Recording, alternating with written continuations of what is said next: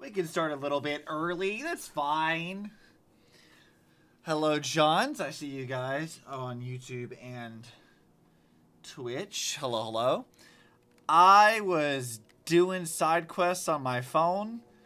Specifically, this dude who wanted me to do a bunch of puzzles. And I lost track of time. I was supposed to like leave this on the main menu so you guys had actual like proper music and not just ambience to play in the background. And it's fine. We figured it out. We got it working. So, today our goal is to continue the plot. I probably should do planar fissure stuff. Might be a good idea. But I'm not doing that right now because that requires simulated universe and I don't want to do it. I have yet to do any side quests. I was doing a few. So like what I did earlier was, let's see. The dude who like got us in trouble with a Goliath wanted me to do a bunch of puzzles. So he can, like, basically grave rob and sell the stuff for profit. So I was doing that. I did one where a lady's like, hey, my daughter's missing. Can you go, like, look for her? I find out that, like, maybe she got betrayed because she uncovered a conspiracy to, like, defraud a lot of, like, the scouting teams.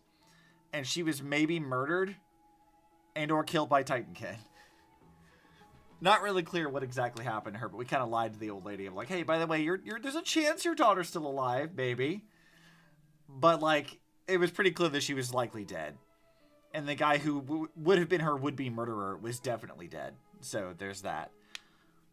And then the other day, I did a side quest where there was a guy who was in love with a Titankin. And then, like, brought her into Akama. Had a whole, like, thing about it. Like, oh, yes, it's fine. She can live like a woman even though she's a statue thing. And then stays with her for a long time until, like, they get attacked by the other creatures of strife. And then he promptly abandons her for an actual woman on the presumption that she betrayed them to the creatures of strife when she didn't. And kind of just abandons the statue lady after teaching her how to, like, live like a human and make necklaces and stuff. He just kind of, like, leaves her alone. And then the lady he left her for, the actual lady, fucking leaves him to die. And then the statue lady who was kind of in love with him but didn't fully understand human emotions is just like slowly losing her mind in some off corner of Akama.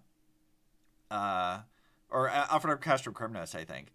Just remembering his name and their dream before he like fucked off and then died.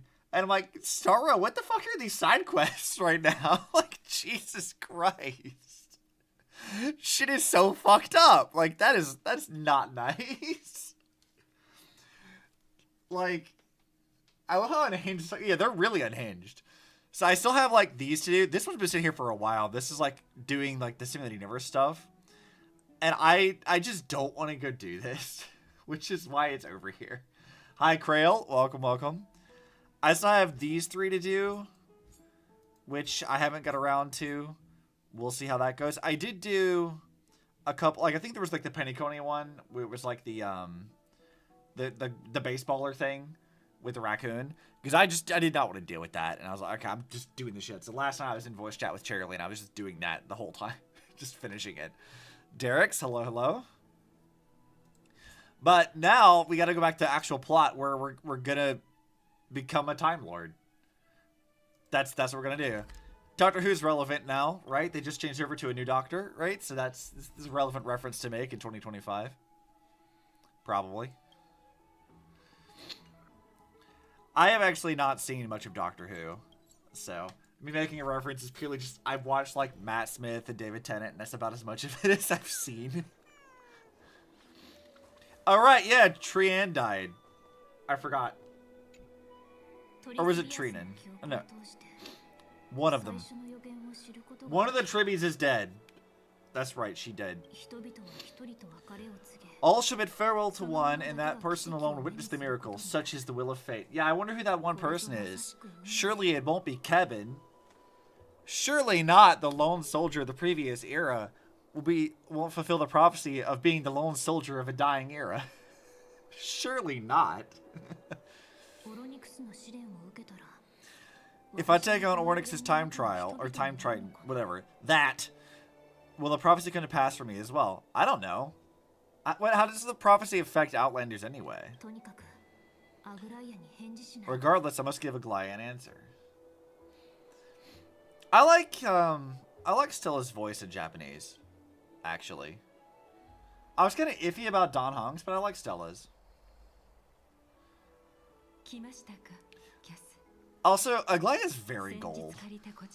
Like, just look at her, like, standing next to Cass. She looks like almost like statuesque in terms of her coloration. She has this like sort of like inhuman look to her. Like, there's a vibe about Aglaia that feels not human. Like, her eyes look like a corpse almost. Her body looks like a statue to some extent. She doesn't feel like a person. There's a weird, like, disquieting, like, upsetness about the rest of her design. I don't know. It's just an interesting thing I keep noticing when I look at her. If it's the anthology of the poems you lent me, here it is. I thought you'd be too preoccupied to find time for reading. That's actually a good point. Aglaia, like, every time they talk about Aglaia, it's always like, yeah, she's super busy. She's always got shit to do. And I'm like, what exactly does she do? Like, bicker with the council? You can't say blind people aren't persons, lol. Is she blind? Is she actually blind? I thought she could just see it. Her eyes just looked like that. I thought that was just a design, because I thought it was like making her look otherworldly. Like, is it actually that she's blind? Well, don't I look like an asshole? I thought she could actually... I didn't know that. Where did it say that? Jesus.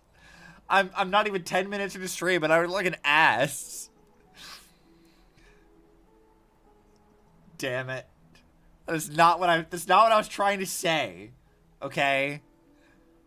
I was just commenting about her character design. I didn't know that. I wasn't trying to be ableist. Damn it. Fuck. But I do like her design though. It is good. It's very, very gold though. And I can see why people wouldn't like the look of it, but I don't hate it. It's not later in the story that she's blind? Oh. She's blind to some of the Ishtola. Oh god, I can't pronounce that. She sees through like energy or something. Okay. Well, that doesn't, because like that does explain her eyes then, because like I've been noticing that about her design since like we started Amphoreus. Like, man, her eyes are like odd. Like there's just an oddness to it that doesn't look like other eyes do. Like there's like a deadness to them. So her being blind would actually make sense for that. It's like, I guess that tracks. I don't know why that didn't cross my mind sooner, to be honest. I guess I just didn't think about it. She operates on Daredevil rules. It's fine. Technically blind, but she can functionally see through other means. That's how I'm understanding it currently. She's just Daredevil. Wouldn't all these preoccupations slow your pace? On the contrary, knowing that time is limited can push one to overcome their limitations. The weight of these responsibilities seem to have enhanced my reading efficiency. That's a good way to say deadlines made me find time for other stuff. It's a very nice way of saying that. I understand completely. During my time at the Grove, the closer exams drew, the more efficient I became at tackling everyday mundane tasks. Anything but my actual studies. Look, you procrastinate by getting work done. That's how all of us tryhards do it. I can do all of my other stuff if I have one task I just really, really don't want to do, so I'll do anything else other than that. Procrastinate through getting shit done. That's how you do it.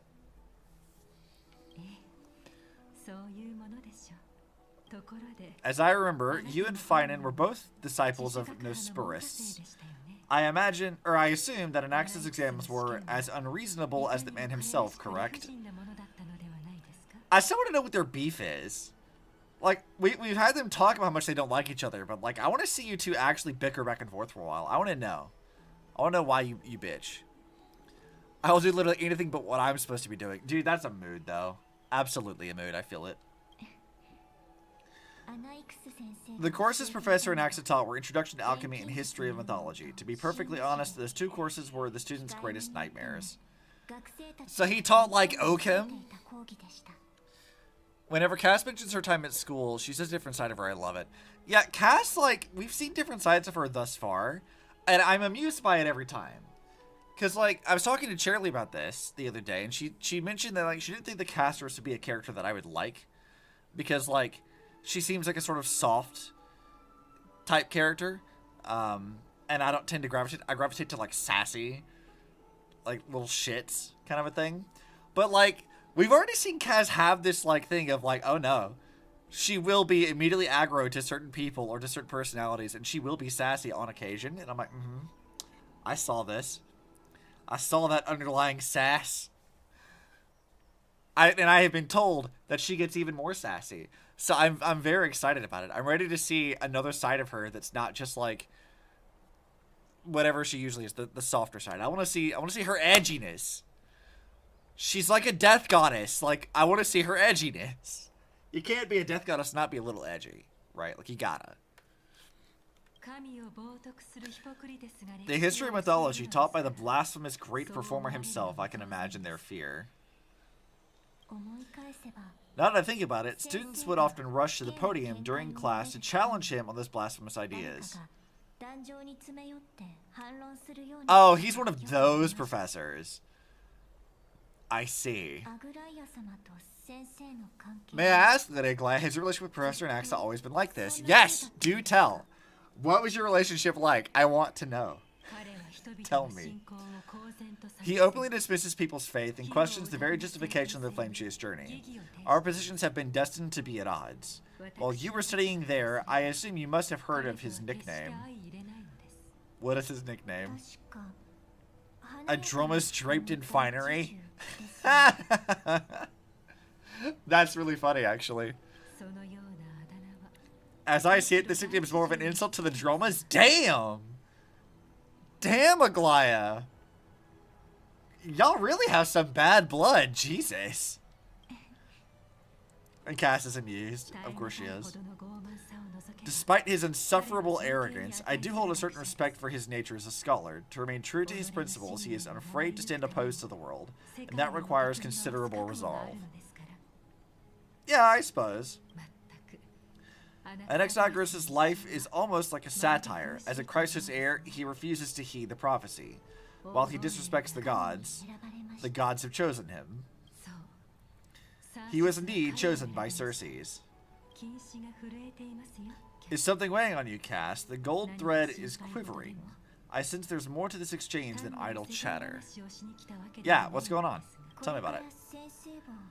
With all due respect, I'd like to know what you plan to do with him. Good question. In light of his assistance in the battle against the Flame Reaver, I'm willing to grant him some time to find a way to remove the core flame. However, if Anaxa decides to make any moves that places us in danger, I will not hesitate to take extreme measures. So she straight up will just stab a bitch. You know, it's funny to me that, like, she says stuff like that so casually. Like, she'll look at the tribune and she's like, I'll kill him if you want. It's like, I'm not even afraid. I'll stab him. And I'm like, Aglaya, girl, what? Why is violence your first choice? Like, damn. This is unnecessary.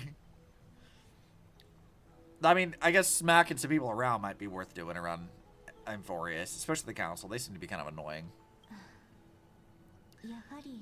Just as I feared. The Flame Chase journey is the destined path the Chrysos heirs, yet he now seems more like an empty shell. Given his strong sense of self-respect, I trust that Anaxagoras will make the right decision. Still, I can't hope but for another possibility. Perhaps Anaxa will overcome his limitations now that he knows time is limited. I understand your stance. Let's continue this discussion another time. So she's basically like, hey, Aglaya, don't stab him, please. She's like, I understand where you're coming from. However, I'm going to stab him. She really does not like him. That's very, very funny. But why? Surely, like, him just being what is effectively Amphoreus' version of a very belligerent atheist. Surely that can't be the only reason you want to stab him. There's got to be more to that. But now let's greet our guest. Oh, right, yeah, I'm here. And so is Mem. Sup? Just being ready to take on Oryx's time trial. We are ready, Mem and me. Yeah, I've got a marketable plushie to help me beat the time trial. I'm sure I can figure it out. It seems that this sacred beast is just as indispensable, given their intricate ties to the Titan.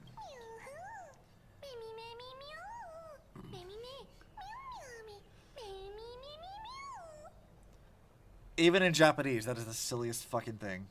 I love that. Thanks to you, I've evolved from a little dog into a sacred beast. Oh no. Oh no, she's evolving. What does her next form look like? Surrendering the core flame is a Chrysos heir's duty. Your selfless assistance is deeply appreciated. However, I urge you to carefully consider the risks of accepting the trial. Becoming a demigod means forsaking your humanity. You will inherit Oryx's divinity and bear the time of Amphoreus all on your own. From that point onward, your fate will be forever intertwined with ours, never to be separated again until the end of Genesis. You trying to talk me out of it? On the contrary, you are the only one who qualifies to attain divinity, yet for that very reason I do not wish to press you. Never. She'll always be Pink Puppy. I need to get like art of like Arcanine, but it's Mem. Just like she goes from puppy to dog. Just bigger dog. It's fine. It's exceedingly rare to find a capable Chrysos heir. If this path proves unattainable, I am willing to lower my expectations. There are still many priests of Yanisopolis and their descendants in the city. If I am left with no other option, I'll try to find someone worthy among them. Alright, that's it. I'm out. Don't give up now. We've come so far, and everyone's counting on you to be the hero. No worries, ma'am. I'm just joking around. As for the trial, you've nothing to fear. The Time Titan may be willful at times, but they've never caused us any harm. Myth has it that Oryx opposes mortals, but to me, they just seem a bit timid, like a child. It looks like you know the Titan rather well. Oddly enough, I don't remember ever meeting them, but the moment I saw Stella, Oryx's memories were already in my head. Mem is a Sylveon, obviously. You know what? You're right, though. You're absolutely correct. I cannot refute that. Memories that exist outside of your own experiences. I can't explain why, but I can vouch for Mem's words. When I was in the Abyss, I heard the Titan's groans, full of pain and grievances, yet without any ill will. I trust you to make the right call. Since you've made your decision, go back to the bath chamber and get some rest. Trinan will call for you in the ceremony's room. Okay, so it wasn't Trinan that died. It was the other one.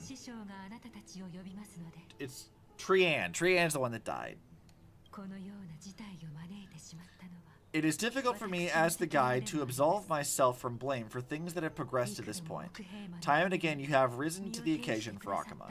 Merely rewarding you with some honeydew is no longer able to express the extent of our gratitude. Sorry.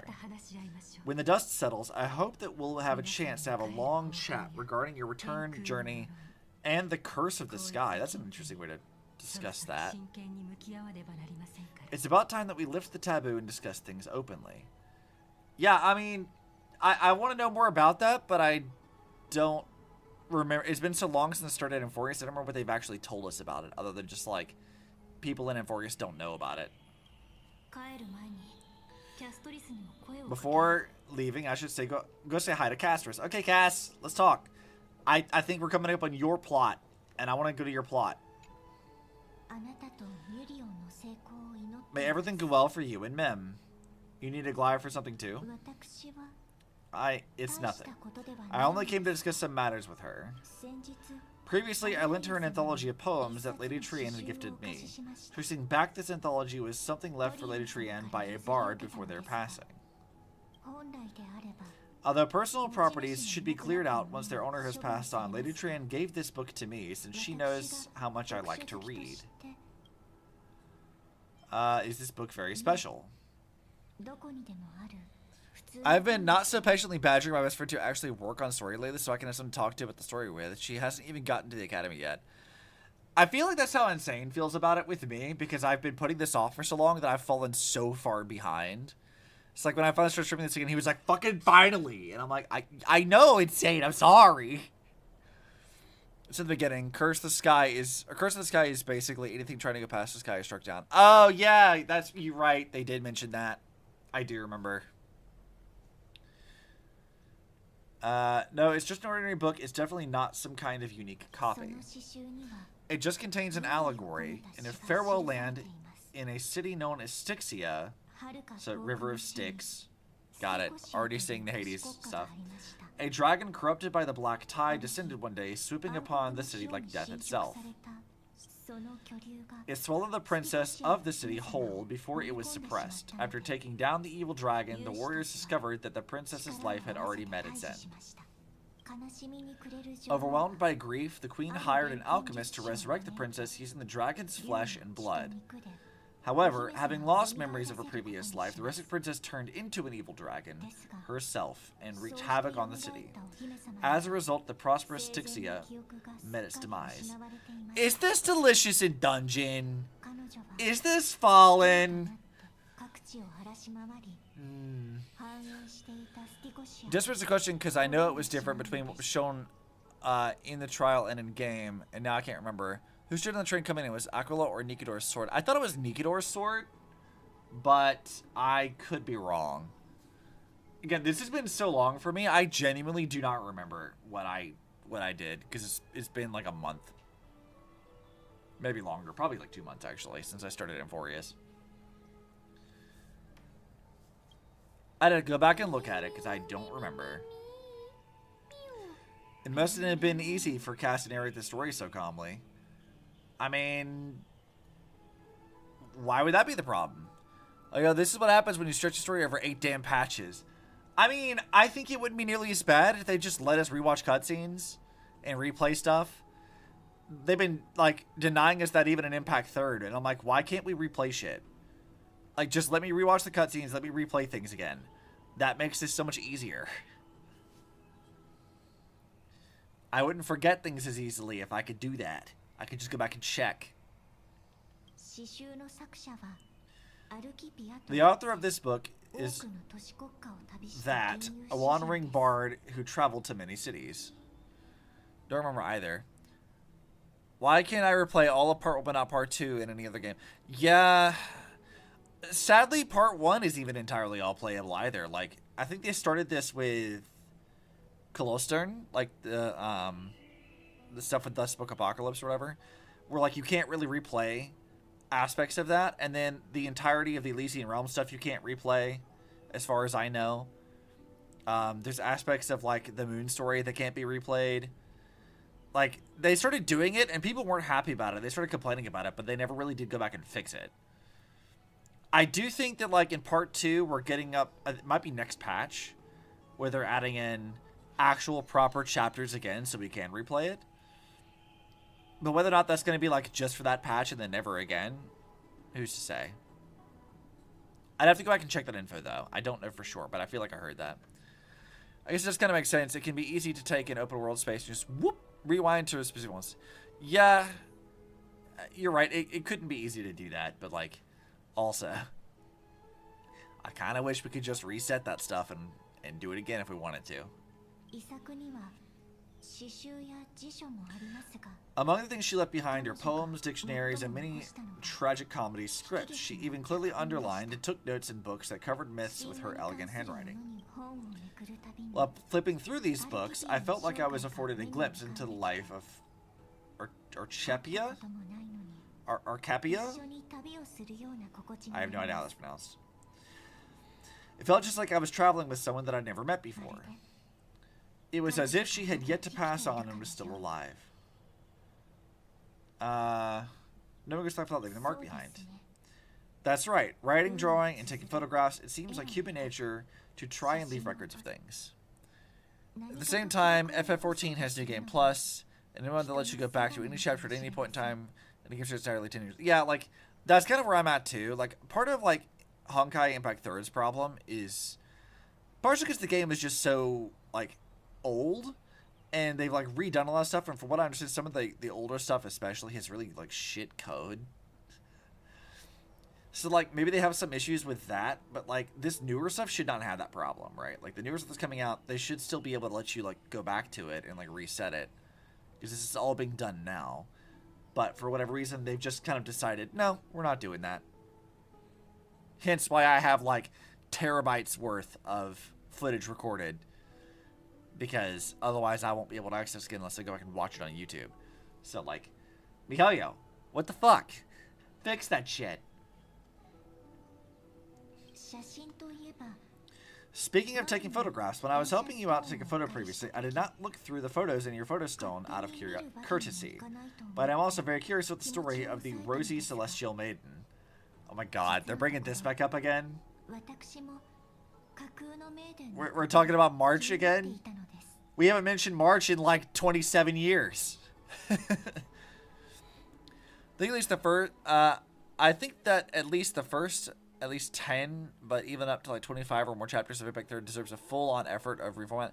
You know what? Like, this is a bit of a tangent, but like, before Genshin came out, I was of the mind that like, Impact 3 had the groundwork laid for them to do open world stuff. Like, they had the groundwork for that, and I felt like they were absolutely capable of doing it. And then when Genshin came out and they proved that, I was like, okay, now can we like wrap up the story of part 1 and then like remake the game and like re-release it, or like do, like, because like remember like our Reburn patch like redid a lot of that old stuff to make it slightly better. I was kind of hoping that they would like finish the story and then like redo the game again for us to like do it better, to properly tell the story without it being like, you know, mobile gamey. But I know that was like a pipe dream, but man, I really wish that was a thing we could have had. You know how nice that would be to like go back to those old chapters and just not have to like do it like little bit by little bit to actually be able to like explore the Selene and other stuff like when the game first launched. Like, man, that would be wildly fun. But no, and I sort of get why they won't, but man, I wish. Despite having visited many cities in Amphoreus, I still understand nothing about the world beyond the sky. If there is an opportunity, forget it. Let's talk about this in the future. For now, I only hope that you'll be able to complete the trial safely and obtain Ornyx's blessing. Cass, I'll tell you stories. I'll tell you about things. I in no way want to turn it into open world.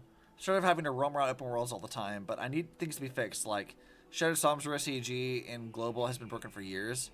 It's not just Shattered Samsara. Like, I don't need Impact Third to go into open world stuff, but like having like how Part 2 does its like semi open world stuff, I feel like that would benefit it because like they started doing that, right? They had like Yai Village or those stuff that were like supposed to be kind of open world things, and they're really rudimentary because of like the way that it was done at the time. And then you'll notice in those earlier stages too that they're sort of reusing a lot of the same stages and stuff, despite the fact we're supposed to be changing like countries on occasion.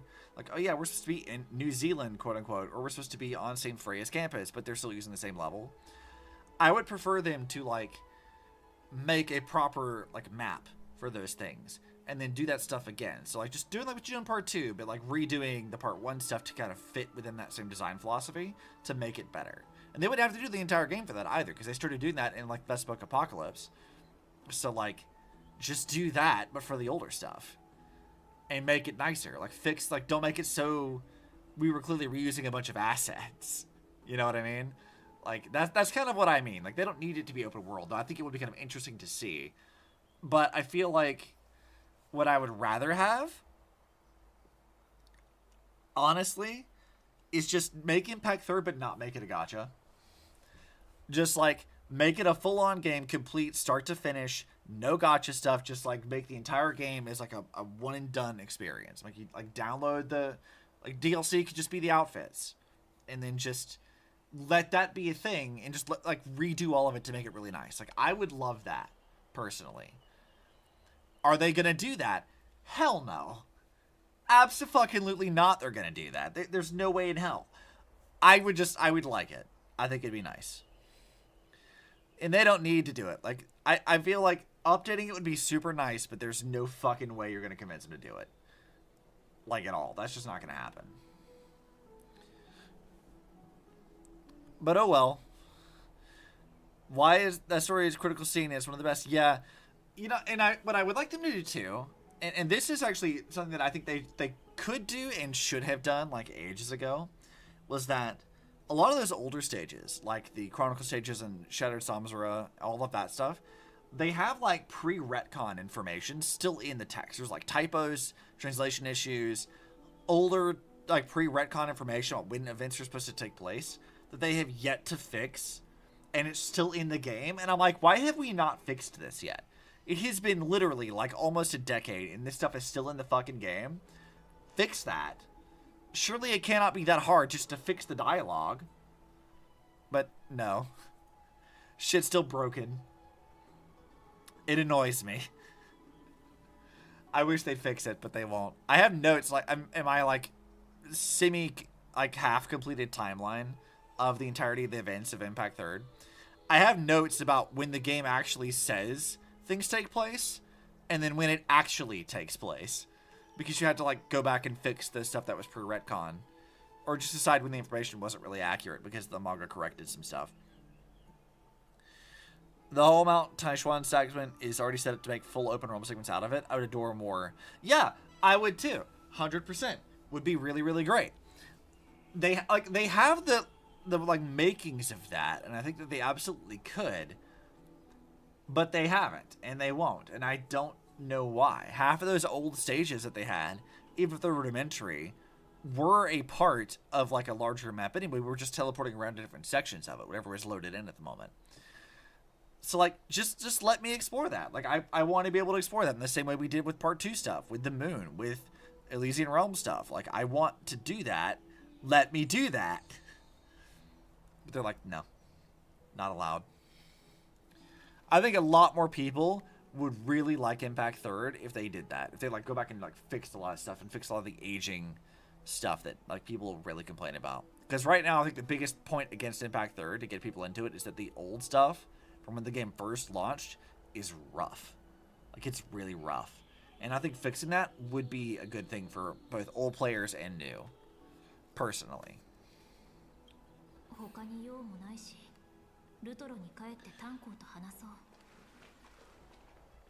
Oh, we're gonna go talk to Dan Heng.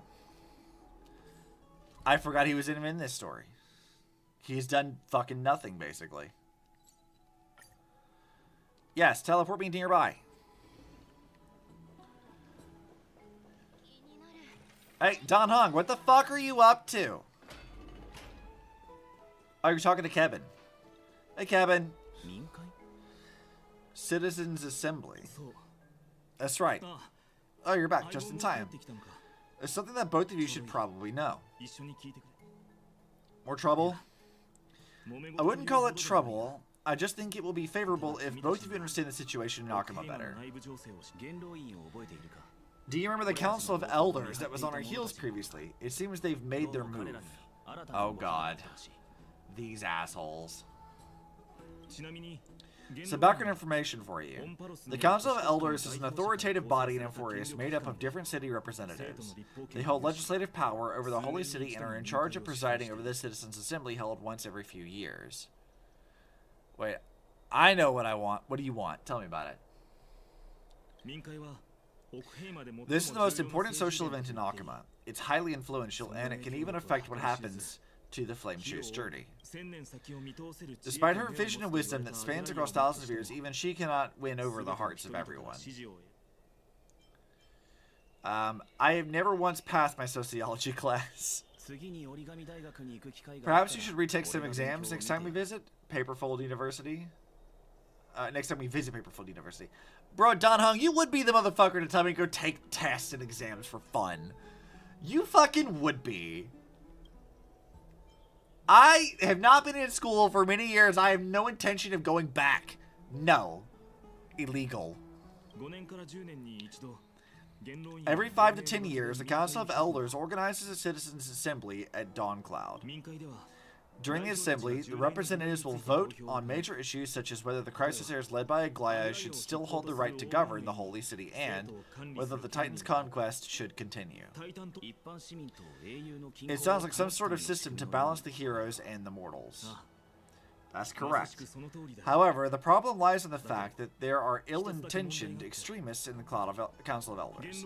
They view the Citizens' Assembly as a way to restrain crisis heirs and hope to take complete control over the Flame Shoe's journey. We can refer to them as the opposition. During the assemblies held in the past 100 years, the voices supporting the opposition have been growing stronger in the shadows. It's only thanks to Aglaya that the Flame Shoe's journey has been able to continue to this day. The Citizens' Assembly is just around the corner, but this time there seems to be a new variable in the situation. Is it a Naxa? Is it a Naxa? That's funny.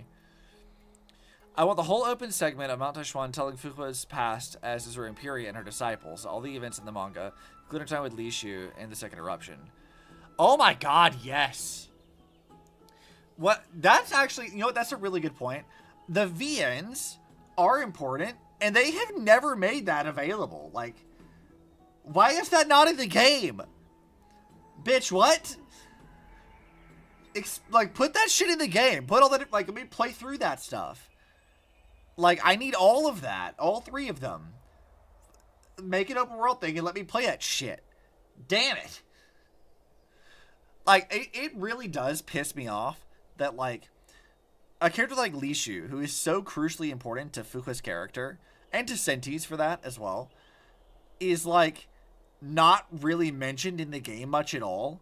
Like, Senti has a line about it, and, like, she shows up at a cutscene, but that's kind of it. And I'm like, we need to have Li Shu in game.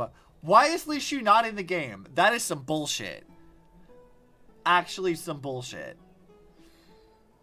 Yeah, like, I'm with you. Like, skipping over that is maddening. That should have been added to the game so long ago, and I'm still pissy about it. Also, like, I think you're right about Second Eruption needs to be in the game too, because, like, that's also so crucially important to the story. And, like, we have sit-in in-game now. Just use that sit-in to retell the story. We have models for Benares. Like, we have, like, let's go. Just do it.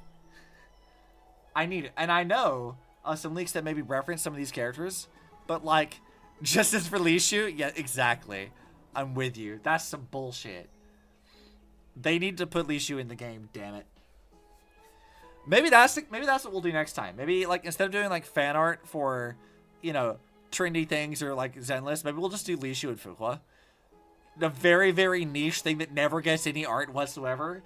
Yeah, that's what I want to do. Justice. I could, actually. I don't think it'd be very hard. Oh, break my fucking heartstring. Let's go for it. Yeah. Exactly. I'll make it sad. With, like, making the second bowl of noodles, but one side is empty. Doing that whole thing. Just sag. Truly sag. I could do it. I could be very evil. Hope you enjoy the story. I may appear later after nap. That's fine. I'm probably going to be going for a while anyway. We're going to try to make some progress. But we're doing a lot of Star World this weekend. We got today and tomorrow and definitely Saturday. But I might also add in an extra day on Friday, depending on how far we get on Wednesday. Maybe. We'll see. It's not on the schedule, but I might. Unless I get really tired after work and I decide I don't want to. But we'll see. It looks like you've realized... Wait, Anaxa was the right one? Wait, no. I thought we were just fucking with him. That was the right choice? I'm afraid the Council of Elders might want to take advantage of Professor Anaxa. I legitimately thought we were just going to be fucking with him. Aglaya will surely take back Cersei's core flame. But with Anaxa's current condition, it's so unique that nobody knows how taking the core flame away from him will affect him. He has always been someone that is only concerned about his own research. I'm certain that he must want to escape from the monitoring of the Golden Thread and protect himself. If the opposition were to offer an olive branch at this time, you suspect that he might betray the Flame Chase journey and would defect toward the Council of Elders. Anaxa has never believed in the prophecy, so technically it cannot be considered a betrayal. However, he has taught many Crisis heirs and has long been considered an important ally of Akuma. I truly do not wish to see comrades turning on one another. Morris says, specifically, he says, I don't want to see Aglaya have to stab a bitch. Because she fucking will. I have a better understanding of the full picture now. Is there anything else we can do? As I believe in his character, I plan to plead with Aglaya to try to buy more time for him. Then the greatest way in which you can help is for you to know what I'm fighting for. We understand. Thank you for being honest with us. Things are piling up again. Stella and Mem are tied up with the Ornyx's trial, while I'm preparing to visit the Grove to uncover clues about the world beyond the sky. Danheng, you're literally from the world beyond the sky. Why do you need to go over there? Like, what are you actually looking for? I just want to rest right now. Allow me to apologize for the fact that we always seem to be troubling you. I hope that Ornyx will show more benevolence and be more accommodating. I remember that they seemed quite fond of you back in the Abyss. Go and rest and regain your strength. We'll meet in the Vortex in a few days. Alright, you can read the scroll if you want to find out more about the Council of Elders and the Citizens' Assembly. I am not reading that. It's too long. God damn, how long is this fucking thing? Jesus Christ! You gave me an actual fucking novel. You just carry this with you fighting? What the fuck? Why do you have this? I'm not reading that.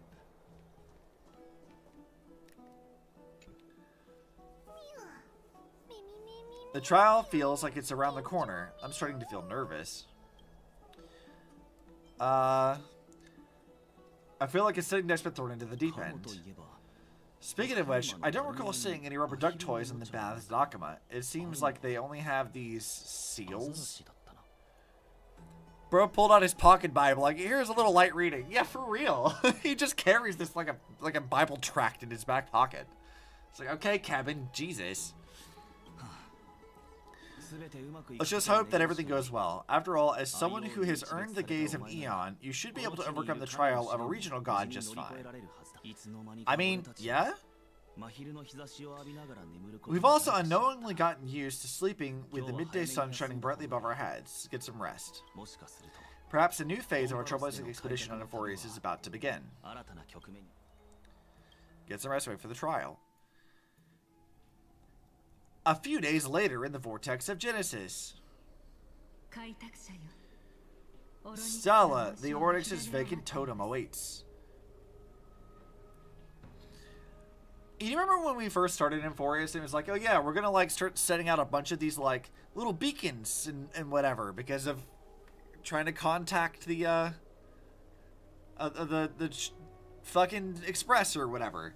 I feel like we've not done any of that since then. Like, they mentioned it like once or twice at the very beginning, and it like was not relevant after that. You trying to talk? Let me tell about our Lord and Savior, Alicia, who died for our sins. Yeah, she did. She did die for our sins. Praise be to lesbian Jesus. May Ellie be with you. And also with you. I am not Catholic, by the way. I just know that as a phrase. If you've already made your preparations to become a pillar of Amphoreus, please step forward. Still in her fucking Roblox ass face. Onwards. Hello, Cass. Hello, Aglaia. Finen. May pink be with you. Yes. Artemis and Mem, thank you. Your resolves cannot be questioned. We praise your pure selflessness and courage. May carefully light your path forward. You're ready to assume Ornyx's divinity, Trailblazer. Yep, I got this shit. I ain't worried about it. The divine position of Ornyx has already been vacant for some time. We can feel the space of the trial closing, as there isn't much of their soul left. We'll have to complete the ceremony before their soul completely dissipates. Wouldn't it be funnier, honestly, if, like, instead of Stella becoming the, like, the one who inherits the core flame, that it's fucking Mem? Just let Mem become a crisis heir. I think that'd be funny. I've long gotten used to fighting fires. Easy. My points! Yes, yes, yes. I know. Your points. The 8th core flame, coveted by the miracle, that once belonged to the great Vale of Evernight, Ornyx. It shall now be returned by the 2 elected heroes of the crisis heirs, a traveler who is upright and courageous, and a sacred beast that invokes miracles. It's also who for me, not that. I do kind of like Mem. Like, when you compare, like, all of the, like, marketable plushie mascots that MiHoYo has used, I don't hate Mem. I feel like there's worse mascots for them to have. Paimon. Both of you, please come forward.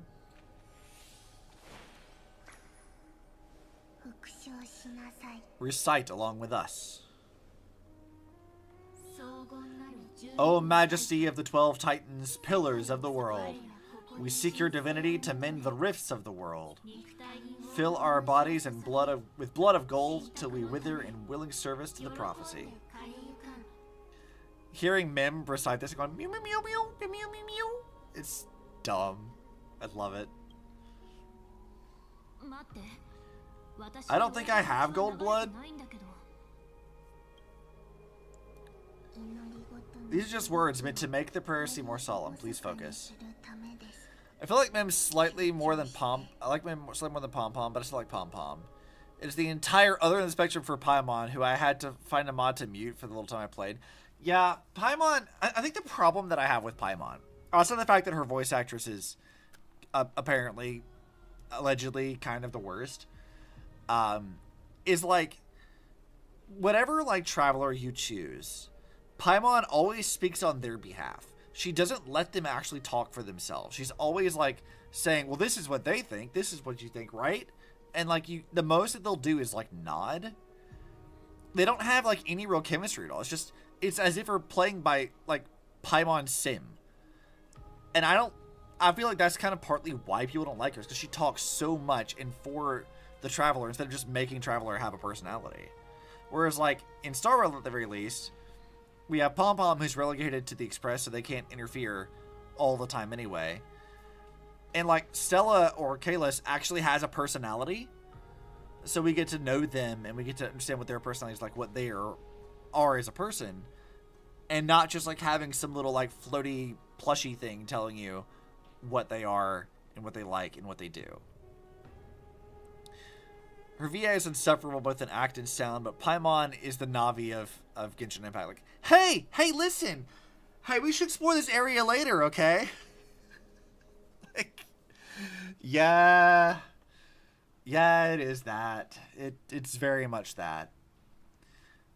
It's just, of all the ways they could have handled that, like, the way they handled Traveler is actually a reason why I was so apprehensive about Star Rail, because I was like, oh god, are we going to do the same thing again? Like, is the Trailblazer going to be the same thing? And I'm glad that they're not. Like, yeah, some people get annoyed with, like, the trash and raccoon gags, but, like, I feel like I still like the fact that they have a personality. That they're not just, like, some blank slate for you to project yourself onto. I like that they actually are just little fucking weirdos.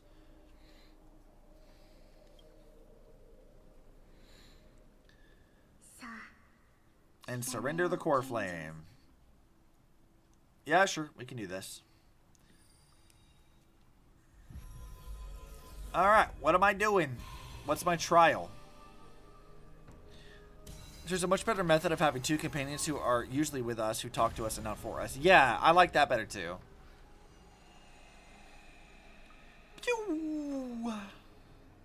Fancy.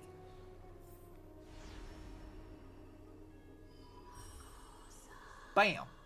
Lit and good. Twite murmurs. Ornyx, their soul has been waiting for a long time. Perhaps they are also quietly waiting for the arrival of their successor. Wait for my return, my friends. I love all of you. Would have been very funny if I had chosen, like, I love all of you, just goes and looks at Cass. Or Galaya. Or even Fiden. That'd be kind of funny too. Last time I heard this, things didn't turn out that well. Don't worry, Galaya. Artemis is tougher than I am, right? Yeah, she's pretty tough. March can be annoying, but in an endearing way. I don't want to silence her forever. And annoying her back is the most cathartic thing ever. Yeah, I feel that. March also, I think, like, a very core part of March that I think is very interesting is, like, she, like Paimon, can be, like, that hyper-energetic, chatty one that can be somewhat annoying. But, like, March has this, like, underlying, like, solemnness to her. That, like, it almost feels like a lot of what she does is, like, a desperate attempt to convince you and herself that she's happy to avoid the crushing loneliness that, like, or in, like, existential dread that's, like, always around her. Like, you see little hints of that. Of, like, where March has, like, some, like, deep sadness in her that she's just, like, not really sharing with other people. And I think that, like, that, like, concern about her future, about her, like, obsession with, like, girlhood and stuff, is a really interesting thing about her that Paimon completely fucking lacks. Paimon has nothing going for her other than, like, there's some symbolism in her design that maybe ties her to some of the, like, cosmic entities that rule Genshin. Or ruled Genshin, potentially. Like, Paimon as a character doesn't have much going for her. She feels like a sister or a close companion, not a pet. Yeah, like, I would agree with that. I think that's a pretty good assumption. She reminds me a lot of Carol as well, like in Impact Third. Like, Carol has a lot of the same kind of, like, personality hallmarks. The obsession with girlhood kind of thing. Like, they have very similar things. So I think Carol really is just kind of dumb on occasion. She is reckless. She's just your typical, like, teenager kind of thing. Whereas March has, like, a little bit more depth to her than, like, what Carol's got going on. Carol gets a little bit more development in Post-Honkai 2 especially, but, like, we haven't seen that in a while for her. Especially just been, like, her being kind of crazy strong and running away from home all the time, pissing off her mom. But, like, I don't know. March has some stuff going for her that I think is pretty interesting.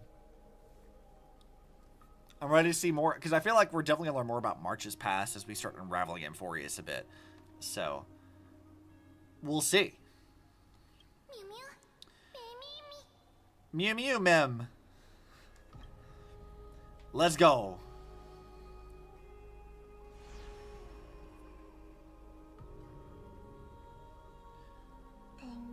Traveler from beyond the sky, let us pray that the Titan acknowledges your worthiness. Although she loves cracking jokes at inopportune times, her determination is as strong as the crisis airs. She will definitely succeed. I love how that's what Finan takes away from this. Is like, she's kind of a dumbass. She makes really inappropriate gags at weird-ass times. But also she's kind of strong, so sure. I believe in her. I think they also long overcooked a ton of mysteries in Genshin. Like, what the hell is up with Paimon and the actual truth of the siblings? The people don't fucking care anymore. They already moved on. Yeah. I think they're finally, like, in the next patch, gonna maybe start doing some of that. But they've been dragging it out for so fucking long.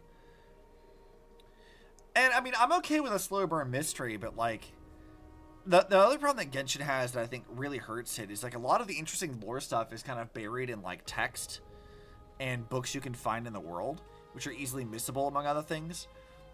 Like, the game doesn't do a great job of showing you and setting up these mysteries in a way that, like, average players would be able to see until it's, like, basically a patch or two out from being revealed. I feel like Genshin can do a lot better about properly explaining stuff to you, or showing it to you as opposed to telling you.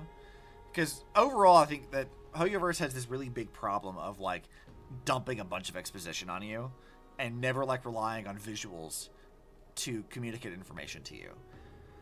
And that's true for every game now, including Impact Third, but, like, Genshin, I think, is the worst offender of it. There's so much fucking text in Genshin. So many random fucking terms to learn and weird places, and it's just, there's so much. It is overwhelming amount of stuff to read. And I'm not going to do that. Like, I don't mind reading over lore stuff. I have 50 pages of lore stuff that's summarized that tells you as much, but, like, cheat, please. I'm begging you. Just do better about communicating the information. I don't foresee any of their reveals being all that surprising after all this time. Their fanbase pretty much dug up every scrap of info they possibly could think of and hit them. Yeah, you're not wrong. Like, the fact that they've sort of maybe told you that Genshin exists as, like, a sort of bubble universe, like, that's not been news to me. The moment they mentioned the False Sky, that was my first thought. Was like, oh, we're a bubble universe. Got it. Cool. Or they'll just do the same thing that, like, what Amphoreus is. Like, oh yeah, it was actually a simulation the whole time. Which, okay. So your options are bubble universe or simulation, but it's never the real Teyvat. Teyvat is dead. The real Teyvat is gone. Wherever that was, it's gone and dead for sure. The one you play in is absolutely like a bubble universe that's barely hanging together.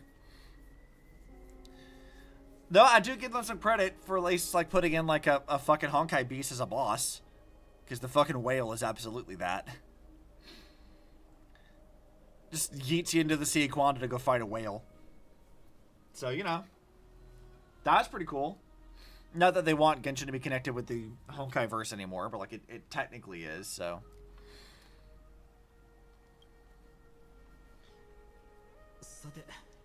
While she's away, I'd like to have a chat with you, Aglaya. She's, like, very pleased.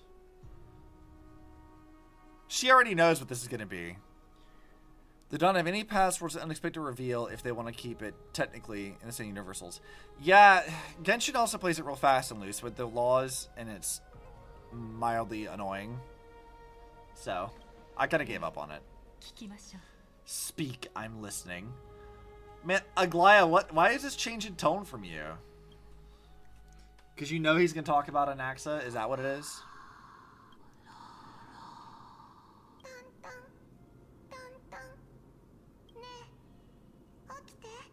Wake up! Wake the fuck up, samurai. We got a city to burn.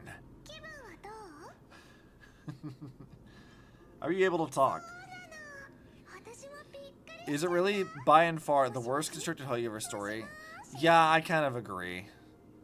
It's kind of a mess. I feel like they could have done a little better with it.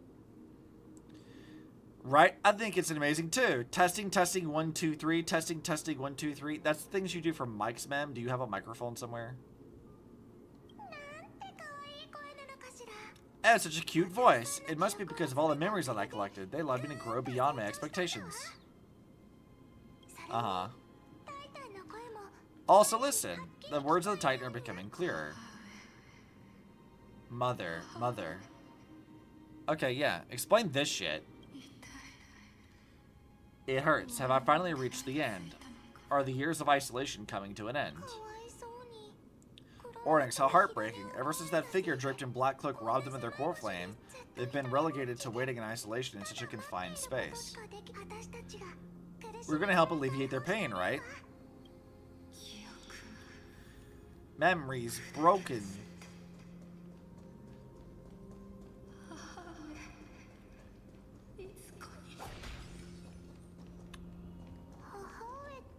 Who are they calling out for? I mean, it might be March, for all we know. March could be the mother of the Titan. Or something to that effect. You. It's you. I remember you. Skyfather has gazed upon you. Mother is calling for you. What does that mean? Does Skyfather refer to Fuli? Titan murmurs. The Titan's words are indistinct. Each syllable emerging from the mist seemed to be cloaked in frost, symbolizing memory. Skyfather has chosen you. So the answer to that is yes. Yes, it does. Who is your mother? Is it March? A majestic voice pierces through the golden mist, reaching the unseen mountain walls in the distance, reflecting and returning to your ears as an echo. Within the echo, you seemingly could make out the cry of a baby. Mother is no longer responding. We've come to you because of something important. Something important? Note also, we know that March is like frozen right now. And she's not even able to like interact with people. So if she had like a sort of, for lack of a better term right now, psychic link to Ornyx or Fuli, her being trapped in ice, this might explain why Ornyx is like, Mother can't be reached right now. She's literally being encased in ice again, where she can't be found. So like, the timing lines up. Just saying.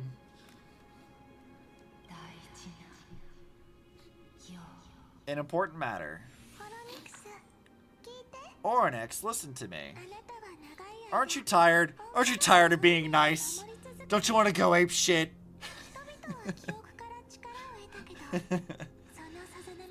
Throughout these long years, you've always been protecting the fate of Amphoreus. Each time people draw strength from within their memories, every single ripple falls onto your shoulders. There's no need for you to bear this any longer, Ornyx. From today onward, someone else will bear time on your behalf. This is why we have come. Freedom. Freedom. Freedom! I want freedom. Yeah, that's what we're here for. Oh, poor child. Everything will be fine. Let us help you. You can have a good rest now. What's troubling you, big fella?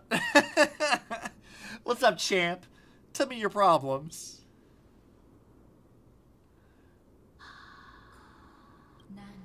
You have potential, strength, willpower, powerful and tenacious. Of course, of course. But you lack something. Just one thing. Lacking something? What is it? Would it be golden blood? What you lack is a future. Huh. That's right, I live in the moment. I live in the moment. I don't think about the future is gone. What? What future? Future? Traveler from the sky, you should have dissipated already. Interesting. The gaze from Skyfather stabilized your form.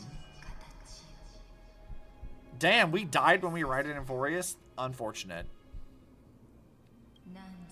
Because from the moment you crossed the sky, your life was cast away.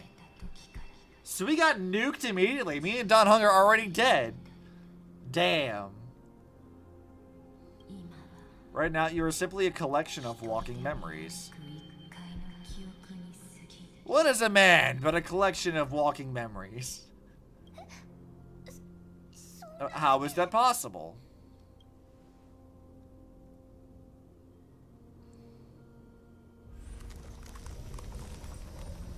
What the fuck is going on?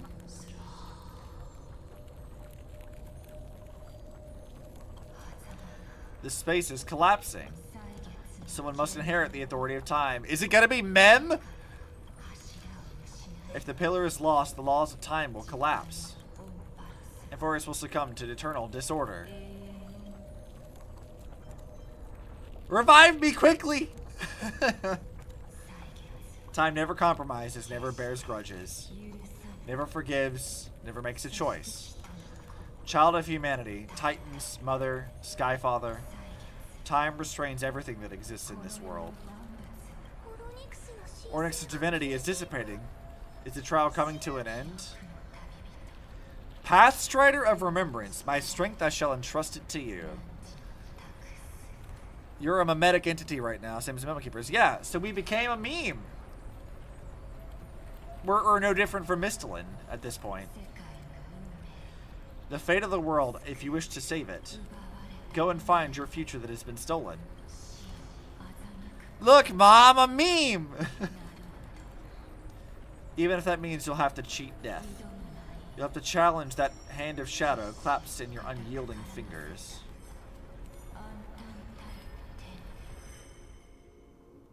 Interesting.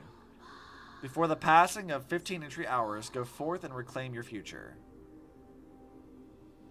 Okay, so we got a time limit now. This is the true trial of time. Alright, so we're a ghost. Interesting. Again, I want to make the joke of like making this like a fucking like Skyrim gag or Cyberpunk gag, but I keep making the joke every time. They keep setting me up for it. Turn myself into a meme, Morty. I cannot do a Rick impression. I'm not even gonna try to do a Rick impression. This is not gonna happen.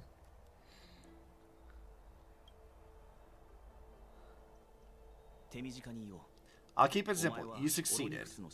Ornyx has entrusted you with their divinity. Now, you're no different from a demigod of Amphoreus. However, Mem has told me about what happened during the trial. They're still explaining things to the others and told me to bring you back to your room to rest first. So, what's my superpower? Few to be able to say that even now. You're truly impressive. Or just stupid. Stelle's got no brain cells, my guy. She's kind of dumb. There's something that I've never told you. Donghung isn't, though. Only you. Interesting. But we were both, like, shot to death. But they say... Okay, so here's what I was thinking. Because, like, Stella's existence is already kind of weird anyway. We know that a version of her existed with the Stellarun Hunters. And then she seemingly, like, lost form and was, like, hanging out as a curio in the space station at the beginning of the game. And then they put a Stellaron into her vessel for her to be kind of revived as this. Which is already kind of weird. Like, that's already strange. And we don't know a lot about that shit as is. And they're saying she has no future, but, like, that could mean, like, either we were already destroyed when we entered Amphoreus and Donghung just happened to survive. Or, like, maybe... Because like, they say, like, from the moment you entered, that was a thing. But, like, maybe it was before that. Maybe they didn't know. Nova Impact investigates all of this. I've been watching their deep dives videos that make a lot of sense. I'm not familiar with the channel, but, like, be interesting. I like to formulate my own... Like, what I try to do with this, and this might be one of the only times that I actually do this, is, like... I try to make sure that my opinion of, like, the lore is not typically tainted by, like, other, like... speculation, because especially like Impact 3rd, I've been trained not to trust what I read. So like part of me wants to watch stuff like that, another part of me is like, nope, I gotta like start forming my own opinions because people keep making shit up or mistranslating things and it's not how it's actually conveyed to us. And I gotta make sense of it myself. When we landed in Amphoreus, our car was pierced by Nikador's lance. Oh yeah! Well there you go, there's our answer. It was Nikador's lance. Do you remember, back in the ruins of the Abyss, this is what I said. You passed out when our car got hit. I blacked out too, but not before dragging you out. It's a good thing we were in the car, or we would have been crushed to pieces.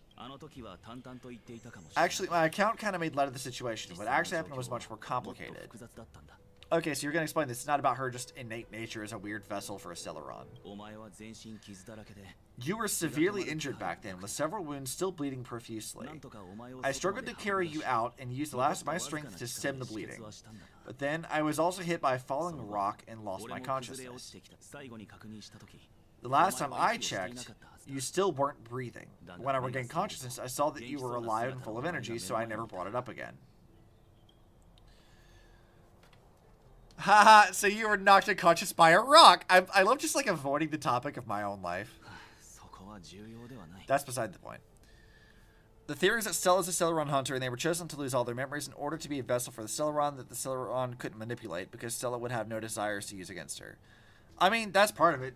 Her being a Stellaron hunter is not like a theory. That's pretty well confirmed. They tell you that over and over and over again. But as far as whether or not she was chosen, I mean, I haven't seen anything that suggests what was going on behind the scenes there, unless there's some text in like a random document. But like, maybe I could see it, but like, I put a pin in that. We'll come back to it as like we get more information. I'm very like cautious to like agree wholeheartedly with a statement like that, because it's like, it's his theory stuff, and if I say something definitively, I have usually a pretty good reason for it. But that does make some sense. I could see it. But why she was chosen? I don't know. Elio's motivations haven't been explained to us. What the script's motivations are, where that came from, I don't know. Could be anything. I would not be surprised if that were the case. Taking these theories as solid truth in any sense, but some sensical theories to ponder over. Yeah, it's an interesting idea. It's a good concept. Theory crafting's half the fun. I'm not sure whether the gaze of Fully had anything to do with this matter, but according to the Titan, you are living in the form of a memory right now, just like there's objects of the past and the miracles of Ornyx. Perhaps Mem is the anchor rope that ties you to the present. I'd assumed they couldn't stray too far from you, but the truth might be the exact opposite. Cry! Cry for me! It's not time for us to despair yet. There must be a way to save you. Danhong, I'm not being serious, dude. Come on. You gotta, like, quit playing the straight man every time. You gotta roll with my stupid gags every so often. Ornyx mentioned finding your stolen future and cheating death. Considering Mede's indestructible body, it seems to suggest that there is some kind of miraculous power in Amphoreus that can even reverse death. The key seems to lie with the Hand of Shadow, whose whereabouts are unknown. Well, I guess this would explain why we can touch Castris, because we're already dead anyway. She can't kill what's already dead. So I guess that's pretty cool. Works out for her.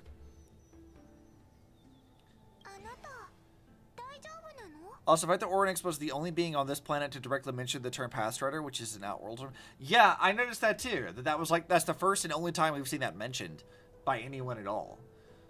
So the Titans probably has, like, but then again, to be fair, that makes sense though.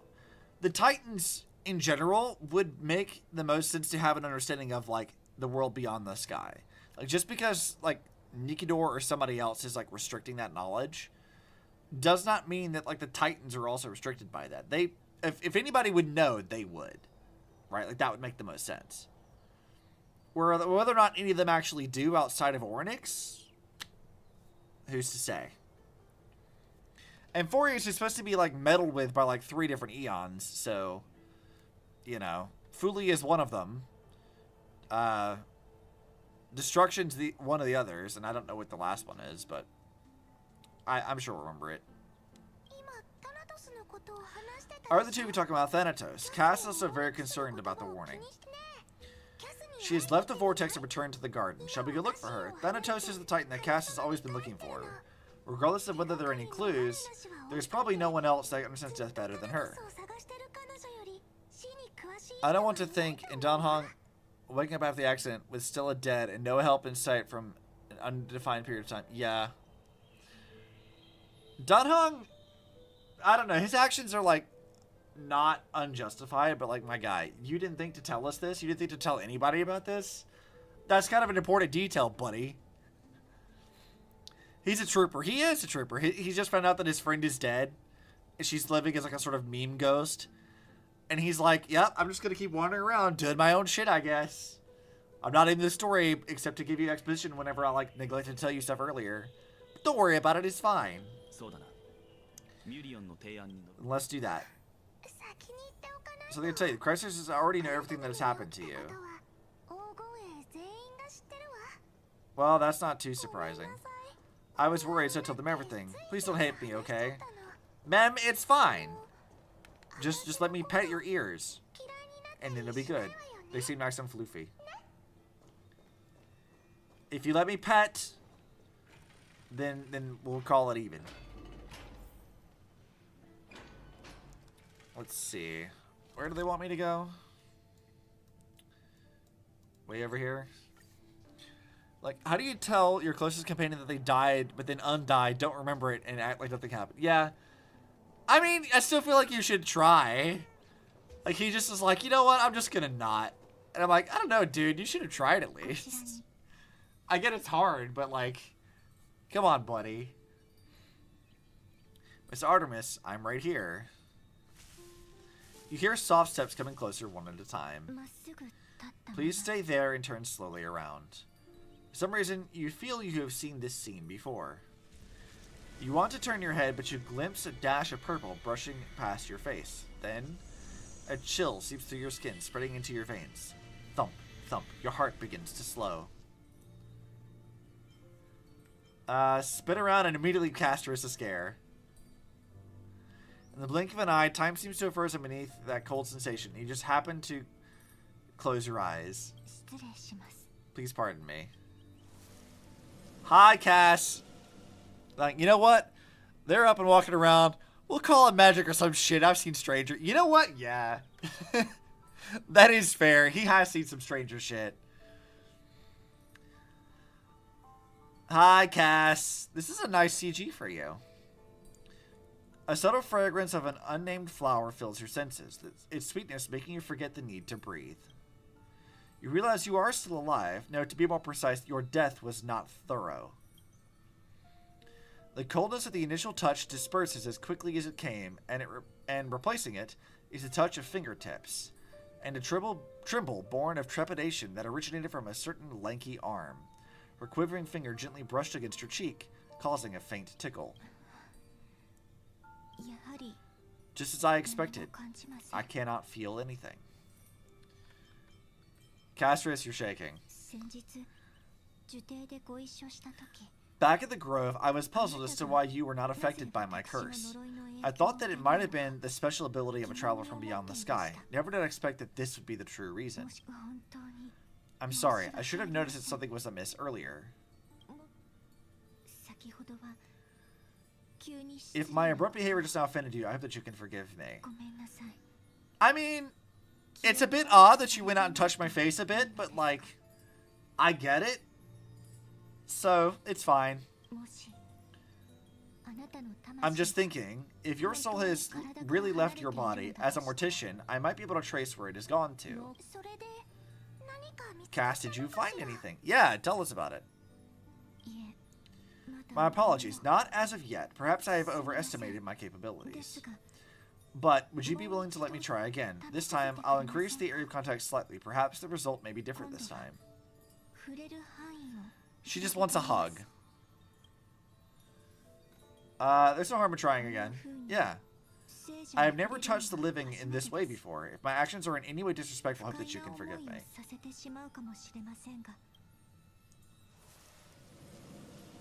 Castris once again places her palm on your face. Her shivers calm somewhat this time. Someone hug this sad death flower. Yeah, for real. This girl is so touch-starved. Like, give her a hug. Damn.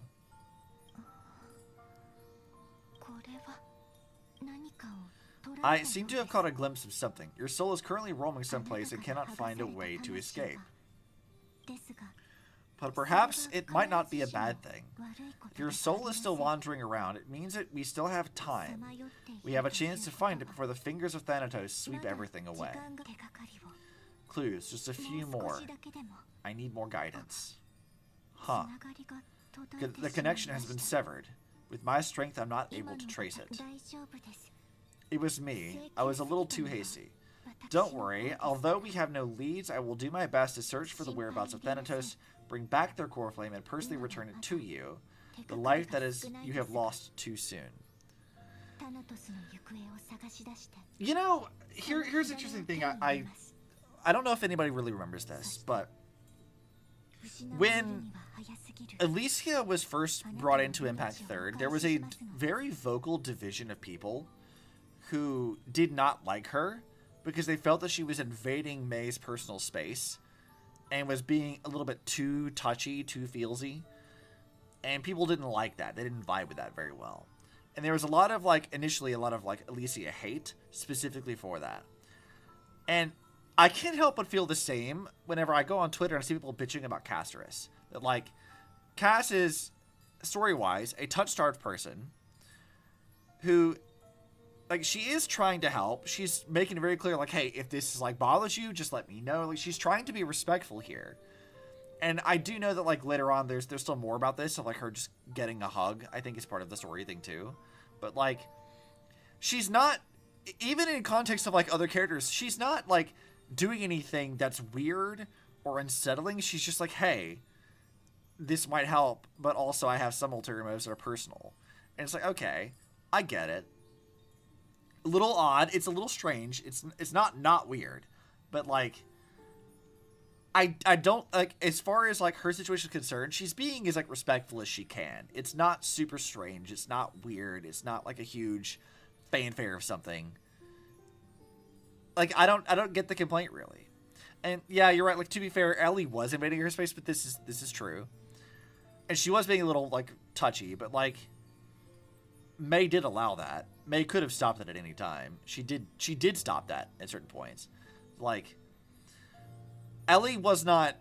Ellie's the kind of character who she's not going to push boundaries beyond what is acceptable. She's very careful about that kind of thing, because remember that her whole character is about how people perceive her. She's obsessed with this. There's almost a twinge of vanity in how Ellie is written. I mean, she's the pristine flower, or whatever is what it is called, right? Everything about her is this carefully curated perfection. And we know throughout the story that she has a deep-seated anxiety about it. She's not going to just invade people's space for a complete lack of knowledge about their boundaries. She is aware of their boundaries, and she teases and pushes it very slightly.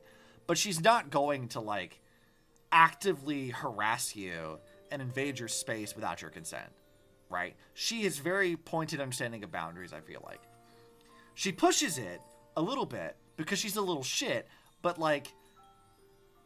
she's not going to go to an uncomfortable degree, I think. For some people who are playing the game, that might be uncomfortable for them. But as far as, how the game writes May, no, it's not that uncomfortable. It's not that weird.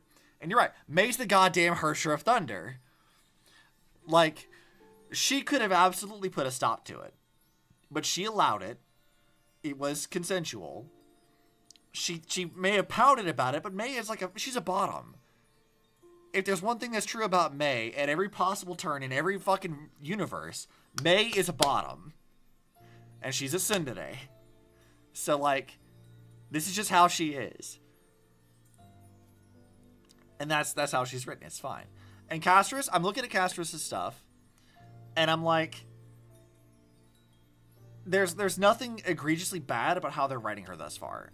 Everything that we've seen of her up to this point, including her touching Stella's face, it's odd, yes. But, it's not egregiously terrible or anything. It's not a bad thing. I feel like that argument doesn't have a whole lot of weight, at least based off of what I've seen currently. Maybe we'll feel differently later, but for right now, I doubt it. Stop infantilizing our goddess. Yeah, a little bit. May is a whole-ass woman. She can deal with this shit on her own. She's a tsundere. She's not, being bullied by everybody all the time. Maybe early May was, but, Hersher Thunder May, nah. She nearly broke her wife's arm and kneed her in the head. Girl, she can deal with her own shit. She's got it. She knows what's going on. Also, this is a total tangent. Now that I'm reminding myself of this. I love that scene where they go back to Nagazora. And Kiana's like, you know, there's a hole in the fence. I don't remember that thing there. And May's like, oh yeah, that's when I kicked you through it. Sorry about that. I'm like, that's so fucking funny. That is one of my favorite, like, little gags that they put into the series. It's just like, yeah, that's the hole where I punched your ass through it and knocked you the hell out. It's like, oh, okay. Sure.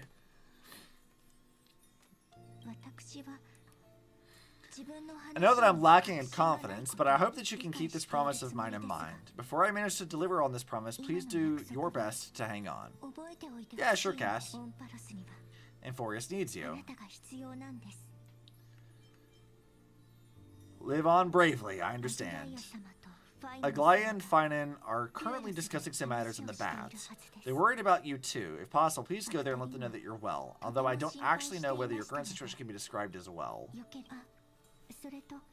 Also, please accept this Styxian fable. Reading can help one focus and relax. I hope that reading this can help tide you through this difficult period.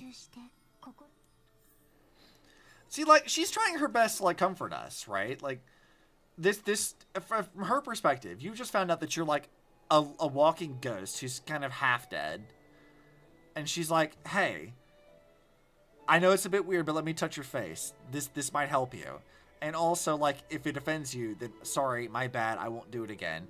And also, I know this is troubling, please go comfort other people, and here's a book to comfort you through it. Like, she's trying so hard to, like, be, like, very careful around us. And respectful. Like, you... How could you dislike that? Like, she's trying. She's a little awkward, yes, but she's trying. Give the girl some credit.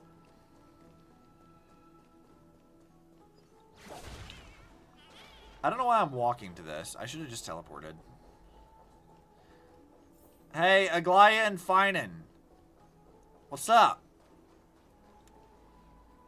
Cass has an issue with the fan base infantilizing her too. She's a bit of a goober and socially awkward, but she's also incredibly capable of handling herself. Yeah, like, she's not a child. Remember, she met a god earlier and was like, I don't fucking trust you, bitch. Like, she was ready to throw hands with a god. Like, she is not a child. And she is being very respectful of boundaries in every way that she can while still trying to do something that helps, even if it's weird. And she is awkward. But, like, I don't know. I don't get the hate so far. People call her waifu bait and just kind of, like, disregard, like, they disregard how, like, she's actually written. I mean, I don't want to throw hands with Cass. Yeah, you're right. I don't either. Like, damn, this cinnamon roll got hands. Absolutely. She can summon a dragon from the fucking void. Like, dude, I don't want to fuck with her. She's got scary dog privileges. Like, I'm not gonna mess with that. She's nice. We'll hang out with her.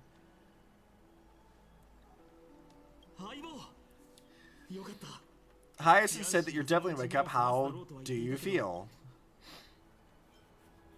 She can take the pulse of someone who's dead?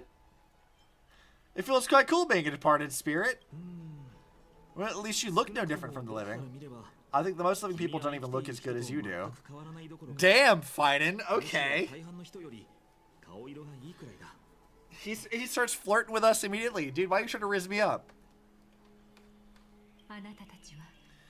You've completed the trial of time, and I have to admit that the process went better than I expected. Even in the end, the Titan's heart still showed a soft spot for humankind. However, I never expected that two people who have cheated death would appear in Akuma at the same time. I guess that's Anaxa and us. That's what we've been talking about. Mayday has been in Akuma for such a long time, but no one has ever thought to study his indestructible body. If there was even any minor breakthroughs, we wouldn't be as close as we are right now. Well, they say two, but like, bro, are we bros or are we bros? Exactly. Finan has to flirt with everybody. That's very funny. You know, he's like, they're talking about Mayday as if like he's the one that's like the other one that cheated death, which I guess is technically correct. But also, didn't they say that Anaxa is functionally a walking corpse? Like, does that not also count as cheating death? I'm a little confuzzled by that. Many have had this idea, but so far there have been no results. If it were successful, Thanatos wouldn't have disappeared without a trace. Nevertheless, now is not the time for us to give up. At the very least, we can still see a glimmer of hope. Cypher. If anyone in this world knows the whereabouts of death, it would be her. Let's go! Cat Grill! I've been waiting for a Cat Grill for ages! Let me talk to Cat Grill. I'll try and get a return to Akuma, but do be prepared for a less than ideal outcome. Please understand that throughout the history of Amphoreus, no one has ever managed to escape the clutches of death. At the end of time, Thanatos silently awaits us all. Is that supposed to be comforting? Don't take it to heart. After all, you've already created countless miracles along the way, right? But before that, just... What's wrong, Aglaya? Omens always come in pairs. A tiny air current will eventually brew into a storm that tears the sky apart. It's an Amphoreus. Oh god. Base got the... Yeah! I'm ready for Cat Grill. He has initiated contact with the Council of Elders. In the end, it still has come down to this. I earnestly hope that your assessment of him is accurate, Finan. Otherwise, the efforts of my teacher and I over the past millennium might be reduced to dust because of that great performer. Oh, we get to play as an Axa. Damn it! I don't want the Sue variant, I want the Cat Grill. I've been wanting to play as her for like 3 fucking streams now. How dare you? I'm back here again. I remember this dream. This realm is covered in a silk-like fog, and the land is barren and harsh. The crowd of travelers leaves tracks everywhere. Too bad, no Keto for you, how dare you. Pay your taxes. I always pay my taxes. What taxes are you talking about? Hey, excuse me, what is this place? Where in Amphoreus are we? The mutters of the traveler in a language I'm unable to comprehend. Or perhaps they're just distracted and ignore my question. Haven't paid your cat tax? What is cat tax? How do I pay cat tax? Tell me, which titan reigns over this land and how do I find them?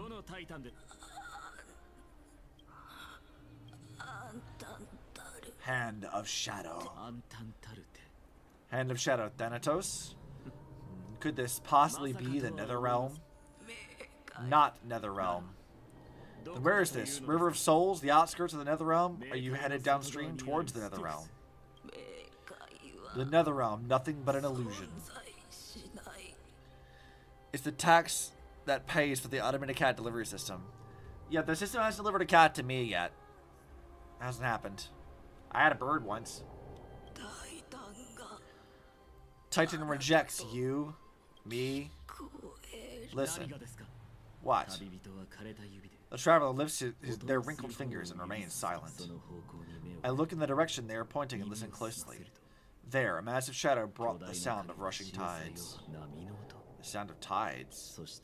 I can hear it. I hear it deep within the tides, beyond the closed gates of the void world.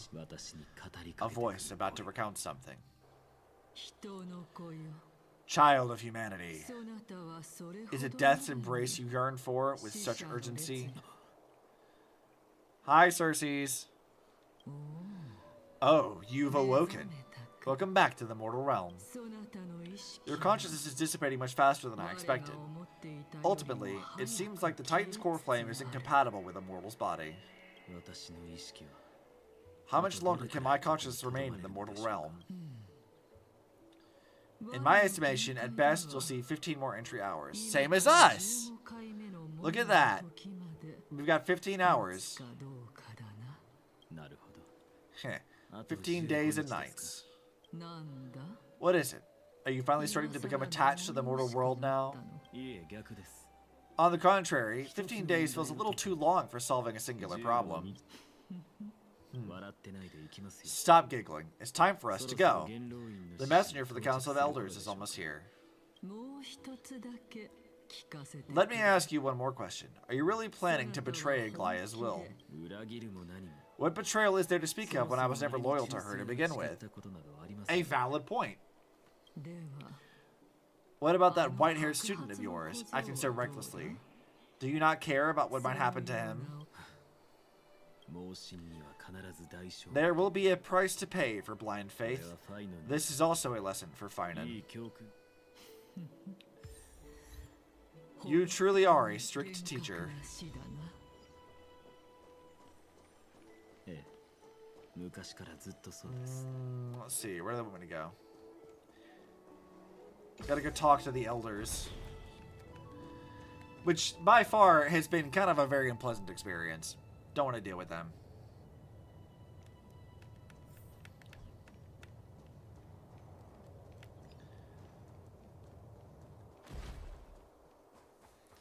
Alright, what's up?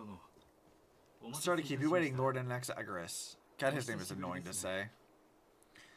It's been a while, Lord Anaxa. I greet you on behalf of all citizens of Akuma and express my deepest regret about what happened in the Grove of Epiphany. It's you. I never expected that you would personally come and meet me. By Kephili and Talent and above, I have come as a testament to the justice of the Council of Elders. There are Antikytherians here. They have been a rare sight ever since the Chrysos War. I extend to you my utmost respect, revered Titan. I am that, though you may call me Lygus, holding an honorary position within the Council of Elders in Akuma, and as the Theros, whatever Theros, I stand to protect the right of all upright citizens to express themselves freely. You can see them too. You know about us. We Antikytherians perceive the world through the amplitude of frequency and souls. Just as I am conscious of Lady Aglaya is secretly listening in on our private meeting from afar, if necessary, Lord Anaxa, I can sever the golden thread to protect your fundamental rights. The demigod should know better, for such is her situation, or such is her station. Spare those poor threads and just let her listen to my words. They shall serve only to unveil her own folly. May I interpret this as you having a countermeasure? I need not any plan, because she can do nothing other than petty espionage. As the Citizens' Assembly approaches, and with Ornyx's fall, any attempt to capture the core flame within me will only usher chaos and calamity, a truth she undoubtedly comprehends. While I, Anaxagoras, serving as the Grove Special Envoy to Akuma Citizens' Assembly, have long known the extent of your abilities.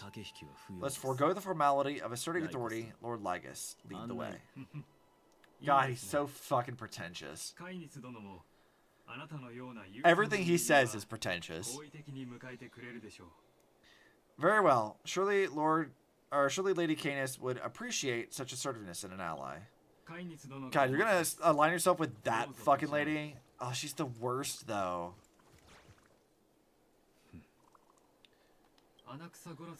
Something in your mind? Nothing really. It's just a question that I contemplate every time before I ascend Dawn Cloud. For the Titans, does the falling equate to death? A pondering truly deep.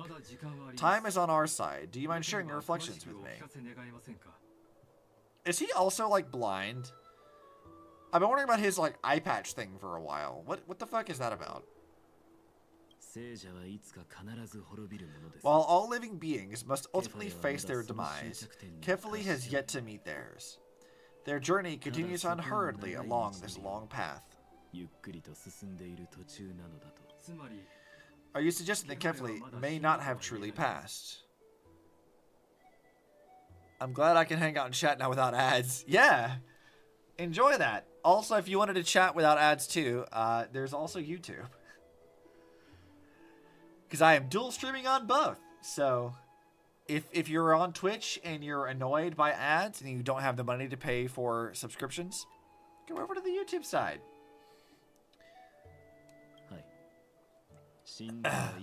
For what that's worth anyway. I don't know if YouTube interrupts your streams with ads anymore. They might. I don't know. As far as I know, they don't, but you never know. Yes, for dying implies an ongoing process, an action, whereas death signifies a static state, a definitive termination. In contrast to mortals, Titans exist on a grander scale of space and time, thus elongating their passage onto death. The notion of their fall is but a misinterpretation born of mortal ignorance. An intriguing concept, albeit challenging to substantiate. After all, Kefli has maintained a profound silence ever since the era Erasa, while scholars and priests alike have conveyed the message of the gods' imminent fall. Perhaps the gods, in their arrogance, deemed it beneath them to reveal their perspectives to mortals. Okay, he's already cursing the gods with his breath. Was this even like a thing that came up? Like, you just decided to go like, yeah, maybe the gods are arrogant assholes. What's that, like, line from Dark Souls 3 of, like, you'll soon feel the urge to curse the gods? Whatever, that thing from, like, the fucking locust. Just that. That's just Anaxagoras. That's just his whole thing. Xerxes, the kin of the Skyfather, as recounted in myths, now resides within my brain. Were I to inquire, Kefli would have no cause to refuse. Oh? That very well could be true, but what if the world-bearing Titan still chooses to remain silent? In that case, the myths crafted by the people of Amphoreus are nothing more than pitiful jests. It's worth a try, I believe, and I'd love to witness the fruits of your theory and the change it may bring to this imperiled world. Because I completely concur with you on this aspect, if the Titan has indeed met their end, any response from them would be impossible. Oh?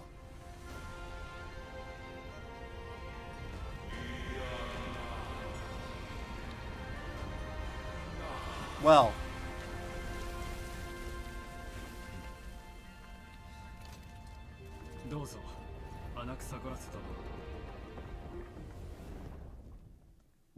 What the fuck is that? Heh. The children of humanity have indeed created a spectacle. Welcome to Dawn Cloud. The atmosphere here carries a greater sense of solemnity than the mundane clamor of the Memorial Palace, with entry permitted only to the invited. Only esteemed beings grace this place, and among them, I have received priests, scholars, warriors, and now we even have the honor to be in the presence of a Titan. What a joyous occasion! Once deemed a blasphemer, now a surrogate for revered divinity. The honor should rightfully be mine, shouldn't it? I'll notify Canis and the others of your arrival. Kindly wait for a moment. A soldier will be here to guide you shortly.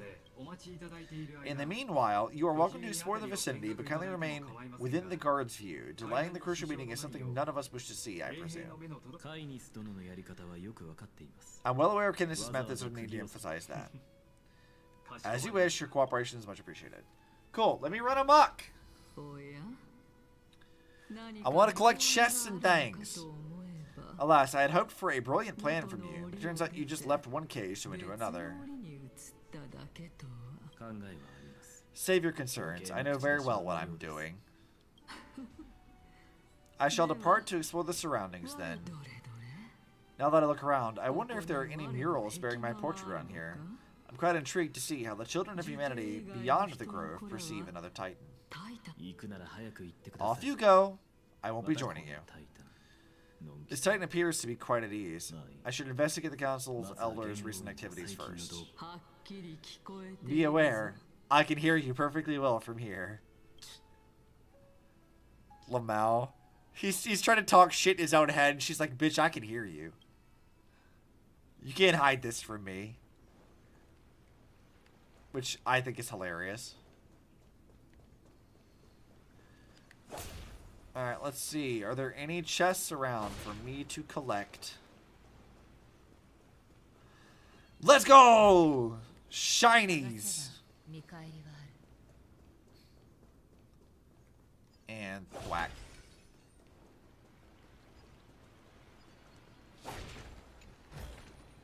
No shinies for you? Why no shinies for me? Illegal? I'll get them anyway. You can't stop this.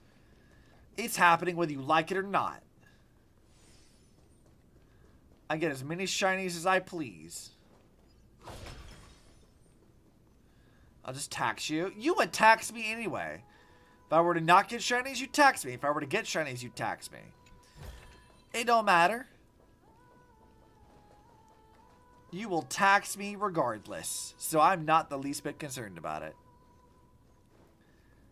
Because you just want to do tax. That's just what you do. That's your whole thing. More tax for getting shinies? Uh-huh. Even blasphemous skulls can come here, it seems.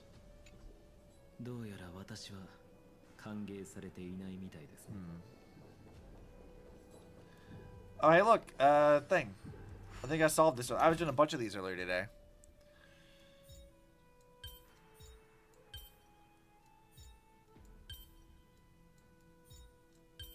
Oh, that's funny.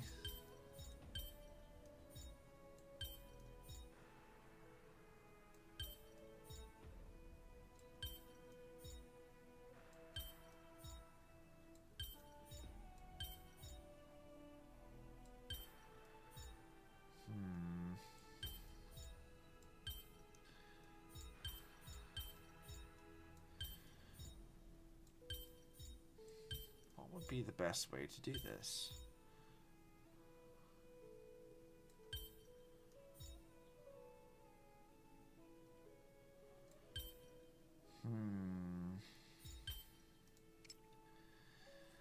How will we get it to do this?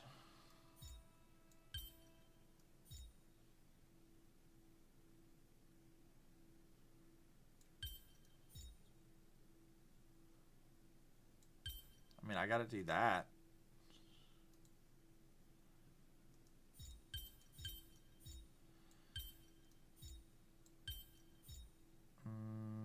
Let's try that. There we go. That's how you do it. Okay. I see. I figured it out. The event I was doing earlier was like, had me do a bunch of those. And I was like, reading through the thing. It's like, yeah, like these will be much harder than the ones you find out in the world. And I come out to the ones in the world and I'm like, oh, these things are actually like really difficult sometimes. Or my dumbass brain can't figure it out. And I go to like the one in the event thing or whatever, and it's like, oh cool, I'm done with this in like 5 minutes. No problem. And Exagris, I thought you would die to the black tide just like all the scholars. You lack brain cells. Yeah, Charlie's stealing it to work on pixels. As Kefali's priest, you are not aware of the decorum of respecting the dead. Surely you jest. The blasphemous heretics are not worthy of respect from the Supreme Being. But let me remind you that you are currently in Dawncloud, so you had better keep your deranged language to yourself. I am no longer that altar servant from years ago who could only acquiesce to the commands of others. Now I have plenty of ways to deal with people like you. I'm not sure whether I should laugh or cry right now, because I can't believe that a follower such as you could have been made by a creation titan. As I see it, a dead titan can't provide you with this level of confidence, right? Then who is exactly? Could it be Canis? You. Seeing how fond of you Elder Canis is, I shall let that slide for now. Leave immediately, and don't impede us from receiving the Supreme Being's blessings. Seeing as we were able to hear of this matter from the mouths of others, it seems that Canis is indeed quite sincere towards us. Perhaps this affair will proceed smoother than I had anticipated. Oh my! What a thrilling confrontation. As expected of one of Kefali's followers. Are you praising or insulting him? Praising him, of course. As a believer of the God of Deliverance, it's only natural that he detests evil. Didn't you hear me? I asked you to leave. Go as far away from here as possible. Don't mutter to yourself like some sort of madman or disturb my meditation. What if I stayed here to be annoying? What if I just kept doing that, huh? What if I just kept right here to be a little shit? What would you do about that? Nothing. Because you're a bitch-ass NPC.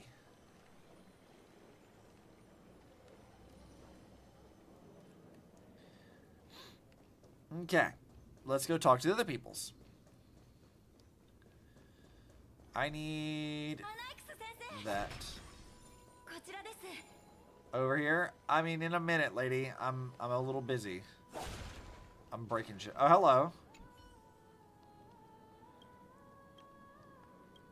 What you want? Who are these four is among the final say? I don't know, Crisis Air.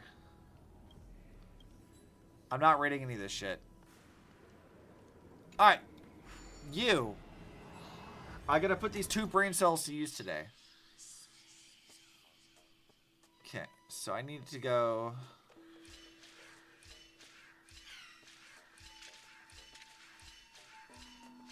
Well, that's not Ray.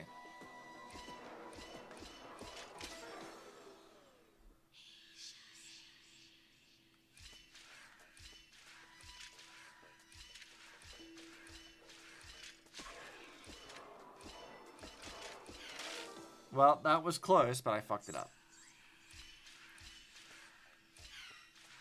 Hold on. I'll get it. I promise.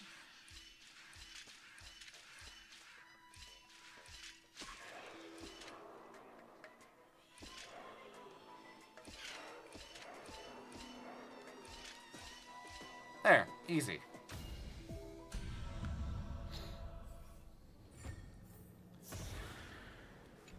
Give me that. Thank you.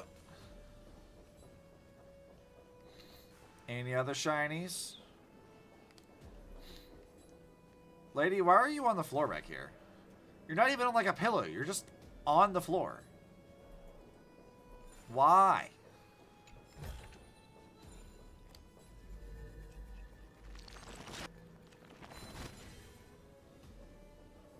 Alright, lady, talk to me. Professor Anaxa, word has it that the scholars of the Grove valiantly perished resisting the Black Tide. To find you safe and sound, thank the fates. Floors come for her? It's the way she likes it. I mean, I guess. I don't find the floor to be very comfy personally, though. You could say it's the fates toying with us. Ha, it's only the Cremnoans and the Idonians who chase glory through death. But your survival is a victory in itself. I'll settle for that gladly. So, are you here to report the incident to the council? I heard that after the Black Tide devoured the Grove, Akuma would be next in line. Even with the demigod of strife standing alongside humanity. Tell me, how much does the Council of Elders know about the Black Tide? Once Canis and her followers learned of Circe's and Ornyx's fall, they proclaimed in the council that the Flame Chasers could no longer stand against the calamity alone. Yet, when the Crown Prince ascended to godhead and repelled the Black Tide, she immediately altered her tune, declaring that all was resolved beyond Akuma, with the only remaining menace now being Aglaya and her adherents. They might well make their move at the upcoming Citizens' Assembly. No surprises there. Those shifty opportunists. Thank you for your honesty, virtuous student. Being an opportunist could very well be a facet of wisdom. Shouldn't you be searching for murals yourself? I've had enough of your prattling. I was really curious to see how you would find the middle ground between both factions, so I came to listen in. But it seems as though this Canis is much more ruthless than Aglaya. If so, why do you want to work with her? Could it be that perhaps you've decided to readily surrender this hollow shell of yours just because you feel like death is fast approaching? I'm afraid you'll be sorely disappointed if that's what you truly think. I've had enough of this. You're the 15th entry hour arrive any faster. He's like, God, can I just die sooner, please? Jesus. Why did that just fade black for a second? That was weird. Alright. Oh, could this great tree painted in the mural is actually depicting me? I guess so. Every plant, every tendril, no, even every leaf could be the embodiment of Circe's. As a result, mere mortals who did not know what the Titan actually looked like chose to paint them as a giant tree instead. Their wisdom was portrayed as fruit to symbolize how they shared their wisdom equally among the masses. Such exquisiteness indeed. This mural is quite abstract. I really can't tell whether you're praising or demeaning yourself. Now I'm quite curious whether the reason Titan has studied figures of speech before. Of course I find such stylistic devices interesting. For all we know, this could be the answer to the question, what exactly are we? I, for one, am not willing to admit that I could look this ugly. Damn! An Axa! My guy! What was that? That's so uncalled for. He hates the gods, he hates modern art? Dude, what are you up to? What are you doing? Was this the reason why you failed in your attempt to refine my soul when you were ambushed at the grove? Since you're aware of this, why did you save me back then? From my perspective, this point alone was enough to separate you from the average person. How do two lunatics coexist in the same brain? Hey, it's like Coco and Obzibot. How do two crazy people interact in the same brain? Therefore, it seems that your journey to Dawn Cloud this time is not just to seek protection. What, then, is the intention behind your actions? The entire plan is stored in my memory, so why don't you go look there? Don't mind if I do. 1 year old, 2 years old. Oh my, even a member of the preeminent Seven Sages must hug his Dromus doll to sleep? How interesting. She immediately goes for the fucking baby pictures just to mess with him. You two really are perfect for each other as far as, like, invading each other's brains. That's enough.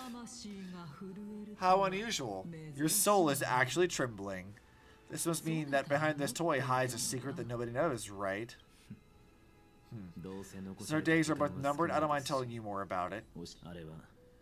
This is a present that my sister gave to me. It's a doll that was made to look like our family pet. There are other members in your family, eh? Are they also living in Akama?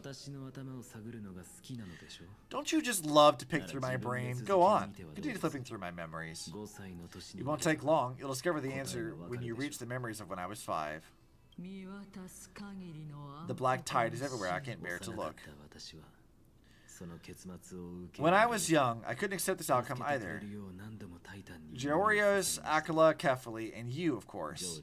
Although I prayed to every Titan that I could think of for help, my efforts were ultimately futile. Could this be the inception of your research into alchemy? Indeed it was. Everything started from that verdant courtyard of yours. When I was pursuing my education there, I naturally also came to learn of the Lassius theory as well. Oh, I remember that person. He was the one who came up with the concept of souls, right?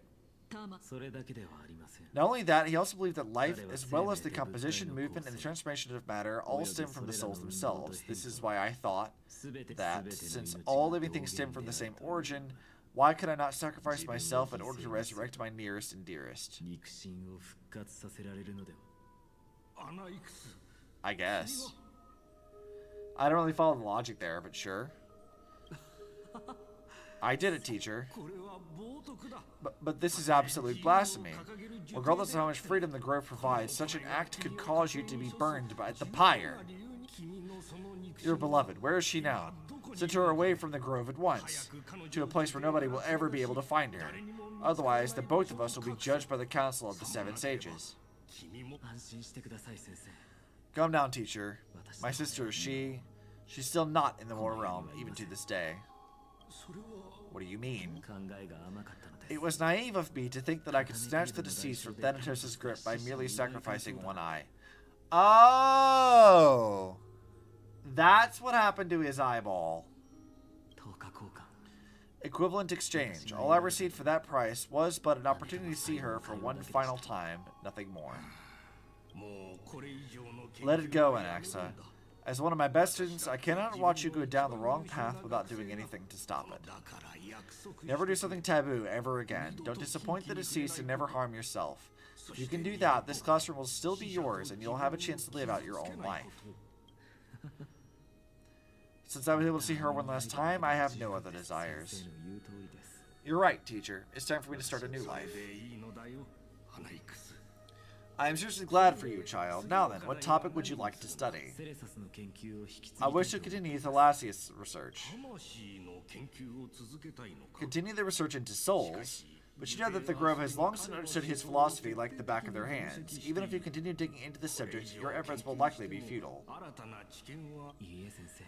No, teacher. After my fleeting glimpse of the deathly fog, I finally understood a single truth. Since ancient days, our understanding of souls is but the tip of the iceberg. I may have lost an eye, but my view of the world has become clearer than ever.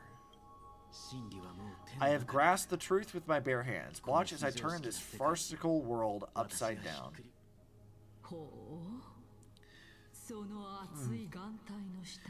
Who would have thought such a secret lay concealed beneath that hefty eye patch of yours? However, the story doesn't seem to be connected to your plan.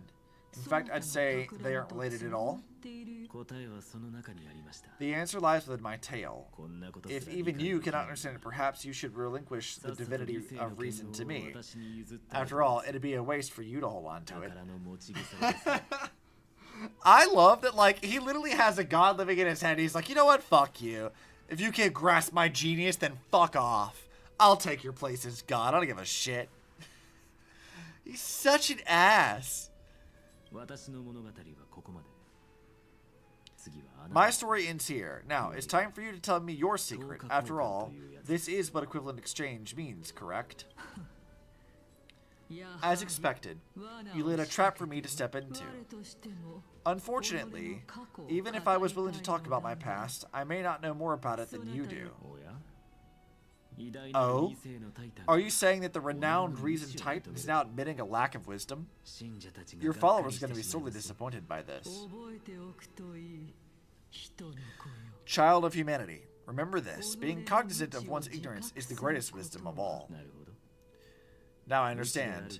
No wonder you asked me to answer your random nonsensical questions. Not only that, but you are the only one who can shed light on my query. As the saying goes, onlookers see most clearly.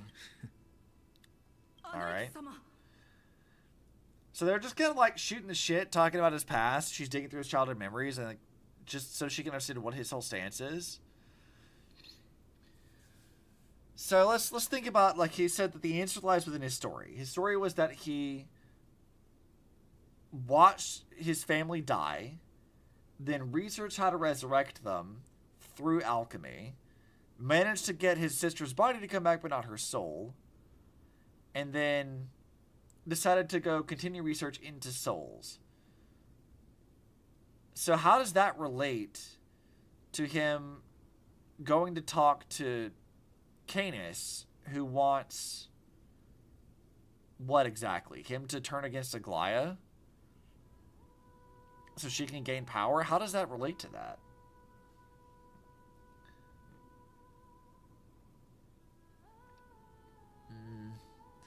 I feel like because we know this is like the Thanatos arc that eventually Castros will play a role in, it's probably related to that, but I can't figure out exactly what he's trying to get at here. I heard you muttering to yourself. I was wondering whether you were caught in a delirium of reflective thought. Set her up when time is of the essence. I have a message from Lygus. Canis has met up with the Council of Elders and is awaiting your arrival, so please depart forthwith. It's finally time. Alright, let's see what his plan actually is here. Carefully, the one who created the world and the one who bears the world. If you truly have not met your end, how will you answer the challenges of those who defy you?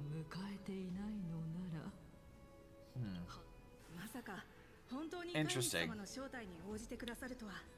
So he's probably gonna like curse the gods to their faces, which I think is funny. Is that the Droma's strength and finery? Also, yawn.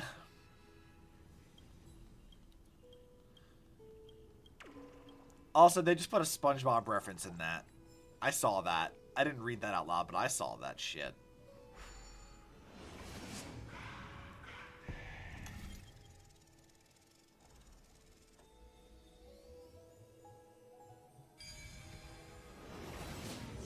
Okay. I hear that his views run counter to the Venerationists. This is what being a scholar is all about, a collision of ideas. Only occurs when there are differences in beliefs, and it is such collisions that lead to progress. I mean, yeah, I guess so. Alright, that's the thing telling me about all the stuff, which I'm not concerned about right now. I will look for those later. Alright, more rubbing my brain cells together for this.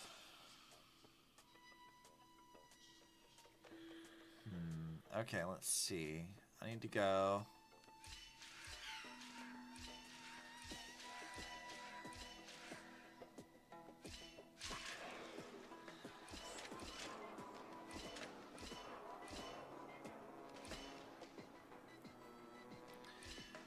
Okay, well, that's a problem.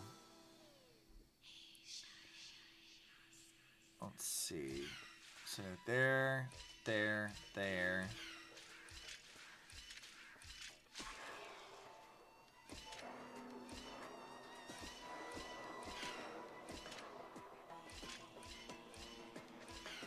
Oh, okay, I see. I have to be up top when he does that.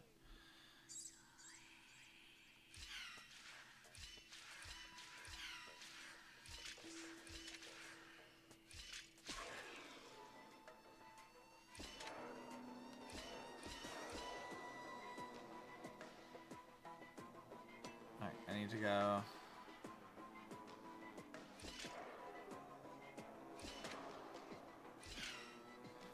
How the fuck am I gonna do that? There has to be another way I can do this.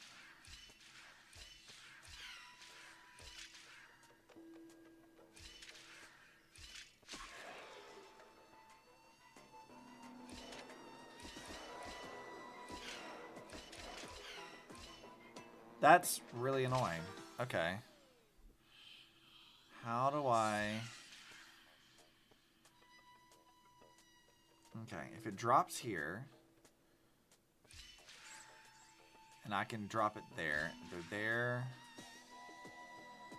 then there, there, there, there. Okay.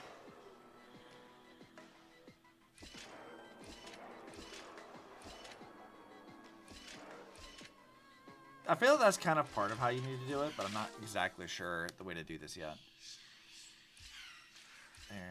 There.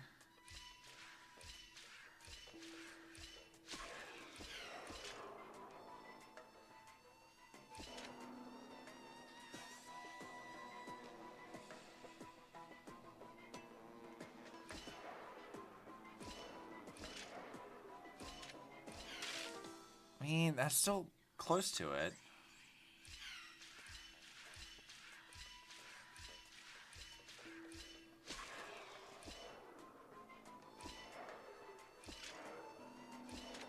Alright, there it is. Got it. I just had to time it right. No problem. I feel like I'm getting better at these.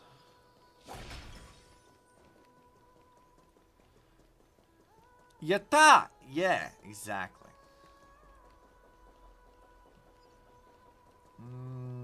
Let's get this chest over here. Thanks for that.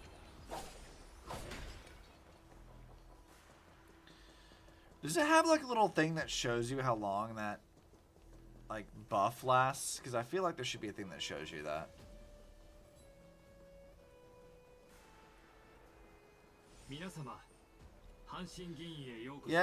Yeah, I know. Welcome, esteemed guests. Arcanus, you little shit. What the fuck do you want? Lord Anaxagoras, I've heard so much about you. Head of the Sporus of the Grove of Epiphany, notorious blasphemer, the crisis heir who bears Circe's core flame, and survivor of the Grove Calamity. Did I miss anything? If so, please be so kind as to enlighten me. Since Canis is already acquainted with me, I won't waste any effort in introducing myself again. But then again, perhaps the customs are different here. Back in my hometown, there is a form of etiquette known as honoring guests, The host will welcome their guests with a warm hospitality by treating them to fine wine and a cozy bed.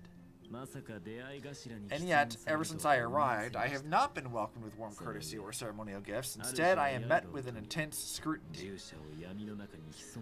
Even more absurd, the host has sharpened their blade and instructed their servants to lie in wait in the shadows.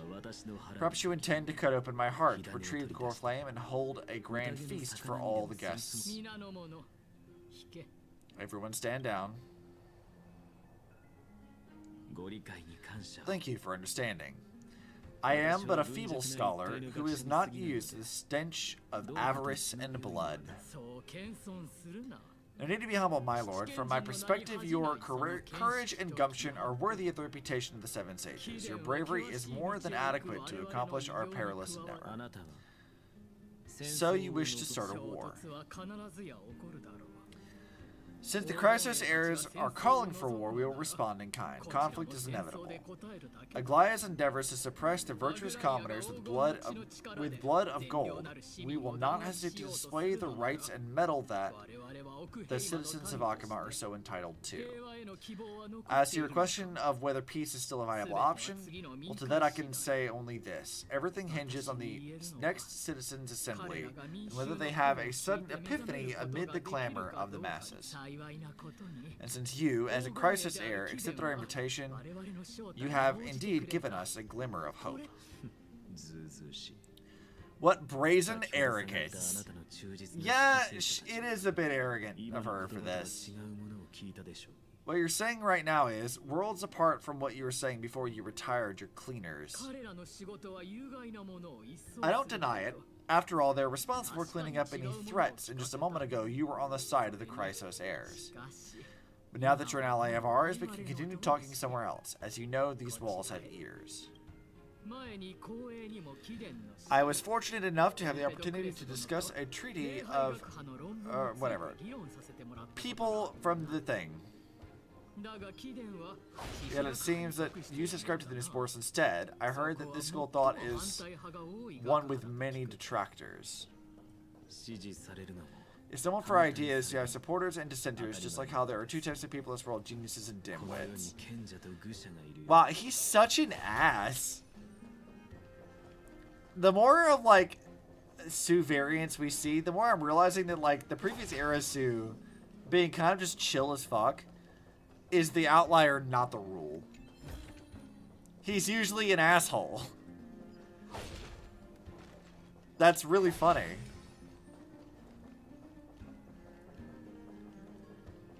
Ooh, I see a puzzle.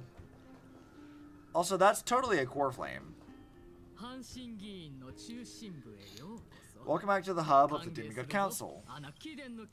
Surely you remember that countless eloquent orators have stood in this spot before and emerged victorious by stoking public sentiment with their words, and yet there have also been innumerable blasphemous philosophers who set themselves up for failure because they refuse to defend their actions. This tiny stage is the most profound embodiment of Akama in centuries. In 15 days, this site shall also become the most important, as well as the final turning point in Akama's history. Again, in 15 days. It's like having a Himiko who is like a devout nun or something. Yeah, a bit. Well, it's like in the events we had for Luna, that we had a rerun for in Impact 3rd, where like, we talked to Himiko and she was like, yeah, I gave up drinking, and I'm also not a cop anymore. And I'm like, Himiko's not drinking? She's not an alcoholic? Who are you? What have you done with Himiko? May the both of us carry out our duties with honor and lead the masses back towards the era of Chrysae, a golden age with no death, strife, or trickery. Oh my, 15 days and nights, that aligns perfectly with your date of your demise. Could such a coincidence truly exist? Using death to prove myself fits my intentions perfectly. Hashtag not my Himiko. A strong conviction you have, as expected of the hero who dared to stand up to the Gold Weaver. As expected, she misunderstands you. That's enough, Lady Canis. Dispense with the niceties. I only accept your invitation so that I can serve the commoners alongside the members of the Council of Elders. Don't test my patience with such superfluous formalities. You say that now, but surely you require my aid as well. those that you so that you can stay alive even when being pursued by the golden thread. My aunt calls me sugar and gets drag out drunk while beating people's asses. Yeah, exactly. She doesn't drink coffee. She drinks alcohol and fights people.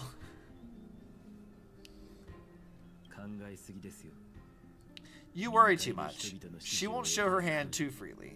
She still needs to garner support from the masses at the Citizens' Assembly. Even someone like me can tell that only a sliver of her humanity remains. Surely you're not asserting that she will definitively act in a rational manner. Alright, look, Canis, I get that you don't like Aglaya, but like, girl, what the fuck? Aglaya has had pretty reasonable, like, motives behind her decisions up to this point. Like, they've not been without reason. Like, what are you on about? You're pissing and moaning about this, but like, she's not been unreasonable. I mean, yeah, she jumps to violence a little too fast, I think, but like, what are you talking about? Like, what is happening? Girl, I don't understand.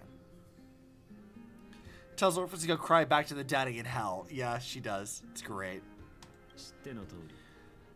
As you're no doubt aware, Aglaya covets the core flame that I possess, which makes it the bargaining chip that allows me and the rest of you to negotiate with her. However, in return, I'll need the Council of Elders to support me as much as possible. Naturally, this includes the guards as well. You're well aware how valuable Circe's core flame will be in the era Chrysae that you are desperately pursuing. Talk is cheap, so you better act prudently as well. I understand. After all, this battle of wits is just a means for each party to acquire what they need. As long as your request is reasonable, the Council of Elders will never shortchange its allies. Since we're both intent on mutual cooperation, let's not mince words and just speak plainly to each other. Let us decide how much we can secure for ourselves and how much we're willing to sacrifice, like true philosophers, with our words and wisdom. Let's begin then. Oh my god, there's so much talking right now. Of course, like, an Axis whole situation would be a bunch of fucking chatting. This is a yapping stream. Buckle the fuck up, apparently. Continuing from the earlier topic, let's discuss our common enemy, Aglaya. She is the second most experienced crisis heir across the whole of Akuma, who has gradually lost her humanity to the ravages of time and the ablation of the core flame. A formidable opponent indeed. Admittedly, there is ample reason for her to take your life, yet your previous reasoning is quite sound. As a seasoned political animal, it's unclear whether she will actually cross that irreversible boundary.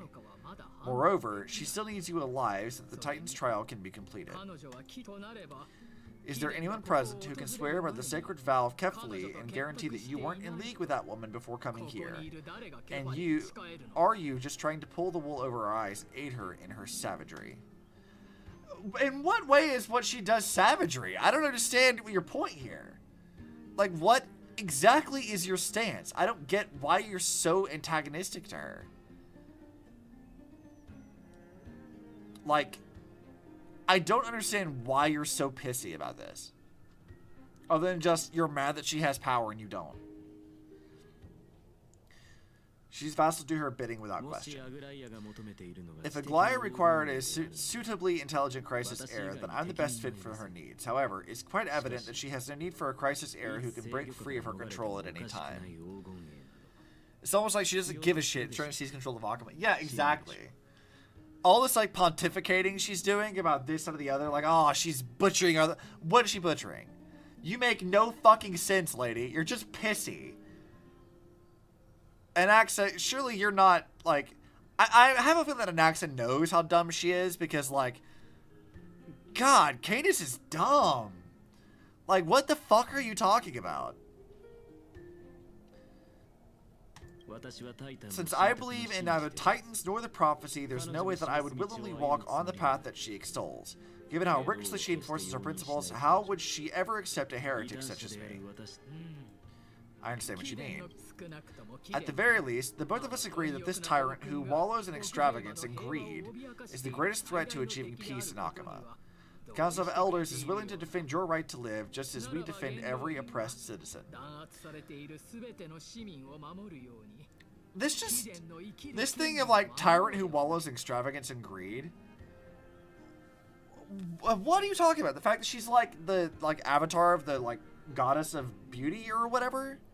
That she makes dresses that are really pretty, that she cares about fashion and shit? What are you talking about greed? She's not been amassing any wealth for herself. Yes, she's like a politician, but like what exactly is she doing? Like, okay, I can understand that like Aglaya has like a massive surveillance network, right? Like they call her Goldweaver, and that's a very deliberate thing to like compare her to like a spider. Like when you're inside Akuma, you're trapped in her web. Like that's like the thing. She can be a predator in this sense of like she will devour you as it is important to note, right? Like if it's relevant, she will deal with that with people who are caught in her web. That makes sense. That's what she does. But that's kind of how politicians are. And yeah, you could be upset with her constant surveillance, and that could be tyrannical to its own set, which yes, that would be fair. But that's not what she's really complaining about. She's bitching about the fact that she's extravagant and allegedly that she's greedy. But like, greedy for what? Wealth? She gets enough of that by just making pretty shit. She doesn't need to be in power for that. So like, what the fuck are you on about? She's radicalist. She's simply trying to rile up the masses he's control. She wants to see like less. Yeah, I guess so. But like, she's not doing that here. She's just trying to like talk to an accent, try to get him on her side. But like, he has to see through this bullshit, right? She's the Goldweaver. She gets plenty. Yeah, she's got plenty of fucking money. So like, what is she greedy about? Power? She already controls all of Akuma anyway. What more power could she possibly have? It's not greed. She's just managing the fucking city and keeping everybody on the path of the flame chase. Which you can disagree is relevant or not, but like, that's what she's been doing. She has a prophecy. She can prove to you that the prophecy was real and does happen, right? Like, we were going to do that earlier for what's his name from Kremnos. So like, she can do that, at least while we're here. And everything she's done thus far is like to that end. And there are multiple people who have seen the prophecy outside of her who say, yeah, this is a thing. And I get that maybe you don't like all the crisis areas, but like to single her out specifically, what, just because she's like the leader of them, I guess? I don't know, man. It just doesn't make any fucking sense. And I feel like Anaxa knows this. He has to know this. Like, he may not like Aglaya for like philosophical reasons or whatever the fuck their beef is, but he has to know that this is dumb. Like, this is stupid. You can't reason anyone out of a stance they didn't reason themselves into. Yeah, fair. Absolutely fair. I regret to say that sentiments in favor of the crisis heirs and Aglaya are only growing in magnitude. So the people support Aglaya, is what you're telling us. The peace that we are aspiring toward, as well as everything that we hold dear, will be destroyed completely. The city will be burned to ash and the citizens' blood will be shed. On what grounds do you claim this? Like, with what evidence do you have to back that up? Because I don't fucking buy it. Tell me, what are you willing to do for our esteemed citizens so that they can vanquish the enemies of our fine city? Garnering my support is equivalent to garnering the support of the entire grove. Is it though? Like, what is this dumbass gonna believe here? I feel like bitching on Aglaya is the way to get Canis to agree with us. Because, like, there's no way that she would actually believe the rest of this. Also, hi, Zan. I see you. I like the emotes. They're good. Especially mine. Hello. Fight him, Zan. Why fight? Aglaya's authoritarianism, conceit, and arrogance have granted her unfettered control for the most part.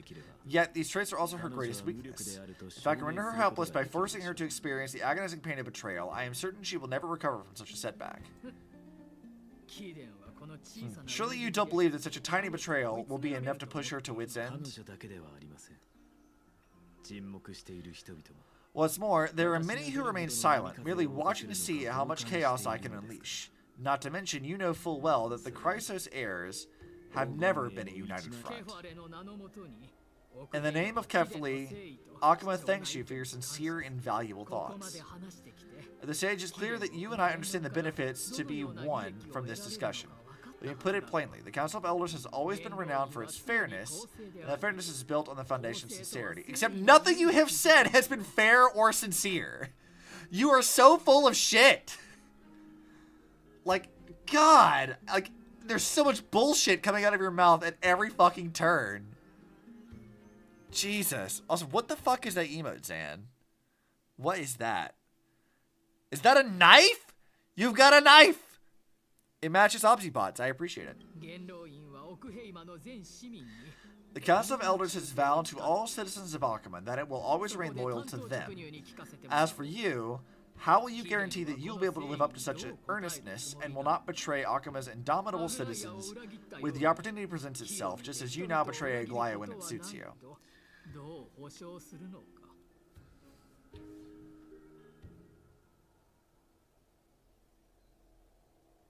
You know, she says this because she knows it will manipulate him. Because, like, if there's one thing that we can say about Anaxa, is that his loyalty has always been to people. His entire stance is kind of predicated on the idea of, like, the gods are bullshit, and he's, like, there to advocate for the people. This thing we noticed, like, was last stream or the stream before, where, like, all the people in the grove die.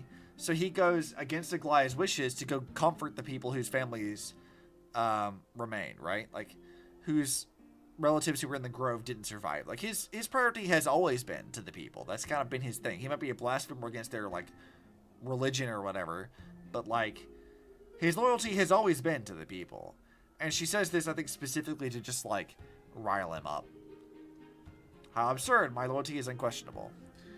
Zerika said about her, how can she ensure that the people that as the slightest threat to her power, she won't use whatever dirty scheme in the book she knows full well to use against them? Yeah, exactly. That's all her ploy is right now. Is that, like, she's literally trying to manipulate Anaxa to be her thing. She's trying to get rid of Aglaya, because Aglaya is the only threat to her real power here. On some bullshit argument on, oh, do it for the citizens. But, like, she doesn't give a shit about them.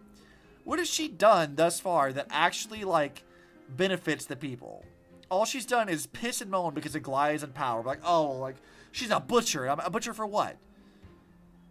Are you mad because the Black Tide's encroaching? Does she have any control of the Black Tide? Fucking no. That's like a natural disaster.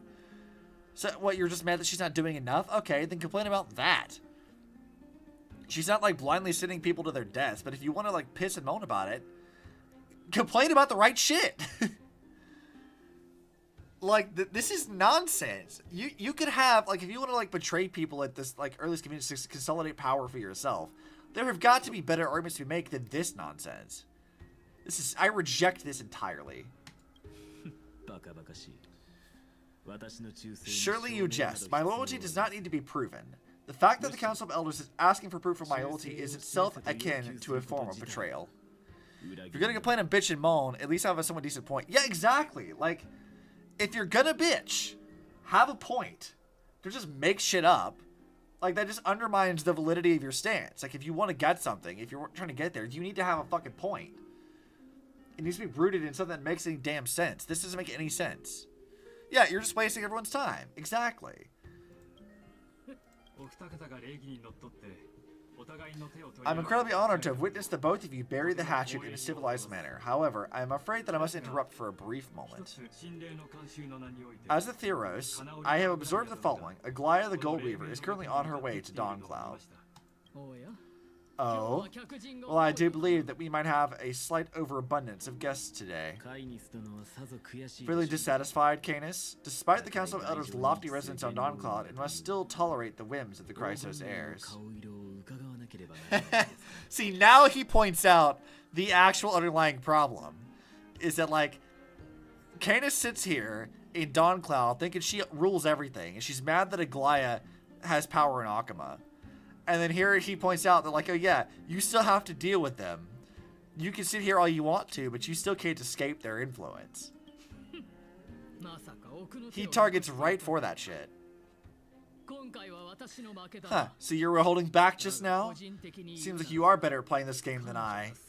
Yeah, because you suck at this game, Canis. You're a dipshit. What are you talking about? In any case, I'm glad that she's arriving here. Are you? Tell me, Anaxagoras. Now that you're an ally of mine, if Aglaya were to demand that I hand you over, what should I do?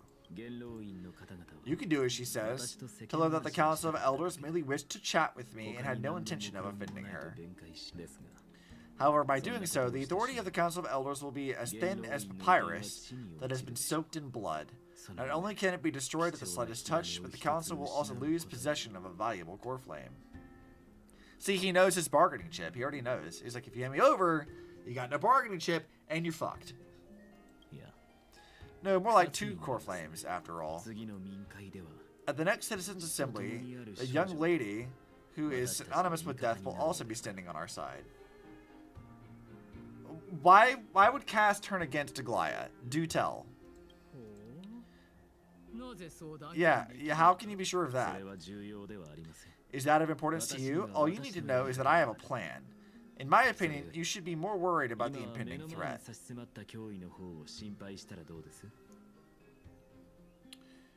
Okay. Almost a Professor X isn't fucking stupid. Yeah, I know. It's almost like he's not a dumbass. He's an asshole, but he's not a dumbass. He might be an ass, but not that kind of ass. Look at how smug he is. Like, he knows. Like, that is the look of a man who knows damn well that he is playing Canis like a damn fiddle. Like, fiddle. He's got it. She's fucked. She is already, like, whatever plan she has is, like, Anax has already got it. He's already ahead of this. He already knows. Hysterical. But as far as why he's so confident that he can get Cass to agree with him, I think it's because he has information about how to get to Thanatos. Him being, he's an ass, but that's Aglaya's ass. Yeah, exactly. My current thinking is that, like, the reason why he thinks he can get Cass to side with him is because he's so close to death right now that he might have gained information about Thanatos' location, and he can use that as a bargaining chip to get Cass to side with him. Because she's desperate for information on Thanatos. So he's going to try to, like, manipulate her as a chess piece against Aglaya. Because he doesn't want to deal with Aglaya or the Council. The king convinced me that him and Aglaya didn't boink in the past. Yeah, they do have, like, situationship vibes, don't they? If Aglaya can seize me in full view of the masses today, she could also dismiss the entire Council of Elders in one fell swoop tomorrow. If that happens, the discussion that we've just had will turn into an utter joke instead. So he doesn't want Aglaya to take him just yet. Because he'll be subject to her whims, basically. So he's trying to delay... He's attempting to delay his inevitable, like, capture by Aglaya. Hell, seize me, Aggie! Seize him, Aglaya! That's a mood, though. Fine, I'll handle the matter appropriately. But you do best to remember this. Fool the people and karma will be on your tail. I'll overlook it this time, but don't count on there being a next time.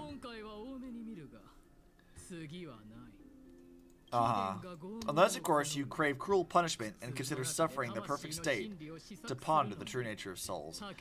He's gonna die in 2 weeks anyway. What the fuck does he care? She doesn't know that, but he doesn't give a shit. He's dying anyway. What does he care? Well, what do you know? That happens to be one of my rare talents. We shall see then. God, Canis is stupid. I gotta say that you've managed to really impress me again, but shouldn't you be going after more? Dying to know what I'm after, huh? A little bit. I mean, I'm the reason Titan after all. It is in me to ask and seek answers. Bitch, you dumb. Exactly. Like, God, they're trying to write her as like this conniving, like smart manipulator, but like, she's so stupid. Easy there, you'll learn the answer soon enough. I didn't bring it up with her purely because she doesn't have the means to give me what I truly want. It's, as they say, onlookers see most clearly. The true master of Dawncloud has always been the Theros? The robots! Theo, who watches over everything.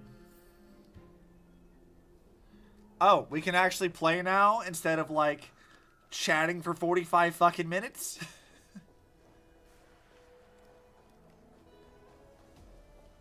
Alright, time to go do a puzzle. So, it looks like, based off of what he just said, though, that, like, he never had any intention of, like, catering to Canis at all. That he really cares about Theo. Like, Theo's stance is what he really is gotta, like, bother with.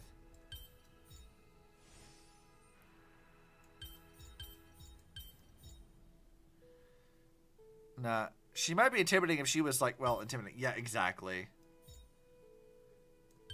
Maybe I'd be concerned if she wasn't so fucking stupid. Like, insufferably stupid. I may have, like, half a brain cell sometimes, but, like, even I can smell that bullshit from a mile away. Can I skip past you and just not talk to you right now? Alright, let's see. Oh god. This place is fucking massive. What the fuck is all this shit? That looks like a boss arena.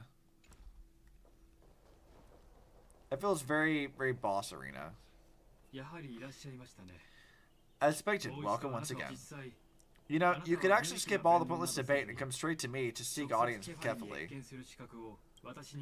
I have no reason to refuse you, do I? You may not, but Canis has. Whoever gets a hold of Kefli's core flame will get to rule over Akuma. She's wary of me, so naturally, I had to gain her trust. I would say that debate was not at all pointless. Yeah, because all you did was just have a little powwow bitching about a Goliath that was enough to win over Canis. So, like, she now believes you're on her side because of her arrogance. Very true. In my view, this individual has gone to great lengths to get close to Kefli. He might very well be plotting something nefarious against the Titan. Are you still willing to let him pass, knowing this? Yes, very much so. All living creatures are always free to visit Kefli's transcendent vessel. This comes with being the world bearer. How convenient it is to be able to hear what they say. It is truly my honor to speak to a venerated Titan person. Please, go ahead. Let me join you both on this journey. A bygone myth tells of an occasion where Kefli once answered their followers' questions on the peak of the Holy Mountain. Their followers have since believed that scaling this Titan's cliff is one way of being with the god. Hear that? It's not every day you get to climb a mountain with Circes. You should sing me a hymn of praise. Praise me, blasphemer.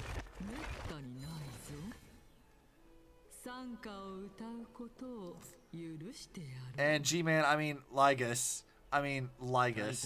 is the most sus in the entire story. A little bit, yeah. I haven't seen enough of him really to like decide how I feel about him just yet. But yeah, there seems to be something a little off about him. He's giving that like cultist kind of vibe. You know what I mean? Like, at least at the moment, he's really giving off this like he uses like how do I put this? Like, there's like coded like religious phrases that he says, like little things here and there that like feel very like cult-like almost, and I'm like, this feels either rehearsed or like deliberate. I'm not sure which I feel it is. Take this Yana shortcut, as the long pilgrimage stairway will be waiting for you at its end. I never expected you to not ask me anything, not even my motive. Because I know very well what it is you're after. As the saying goes, a gentleman helps others achieve their goals. I have a feeling that your theory will be validated at the end of the journey. You smell like you have a wonderful bones sounding ass. Yeah, he really does. Like, he has like this weird vibe about him. But I can't quite place yet what the deal is. I believe Kefali will not deprive you of your right to ask your question, especially now that you're on the brink of death. You must be closer to Kefali than anyone else, wouldn't you agree?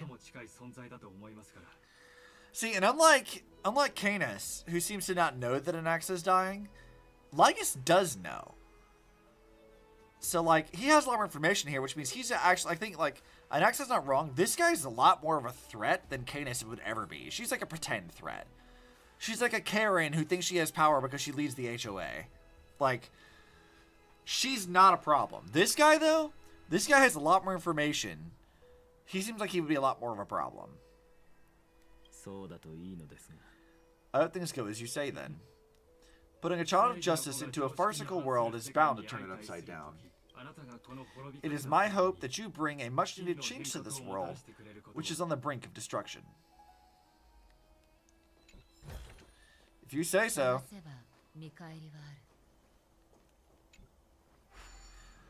Alright, let's continue along then.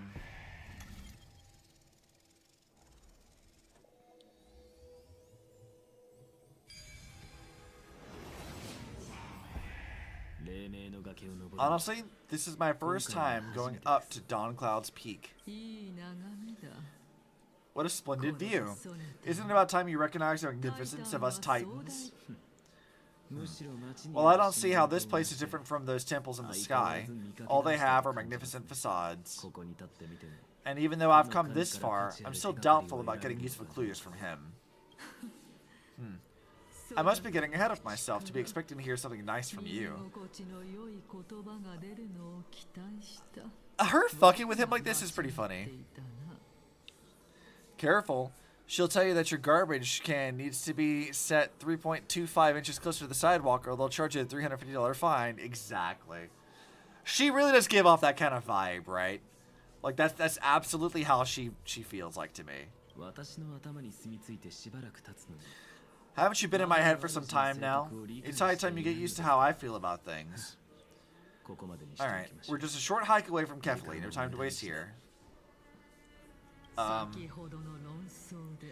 So, the intellectual debate from earlier was too draining for you, huh? If Amphoreus gets a new lease on life, you should focus on strengthening your body and stop shirking social interactions. Damn. She's like, do you even lift, bitch? Go touch grass and lift. Amazing. Save your concern. The Titan is in sight. Can you make it? Why? Are you going to carry me up if I were to fall now? I know how far I can go, so just hold your tongue and come along. Fine then. I guess I won't say any more. I'll just wait till your soul dissipates completely to gain control over your body. Wait, who is that? Cersei's? Hey, look at that. What should I be looking at? Am I hallucinating? Or do we even get to see souls when we're close to dying? Huh. Also, all this whispering in my ear, not a fan. Don't like that. Don't like that at all.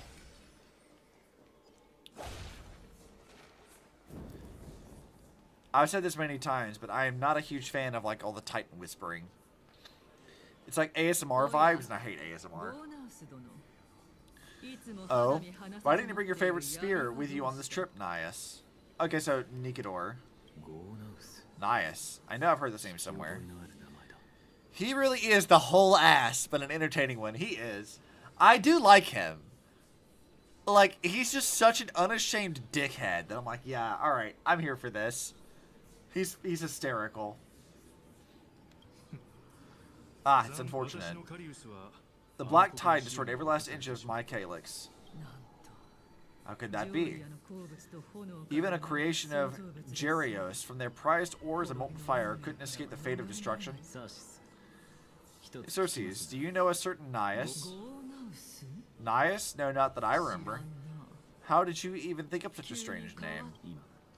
I just saw him.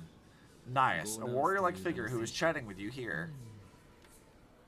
No, I have no such memory. Could you be hallucinating? Especially the backstory info that he can't sleep without his Droma's pajamas. Yeah. This is a departed spirit. I see that coin over there. Which means there's going to be a fucking hand to control. Oh look, more ghosts. Hello, bug. Why are you fluttering around? Just let me. Where was it? One on the left. Okay, whatever, doesn't matter. So we're seeing ghosts now. That's fun. It does seem like the fact that he's now like dying, that he is actually closer to death than maybe even Castrus is. She may control a death curse of some kind, but like he's actually in the process of dying slowly, so I guess it works. You two again. Hold on, can I control this first? Thanks.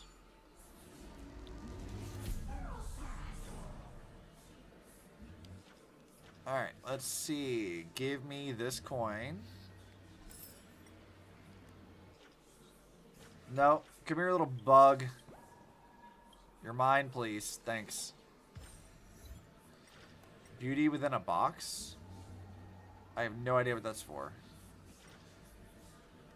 Alright, another coin. Where is the other coin at? Actually, I don't think I saw how many coins there's supposed to be here. Let's see what this will tell me, right? 5? Okay, so we still have 2 more to go.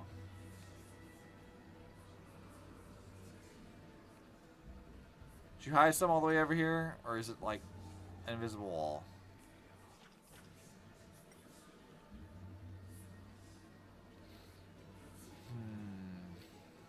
Well, there's one. And another bug. Yoink. Come here, bug.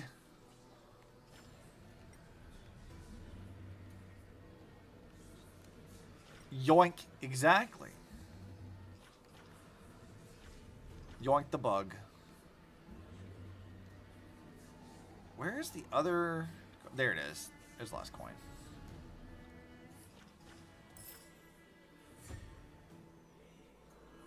Thank you.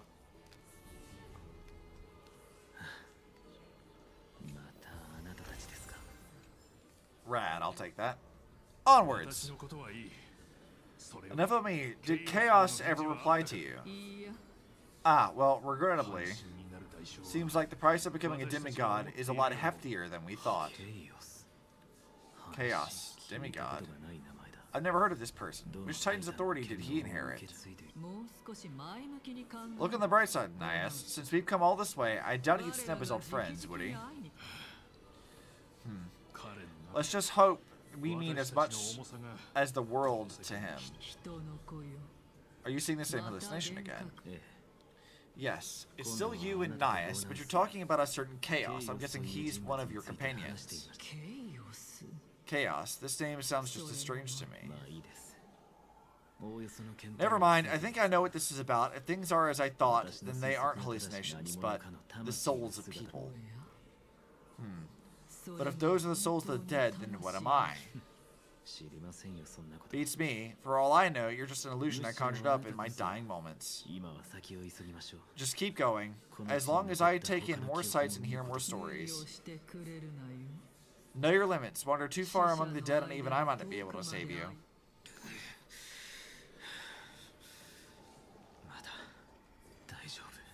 Offer your greetings to Kefali?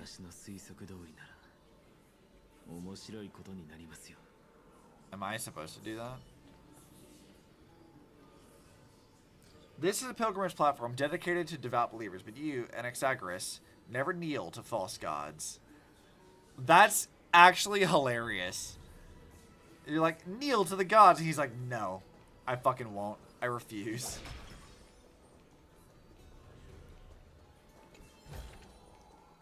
That's a fun interaction. Yoink.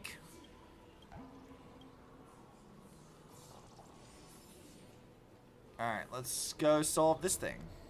Hopefully I won't take too long doing it.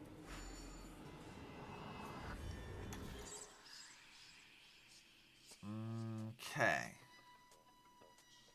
So, we go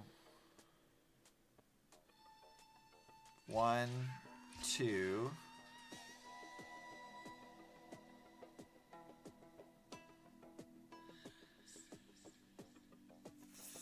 3, 4, 5, 6, 7. Shit, how do I get over there on the other side of him, though?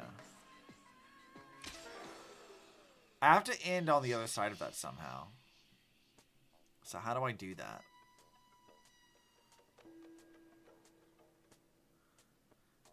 How do I swap sides to this? If I drop, there's nowhere for me to go, so...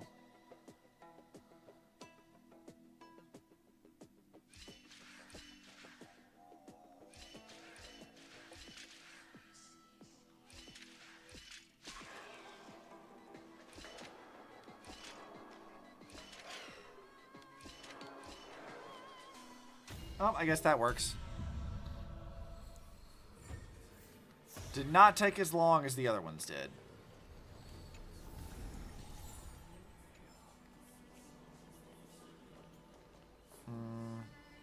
Perform prayer ritual.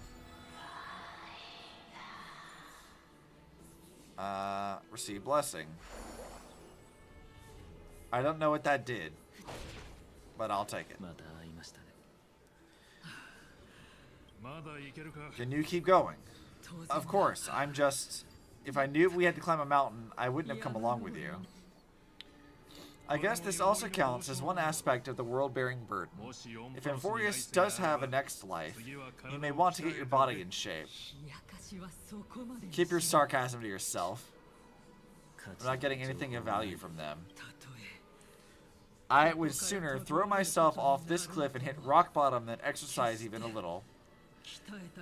Girl, I feel you, though. I am Calypso of the Eminent Seven Sages, after all. Training would make me no different from those Helcolithist barbarians. Mood, yeah, exactly. Calypso, she's one of the Seven Sages, a member of the Grove? No, she can't be. I would know her name if she were one of the Seven Sages. Hey, Circes, does the name Calypso ring a bell? Circes? They're gone. Didn't she call herself Calypso earlier? Like when we met her in the Grove before? So I'm nearly there now, the land of the dead. Pretty sure she called herself Calypso before. Oh, beautiful old world, where are you now?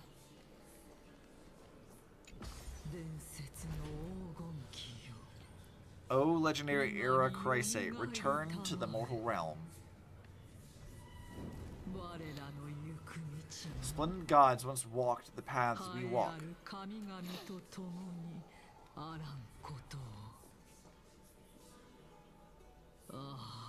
Alas, all that's left of that warmth is a hazy mirage.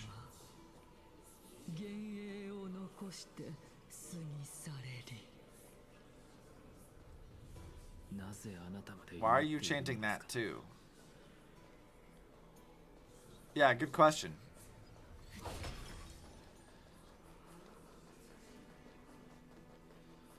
Alright, any items? Oh, hello. You're just gonna hide that back here and not, like, have anything else going on? I mean, that's fine with me, but... Flap. This really does feel like a boss arena, though. We're here finally. So, I don't get to ask the Titan my question, but all of you make it for a pleasant surprise nonetheless. Very well. Let me uncover the truth for myself. Did I still fail to make it in time? So, I'm back here again. This is... I can hear it. I hear it from the depths of the tides, behind the closed doors of the void world, a voice ready to tell me something.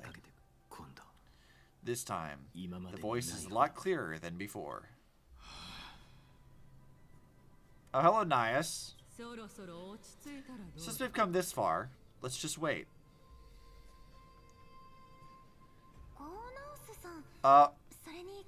Casterus? But not Casterus. It's Casterus, but not. Lord Nias and Miss Calypso, are you both here to visit Chaos too? Yes, and we've been waiting for quite some time now. Regrettably, he hasn't answered us.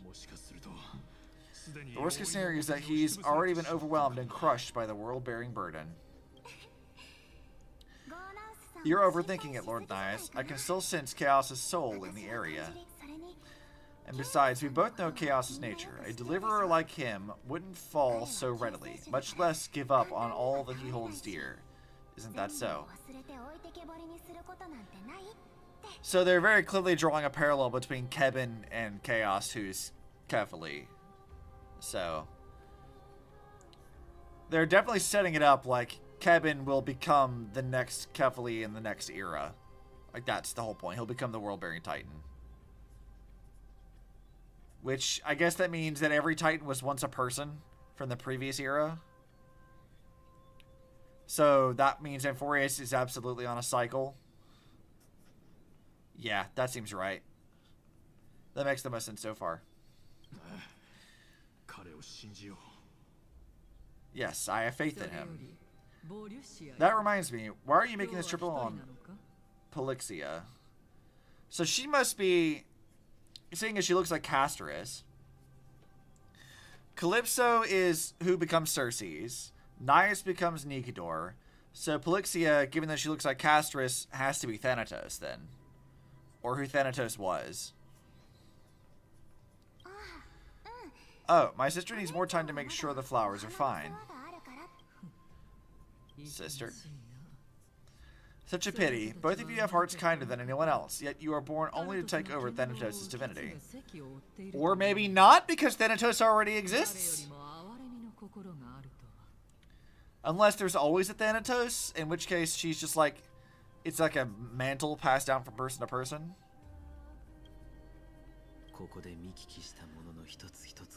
Everything that I see and hear this time has left me shaken to the core. What may seem like a mundane conversation is, in truth, a once-in-a-lifetime exchange that has revealed the ultimate answer to Circe's question. The conjecture has taken shape and must now be solidified into a theorem. Next, I only need to seek verification from Kefali. By doing so, I can answer Circe's question and reclaim my body. But no, I will not do that. That isn't important. Because another one of my conjectures, one that I have always dreamed of proving, has been proven right this very instant. Fusing a mortal soul with that of a Titan to replace said Titan is not a ludicrous idea after all. I mean, is that not what turning into a demigod basically is? It's just you're accepting divinity. So in theory, you accept divinity, in the next era you become the god. Or something like that. Yo, Don Hung gets time? He gets his own thing now? Let's go. What are you thinking about? Just amazed at how this towering tree is Circe's divine body. It's a majestic sight. Is that so? You don't look the slightest bit amazed, though. Plus, you seem to be sort of familiar with the city around the great tree. Merely something from the past that I won't go into. Events of the past, huh? I was also a child when I looked up at Circe's. Their leaves and branches reflected the sparkling stars, and their trunk was like a pillar that supported the sky and ground. I stood at this very spot back then, imagining the day when I could climb to the top of this tree, because I would be the closest I can be to the sky at that spot. You're a sky priest, yet you study at a place that is home to the reason Titan. That's rather counterintuitive. Don't read too much into it. I mean, can mortals even hope to reach Akela's realm? They're a strict and draconian god, nothing like Circe's. Reason is willing to share what is theirs with others, but Sky only accepts people to revere them.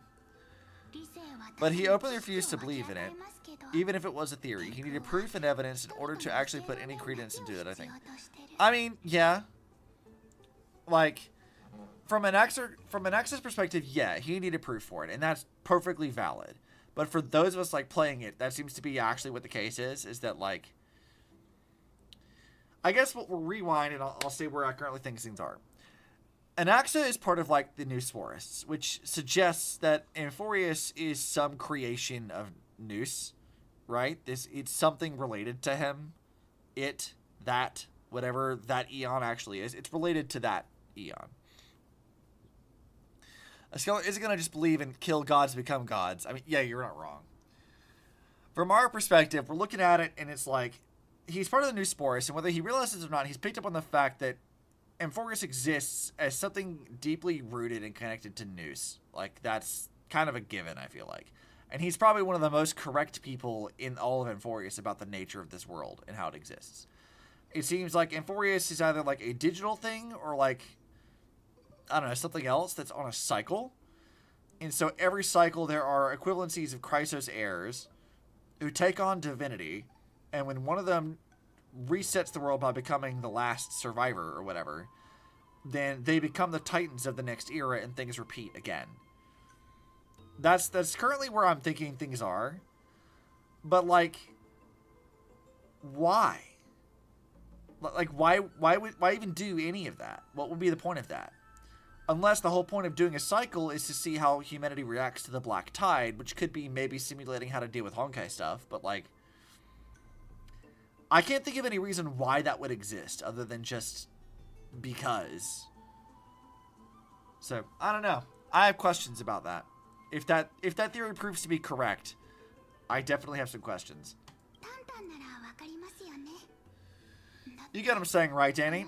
After all, the Titan that imprisoned you and Stelle here in Amphoreus is none other than Akela themselves. Yes, I didn't count on provoking the ire of a local god. But there will always be people who dream of soaring towards the sky. The Grove has a wealth of research on Akela, and that is exactly what we're here for. Can't wait to discuss thoughts once you're caught up. Yeah, I know. I'm very excited about what we're going to be learning as we move on forward. I feel like I picked up on some stuff, though. We'll see. It's just, I never thought Gray would meet with something like that before we set off. As a physician, I should have been there by her side. And I'll see someone to talk to about it, waifu, so hurry up. I'm working on it! It's gonna take me like another week at least to get caught up. Unless I just don't stream it, but I think you guys should see my journey. Bad luck tends to come in streaks, so don't beat yourself up over it. Besides, Aglaia needs you to uncover the truth behind what happened to the Grove. Let's just make the most of this trip and keep a lookout for any documents related to the Death Titan that could be useful. Yep, there's no rest for the weary. In any case, what we're looking for could be anywhere in the Sonoma's Grove, so let's split up and cover more ground. With your skills, I'm sure monsters born of the Black Tide will pose no threat to you anyway. What about you? We'll be alright on your own. Have you forgotten that you're talking to the chief physician of the Twilight Courtyard? Have more faith in me, I'll be just fine. Yeah, she'll just send her fat fuck to kill him. That thing will just consume them or crush them. One of the two.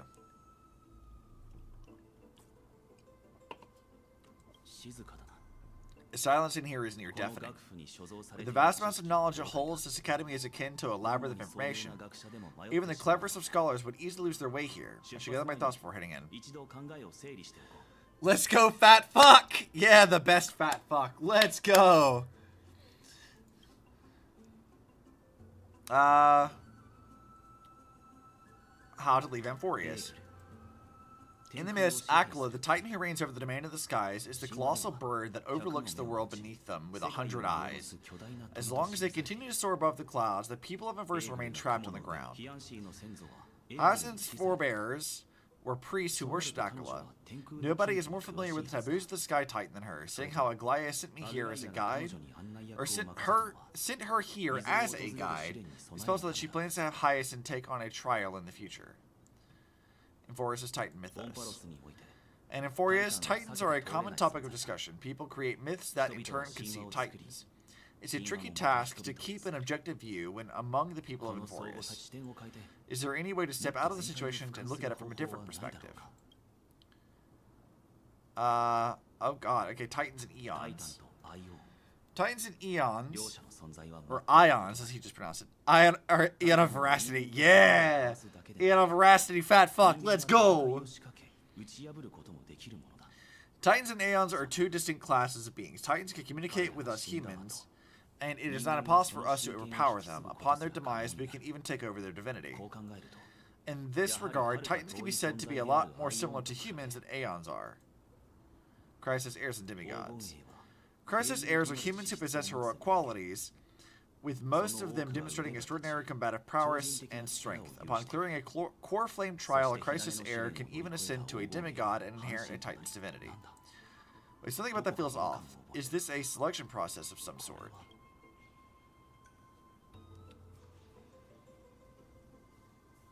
A selection process. I mean, Aglaia vets them. We know that she does. But on a broader sense, if like we go back to our current theory that like Amphoreus is a simulation by something that Nous created, what would be the point of like selecting different crises? Like, what would be the point of doing that? That's actually a really good question. Guided by the prophecy, the heroes are on a quest to reclaim core flames and usher in the Era Nova. Their efforts have seen gratifying results to date. As I expected, the prophecy is the hardest to make any sense of, but with barely any information to go on, no matter how much I ruminate on it, it won't yield any results. I should leave this for another time. Yeah, because you don't have the outsider's perspective like we do, because we know it's about Kevin. I should probably turn my attention to something else. Artemis's plight. Nobody could ever imagine that her life would be foretold or forfeited the moment we landed on Amphoreus. I should have done more to keep her safe. But it's not too late. We still have a fighting chance. The unique rules that govern life and death on Amphoreus might just work in our favor and save her. Danhong. My guy, my bro, my dude. What the fuck would you have done against Nikidor's arrow? Genuinely. You're like, I should have done more. What would you have done? Actually, do tell me. I would love to know what the fuck you could have done here. Because I don't think there's anything you could have done. The Grove is a veritable library of knowledge. Maybe they'll have records on a similar case. Please let there be one. Alright, let's go. Clock's ticking. Alright. Time to wander.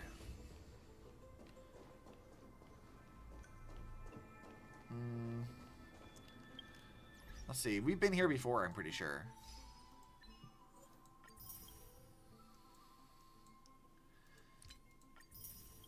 Give me that.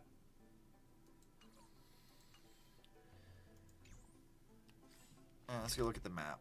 Pretty sure, yeah, we have explored this. We're only missing 2 treasures, which are probably going to be in places I haven't been to yet. So, and they're going to make me walk all the fucking way over there. God damn it. Fine. I'll walk.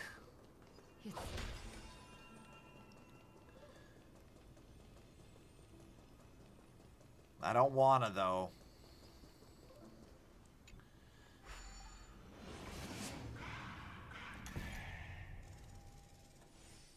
Yes, jump now. Read the blasphemer's will. Anaxa's will? Ew, walking. I know, right? How dare they make me exercise? Black monsters are twisted in form, and their life has turned to ash together with their souls. It's impossible to figure out their form when they were still alive. These are the remains of a black tide monster. It does look different from the Titankin form up close. What's underneath it? A scroll? I'm not reading any of this. As I expected, the Grove doesn't forbid discussions about the sky. It's a debate between two scholars about the sky ships. Aglaya also made mention of the ships when she interrogated us, a memory I'd rather forget. I'll hold on to this for now. With any luck, this journey won't leave us empty-handed. Don't they know I am the galactic baseballer? Exactly. Don't you know who I am? I have a video game based on me. Kinda. Hyacinth, what are you doing? Why is she with so many monsters? As much faith as I have in her, it's probably a good idea for me to help her out there. Really now? This is way more trouble than I could have asked for. Need a hand? Or you could sit back and watch? I can't tell if you're serious or not, but being hard to read isn't without its perks, I suppose. I'm kidding, Danny. Let me a hand, pretty please. Alright, let's go get him. You're gonna make me do this? I could have just one-shot him with Acheron. Alright, onwards, my squad.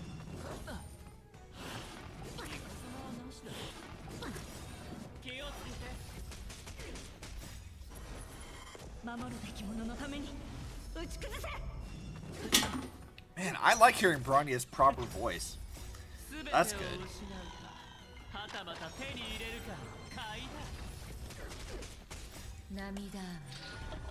It's a good thing that chat covers up his damage. Yeah, don't worry about that. I cry over yonder. I mean, you have access to my account, Insane. You could fix this at any time. You could fix this at any time. I told you. I need months. Yeah? You did. I said you could fix it at any time if you wanted to. Like, so much stamina. You do not have the stamina. I mean, for me to ever fix it. I could fix it. I have nothing to do in game anymore. Yeah, like, I gave Insane my login information, and I was like, build it. He took one look at all my characters, like, no. I just gave up immediately, which I find to be immensely hilarious. He just gave up immediately, and I'm like, that's so fucking funny. So much work. Look, my stance has always been, is the character pretty? Then yes, I will roll for said character. Can I beat some of the bosses without having to, like, die? Then yes. He hits the autofill button. I've not hit the autofill button entirely. I do for characters I'm not going to use, or they, like, having something is better than nothing is my stance about it. I'm not here to make, like, the #1 characters in all of the world kind of thing. Like, I'm not here for it. Until I looked at it, you did. Uh-huh. You can't lie. I'm not lying. I'm not lying. Only some of them had that. Oh, right. I added found. Yeah, I saw that. I should have added it correctly. The Black Tide is remarkably quick to detect the light of Amphoreus. So or rather, the blessings of the Sky Priest in me might have unknowingly called them to me. Anyway, never mind that for now. Here you might want to have a look at this. I found it around here and thought it might be of interest to you. Alright, more of this stuff. Anaxagoras. He's the scholar who fused himself with the cool flame of reason. This is new. I didn't know Professor Anaxa was searching the sky. He never mentioned anything about it. Finan said Anaxa might be opposed to the flame chase journey. Might is an understatement. Anaxa has never been one to venerate the gods, nor has he ever found it within himself to put any faith in the prophecy. People have come to think of him as a heretic, even in a place as liberal as the Grove. Yet, it is also this very blasphemer that Circe's favors. Fate sure works in mysterious ways. More like, she finds it to be a charming little asshole, and she's like, alright, I can fuck with you. All these other sycophants, I don't need them. You're funny. I want you around. You're like my court jester. Which is how I think he kind of is to her. I think that, like, she literally does treat him sort of like a court jester. And she just likes to fuck with him a little bit. It's very funny. I like seeing them sass each other. I picked up a scroll on my way here, too. It looks like they may be related to the one you're holding. Oh, let me have a look. Aizen combines the records. By looks of these scrolls are records of 2 conversations that took place in the same setting, one after the other. There's so much I don't know about the grove. Do you mind if I ask a few questions? Yeah. Who are the Venerationists? The Grove of Epiphany is home to 7 schools of thought, while all 7 schools are founded on the ideologies of Thalassius, the first scholar. Each is unique in its own way. Among them are the Venerationists, who revere and worship the Titans the most. As a sage of the Venerationists, Euthyphro has always been at loggerheads with Anaxa. If we were to place the 7 sages on the scales of Talenton, Anaxa and Euthi would be placed on opposite sides to achieve balance. She treats it like Honkai Impact 3 players treat Auto. Asshole, piece of shit, idiot, but can be funny, haha, jester man. Yeah, kind of. Yeah. Asshole, piece of shit, idiot man. I love you. Like, that's really how it is. A very illustrative example. Thank you. Was it a mistake to build the skyships? Nearly everyone in Amphoreus has heard the story of the skyships by now. Akila's stature is loftier than the heavens, and their divine retribution is merciless. That's why it's no use building giant skyfaring ships. Oh, but I do wonder if a supercharged mini Trippy cannon could slip past their watch. That was a joke, right? No, launch Trippy into space. Let's do it for science.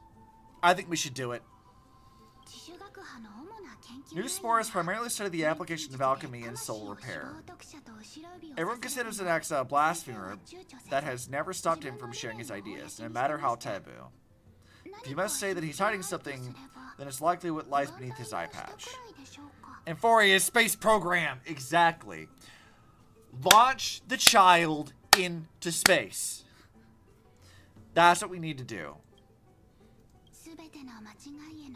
Anax often says, every failure brings us one step closer to the truth.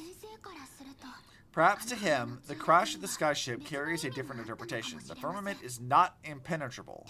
On the contrary, it was precisely because the skyship represented the first step towards breaking free from the shackles of the earth that it provoked the wrath of the Sky Titan and brought divine punishment upon itself. The children yearn for space! Oh, good God. Girl, what the fuck is this? It's a shame that the majority of the Grove's research on Aquila was headed by the Venerationists, with sacrificial rituals making up a predominant part of their findings. Discourse about more esoteric subject matters in relation to Aquila dwindled even further after the skyship incident, so much so that even this scroll is completely new to me. Don't worry, we'll collect everything we can about the Titans for now. There's something else that caught my attention, though. This says that Anaxa is conducting secret experiments of some sort. That's what I'd like to know. What are those experiments he's involved in? Even I, the assistant lecturer, know next to nothing about them. I have a bad feeling about this. Could there be more to what happened at the Grove? Well, if the Black Tide operates the same way that Honkai does, he might have opened Pandora's box a bit with that. More knowledge you have, the faster it spreads, kind of thing. That's what happened to Kevin. They tried sharing knowledge with the current era, and then they fucking summoned Shio and killed off Nuwa and Fushi, so, you know. It stands to reason.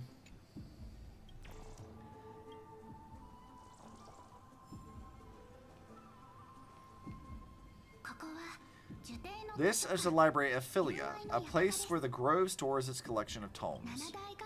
Other than books written by the 7 schools, you can also find philosophical texts, ballads, and religious writings from the outlands here. Cities that desired to learn from the Grove were apparently expected to contribute knowledge of equal value to what they sought. So, Library of Alexandria rules, got it. We had more than our fair share of hilarious episodes over the years. For instance, it's said that the... whatever the fuck that word is... once borrowed a manuscript from a certain author but ended up returning a copy instead of the original.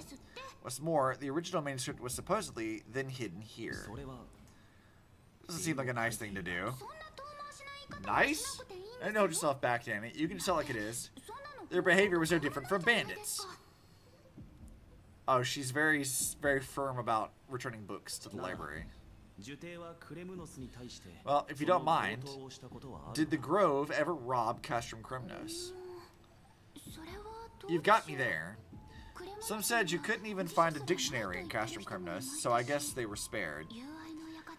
There are too many books in the Library of Philia. Flipping through them all will take too long. Why don't we use the Biblioslate to search for texts that we need? We can bring them back to Akama for reading after that. Agreed. This place isn't safe. We should leave as soon as we're done. There are several more scrolls strewn all over the place. I will gather them while you pull up those texts. This way, nothing will be overlooked. So, we're literally just going to the library. That's all we've done. We fought a couple of, like, monsters and we went to the library. Alright, give me this. Complaint letters from the scholars about Anaxagoras the blasphemer. There's a thick stack of letters. Adventure awaits! Exactly. Based on the dust accumulated and the perfect intact seals, the complainee did not even bother opening them and just chucked them into this side corner. So, Anaxa just has like a stack of letters. Love that. This is about Anaxa. I should read this. Hyacinth, you should have a look too. What do people have to say about him? Oh, are all these complaints about him? I can already see what they must have written. Anaxa's no respect for the gods. His very existence undermines order to our society. Probably things like that. Does Anaxa hold that much influence? Well, that's what they call him, the Great Performer. When Anaxa established his school of thought, the first thing he apparently did was read his own work to everyone. Are the Titans truly an accurate reflection of what humans think gods should be? Worlds created by gods are indubitably perfect, but what of Amphoreus? Only foolishness and insensitivity everywhere you turn. I love that she's trying to imitate him. She's putting on her best Anaxa impression, and I love that. Love that for her. An uncanny impersonation. What happened after? They marched him straight to the seat of judgment before he could finish. Though what he took on in the end was more a debate than an actual trial. He had to address every one of the scholars' allegations or face expulsion from the Grove. First allegation was, do you agree that since the Titans created the heavens and the earth, so the mountains, rivers, and seas must likewise be their creations? I think I'm going to let Hyacinth just talk so we can listen to her, like, do her impressions, because I wasn't expecting this, and that's pretty funny. Am I supposed to put myself in Anaxa's shoes to answer that? Yes. Yes, you are, Danhong. Do your best Anaxa impression, you coward. As told in the myths, the seas, the skies, and the earth were all beyond the shadow of a doubt creations of the Titans. Anaxa would have probably been spared a lot of trouble if he had answered this way. Instead, he quoted past instances of the Flame Chase journey and posited that humans have the potential to take over the divinity of Titans. Needless to say, his critics didn't take kindly to his answer, so they followed up with a second allegation.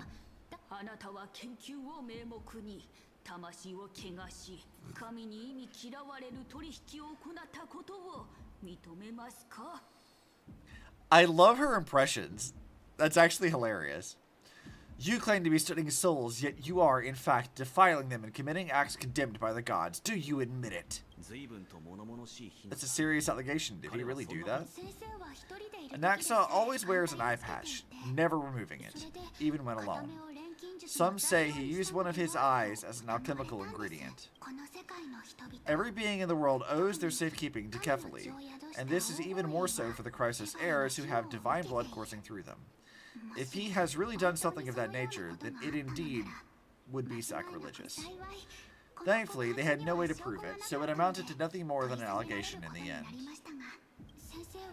One by one, Anaxa engaged in wars of words against those who would challenge him.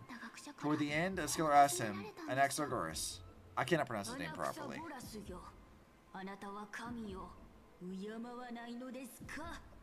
Have you any respect for the gods? It was only after a brief silence that he answered, I have never denied that Titans are meant to be noble constructs.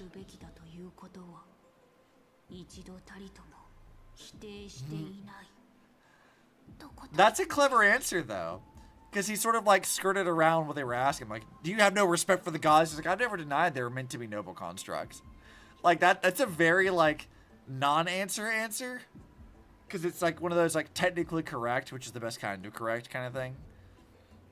I'm amused. I like his responses.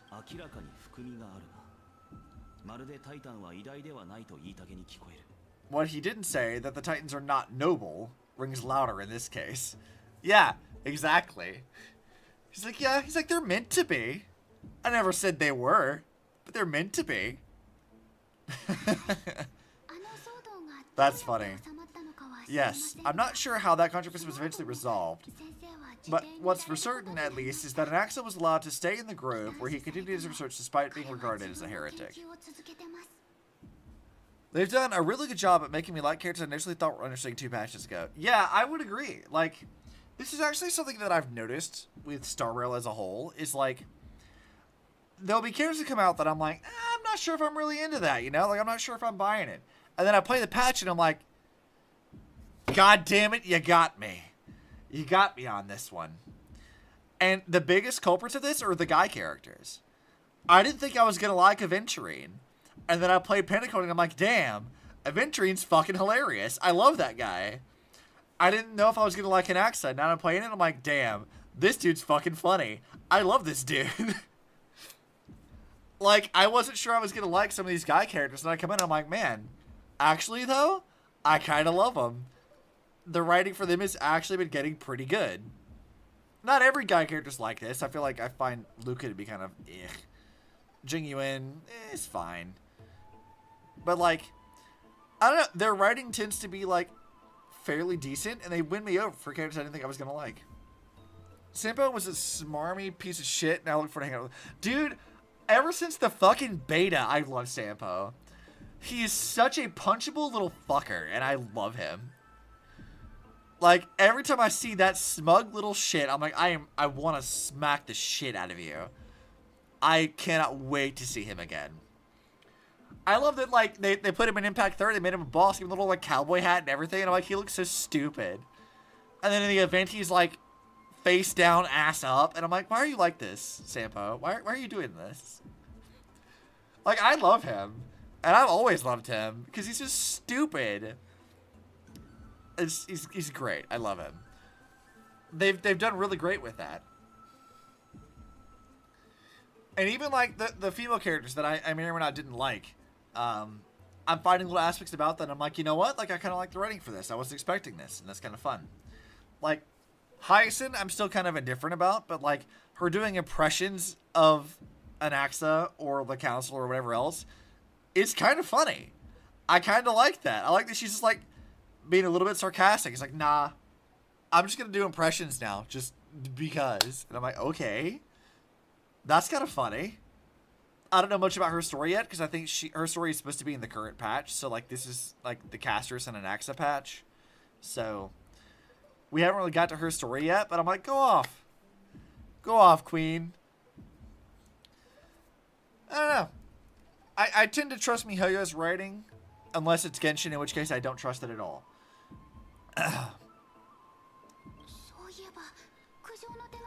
By the way, this stack of complaint letters has reminded me of a place at the Grove. We may find clues there that aren't on a teleslate. I'm talking about an Axe's alchemy lab hidden between the cornerstones. Given the Grove's meticulous approach to archiving, could there really be such an oversight running under their noses? It's a well-kept secret. Among the 7 sages, excluding the nominal chief sage, each has a private sanctuary where they can conduct research undisturbed in their free time. Even the administrators of the library affiliate are restricted from accessing these places and documenting the stage of research. But, with the Grove in this state, I'm sure Anaxa won't be mad even if we sneak into his lab for a short while, right? The trees, they're like a maze. What do these other ones say?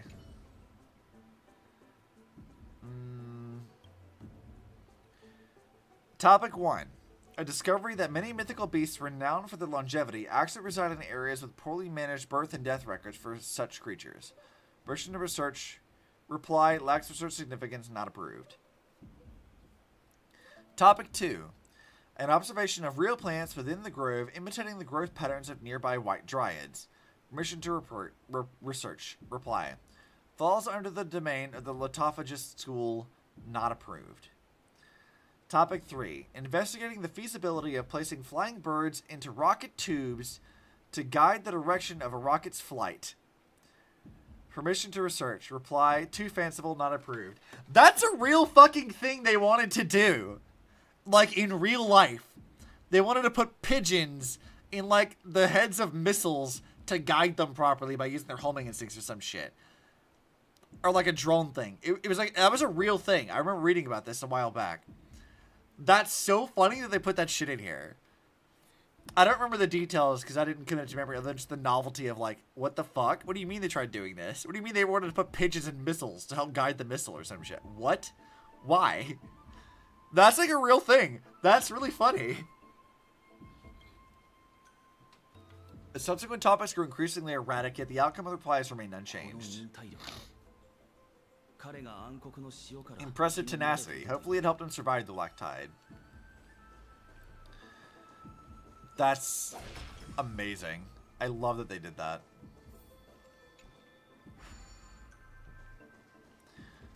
Let me in. Let me in. Let me in. So we're learning about the gyroscope stabilizer mechanics from chickens? Yeah. Like, science facts that sound fake but are absolutely true when you look into it and you're like, oh my god. Science has a very pointed sense of whimsy. And, you know what? I'm not going to complain about it.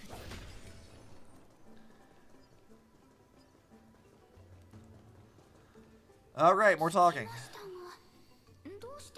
This is the place, but where is everything?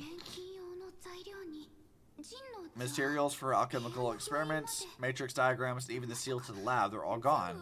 No wonder we didn't see any defense mechanisms along the way. Have you been here before? No. Not even close. Not only are God, I cannot pronounce that word today.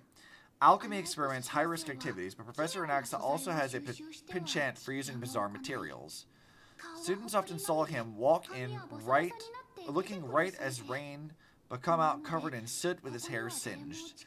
Naturally, no one dared to come near this place. Bookshelf over there is the only thing still intact.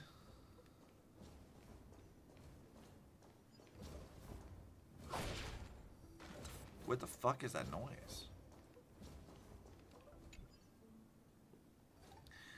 Materials requested by Anaxa. Documents from various fields have been compiled in one place, including Titan creations, the universality of the soul, alchemy doctrine, and so on. Most of the materials look to be within the research domain of the Nuspora school of thought. However, a document titled "A Study of on the Crisis Era's Background" is mixed within. Oh, this might actually be relevant. So let's see what he has to say about them. The Holy Maiden of Yanatopoulos. Whoa!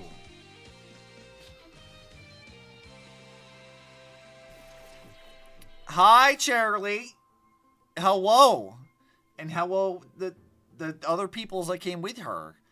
I'm Obzy. You should all be familiar with me to some extent, because if you're in Charlie stuff. Someone invaded their minion. Wrong there. So, yeah, hi minion, Charlie. Welcome to stream. Thank you for the raid. I appreciate it. And also welcome raiders. We're in the middle of Star Rail stuff. We're currently reading about how Anaxa is blaspheming the gods and researching his friends. Text for spell checking me. How dare you tax me for this? Charlie, that look will not save you. Not a minion? Yes, you are. And insane, I have only this to say. Right there, right in chat.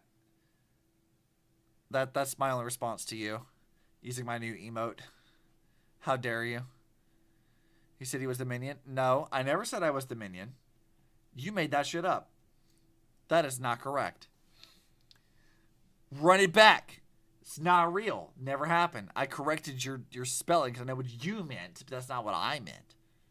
Fake news. Exactly fake news. I never said that. He lies, chat. He lies. Well, how was stream, Charlie? You were doing pixels, I assume, unless you decided to swap over to Minecraft. I know you were trying to play Minecraft earlier and you couldn't figure out what to do.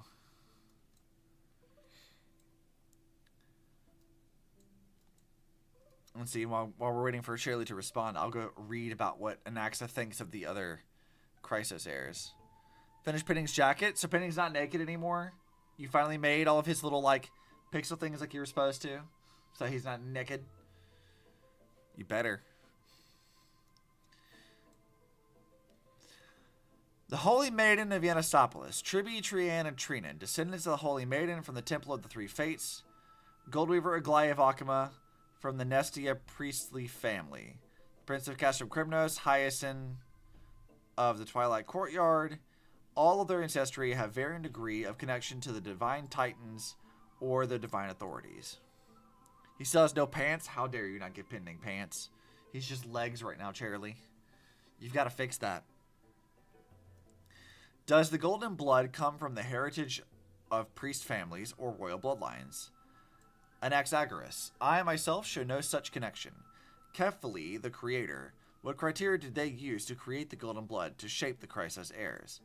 Yet Castris, the servant of death from Idonia, her lineage is neither titan, priest, nor demigod, but she has walked the earth for at least a millennium with the power to grant death to humans. Where does this power come from? Another text speaks of the dragon legends of Styxia. The alchemical extraction of soul ripped from dragon corpses is intriguing. Dragons appear to be the Titan's creations. Perhaps there is a way to reverse the process, using alchemy to refuse human souls with Titan creations, increasing the purity and divinity of golden blood toward the absolute. This theory must be tested. Experiments to be arranged. Anaxa conducting research on our friends Nakama and me? This journey contains several intriguing points. The creations of Titans. From the Abyss of Fate to Castrum Krymnos, I've seen many a Titan creation during my time in Amphoreus. Life forms created by Circes can also be found in the Grove. But fusing them with human souls through alchemical means, I can't even begin to imagine. He's doing a Dark Souls 2! Kinda. Anaxa seems to hold special interest in the divinity coursing through the Chrysos heir's veins, and has even conducted a thorough investigation into the hero's backgrounds. It wouldn't have been so strange if he had focused on only Cassie, giving her curiosity about her origin, or giving her curiosity about her own origins. I do find it really funny that, like, Hyacinth does, like, and I mentioned this before on, like, a previous stream, but, like, Hyacinth does, like, the Neptunia convention of giving people nicknames, where she has, like, one thing she sticks to, and regardless of the name, she always adds to the end of everyone.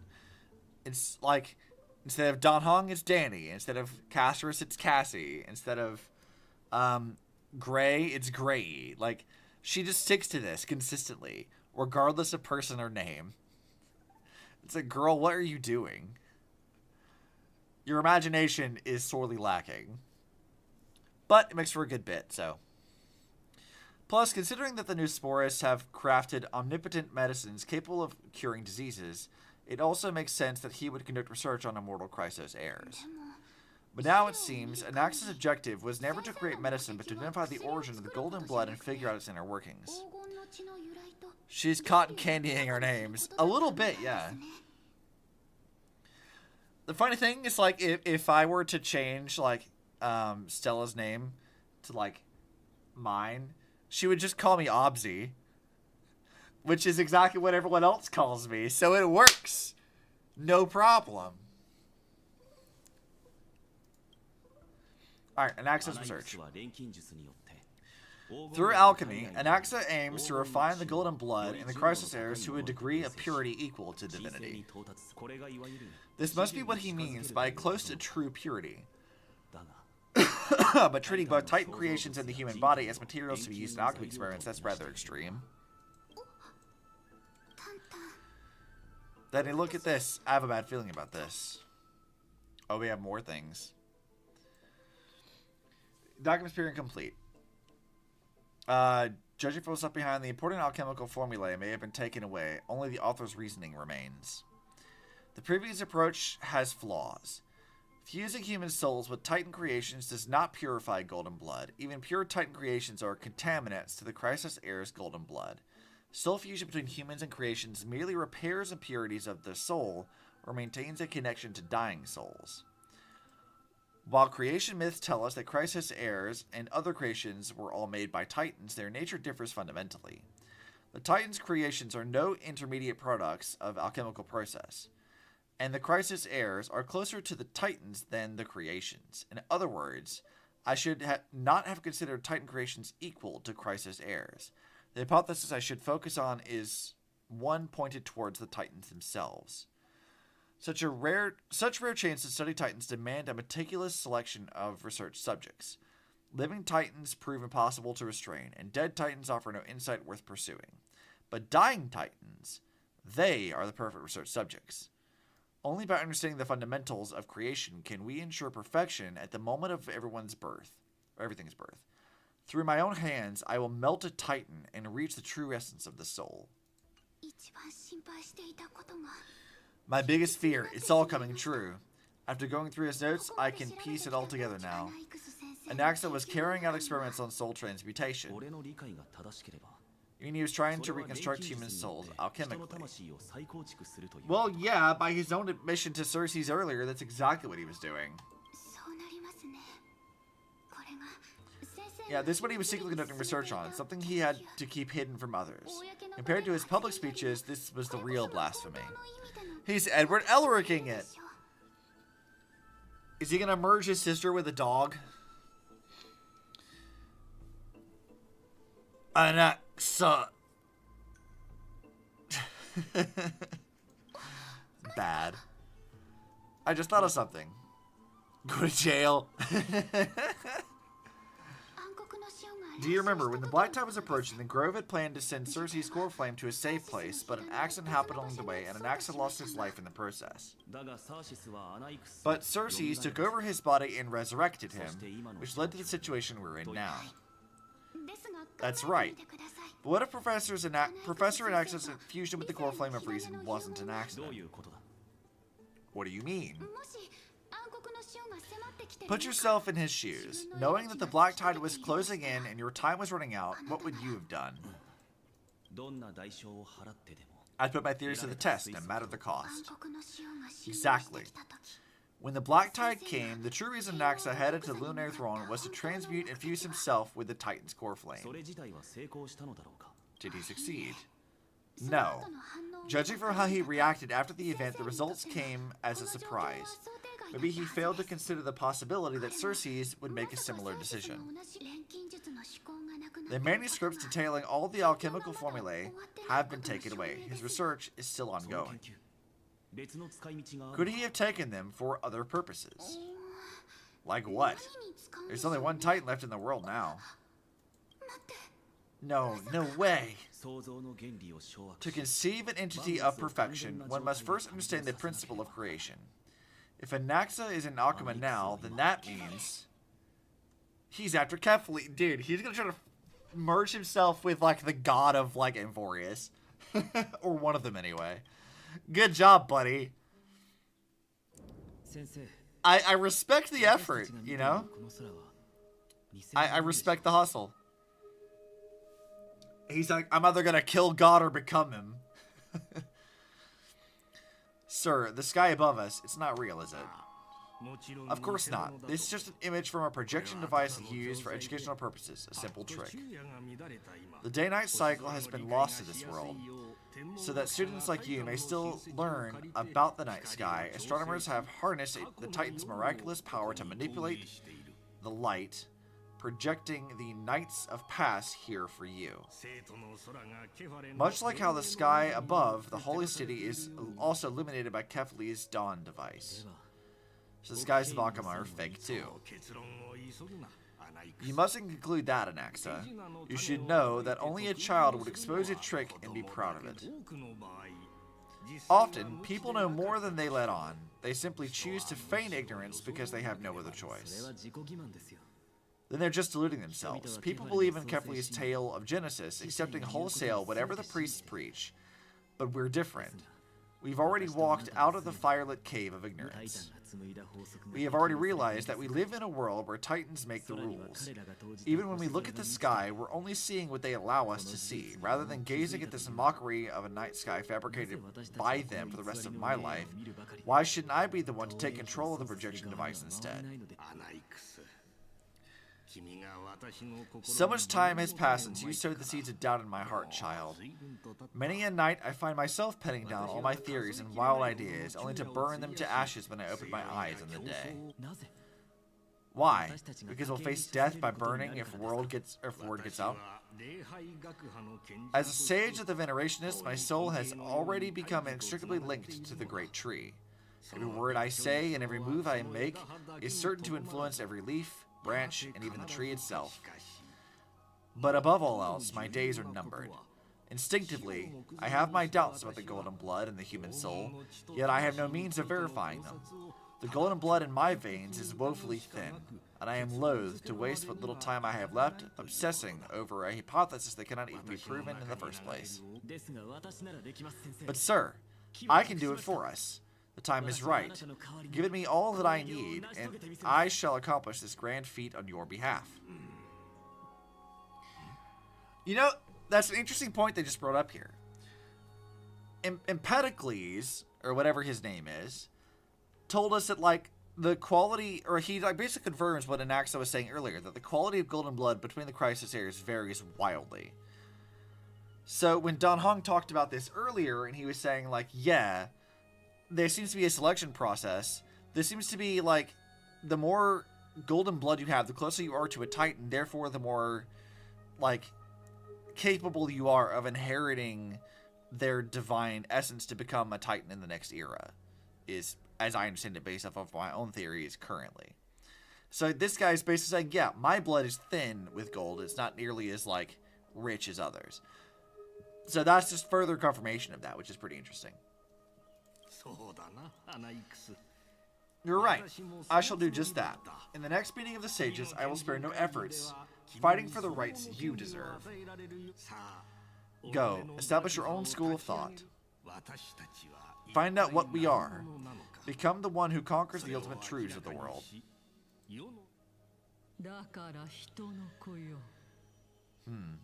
Oh, so we're back to this now. Child of humanity, you didn't go to such lengths for an audience with Kefli just to ask him a few questions, did you? So you figured it out. If I were as foolish as Adromus, perhaps I'd throw myself down and prostrate before their greatness, begging for the gods' prophetic wisdom. Well, sorry to disappoint, but I'm no Dromus. Alas, I am a human, standing tall on 2 feet, possessing with intellect and pride. Before such power, does it make any difference whether you're human or a Dromus? Bro loves Dromuses. He really does, though. And everyone calls him a Dromus in finery, so, like... Why? Why is he a dinosaur? Why do they keep calling him that? It's just very funny. I'm sure you're familiar with the story of the Styxians. Oh, this is the relevant thing for Castorus, too. Because this was in the poem that she gave us. When the raging waves threatened to swallow them, they didn't just give up and become sitting ducks. They constructed a dam that kept the roaring tide at bay, chaining down the mad Phagosa, the ocean titan. They call me a blasphemer, Circes. That doesn't mean I deny the existence of gods, it's just, as I see it, titans are simply a force that mankind has yet to find a way to tame. That's actually a fairly mild response, given everything we know about this world thus far. Like, a bit egotistical, maybe. Like attempting to control a hurricane and bend it to your will. But the idea of being able to do that inevitably is theoretically possible, albeit rooted in somewhat of a conceit. But, I mean, it's not as dramatic as they're all making it out to seem. Oh, if power that rivals the Titans is what you crave, why not conform to the prophecy and brave the trial? Why stop at harnessing the power of the Titans when I can do so much more? The source of life is what I wish to grasp, to understand what makes up the soul and to learn what we really are. Face it, this guy could have spat out any number of worse statements. Yeah, legitimately. Like, they keep trying to tell us that he's like a heretic and the worst person, but his whole thing is like, hey, maybe they're not as like invincible gods. Maybe we're just being like enslaved by these things, and we should maybe question the status quo about it a bit. Like, his whole thing is like, I don't know that I fucking trust that. I think we could fucking beat their asses and use it for ourselves to make the world we actually desire instead of bending to their whims all the time. And you know what? I kind of fuck with it. I'm kind of here for it. Like, I'm with you, buddy.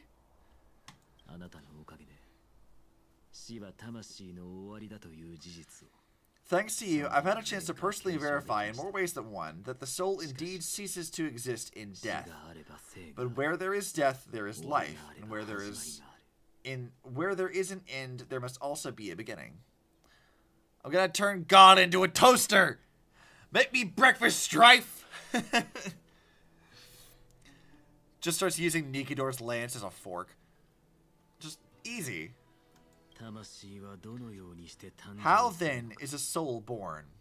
That was the only unknown variable left in my calculations. By the sound of it, you've already formed a conjecture. No, I've already drawn my conclusion. In my journey into death just now, I finally saw the answer with my own eyes. Strife waffles. Professor Anaxa, I'm here. Stelle's life hangs by a thread. I must ask you to refrain from taking any unnecessary steps. Hi, Cass. Of course, I'll bring this to a conclusive end and give you the answer you so desire. However, in accordance with the principle of equivalent exchange, I must also demand from you what I need. As you wish. Don't you care to know what the price might be? It's a matter of uncovering the truth about the Death Titan and of Stelle's survival. This may be the only time I can ever save someone's life. There is no need for me to think twice. I see. In that case, let the show begin. Indulge me. Am I correct to say that you intend to prove Thanatos' whereabouts and prove the nature of our existence now? Before I begin, I must confess I had been stuck in a cognitive trap all this time. As unrelated as these two propositions may seem at first glance, they are in fact logical equivalents. They are merely two different ways of telling us about what the soul is at its core. The reason I say this is, as I've mentioned earlier, the answer was hidden in my journey into death. Anaxa, you were in the nether realm. Yes. I am but a living dead man now. But that's not important. What truly matters is, I overheard a conversation between heroes. That's not all. Remember how I said you were part of that conversation too, Circes? And I told you that I have no recollection of such an event. That was likely just an illusion conjured up by the mind of a dying man. Of course you wouldn't remember. Because that wasn't you. That was Calypso, one of the 7 sages of the grove. That's right, I'm dead. What of it? That's the name I made up on a whim when speaking to this girl. How do you know of it? And surely you jest. Don't you think I, of all people, would know if that were the name of one of the 7 sages under the shade of my tree? Don't you claim to know the grove's past at the back of your hand? It seems you've lost even the memories seared into your soul. Use your head, Circes. Since all of this took place in the realm of the dead, sensories and their likenesses are of souls from the past. The living cannot step foot into that world, so who could they be? Think, Calypso! Think! You'll live to see this world crumble and blow to dust! I don't remember the whole fucking bit. Oh, God. I hope somebody's done that. I hope that's been like some art somebody's made of this. Why does she share your likeness, yet you have no idea who she is? The answer is evident, is it not? Those fallen heroes are the mortal incarnations of the Titans before their ascensions to godhood, as we expected. The gods aren't master creators born out of thin air. They are no different from humans because they all evolved from one. Does this answer disappoint you? Yes, because you've answered nothing. If I truly was once human as you claim, then where do the children of humanity come from? Even on the off chance that you speak the truth, this brings us no closer to grasping Thanatos' whereabouts. How do we find them? I knew you'd say that.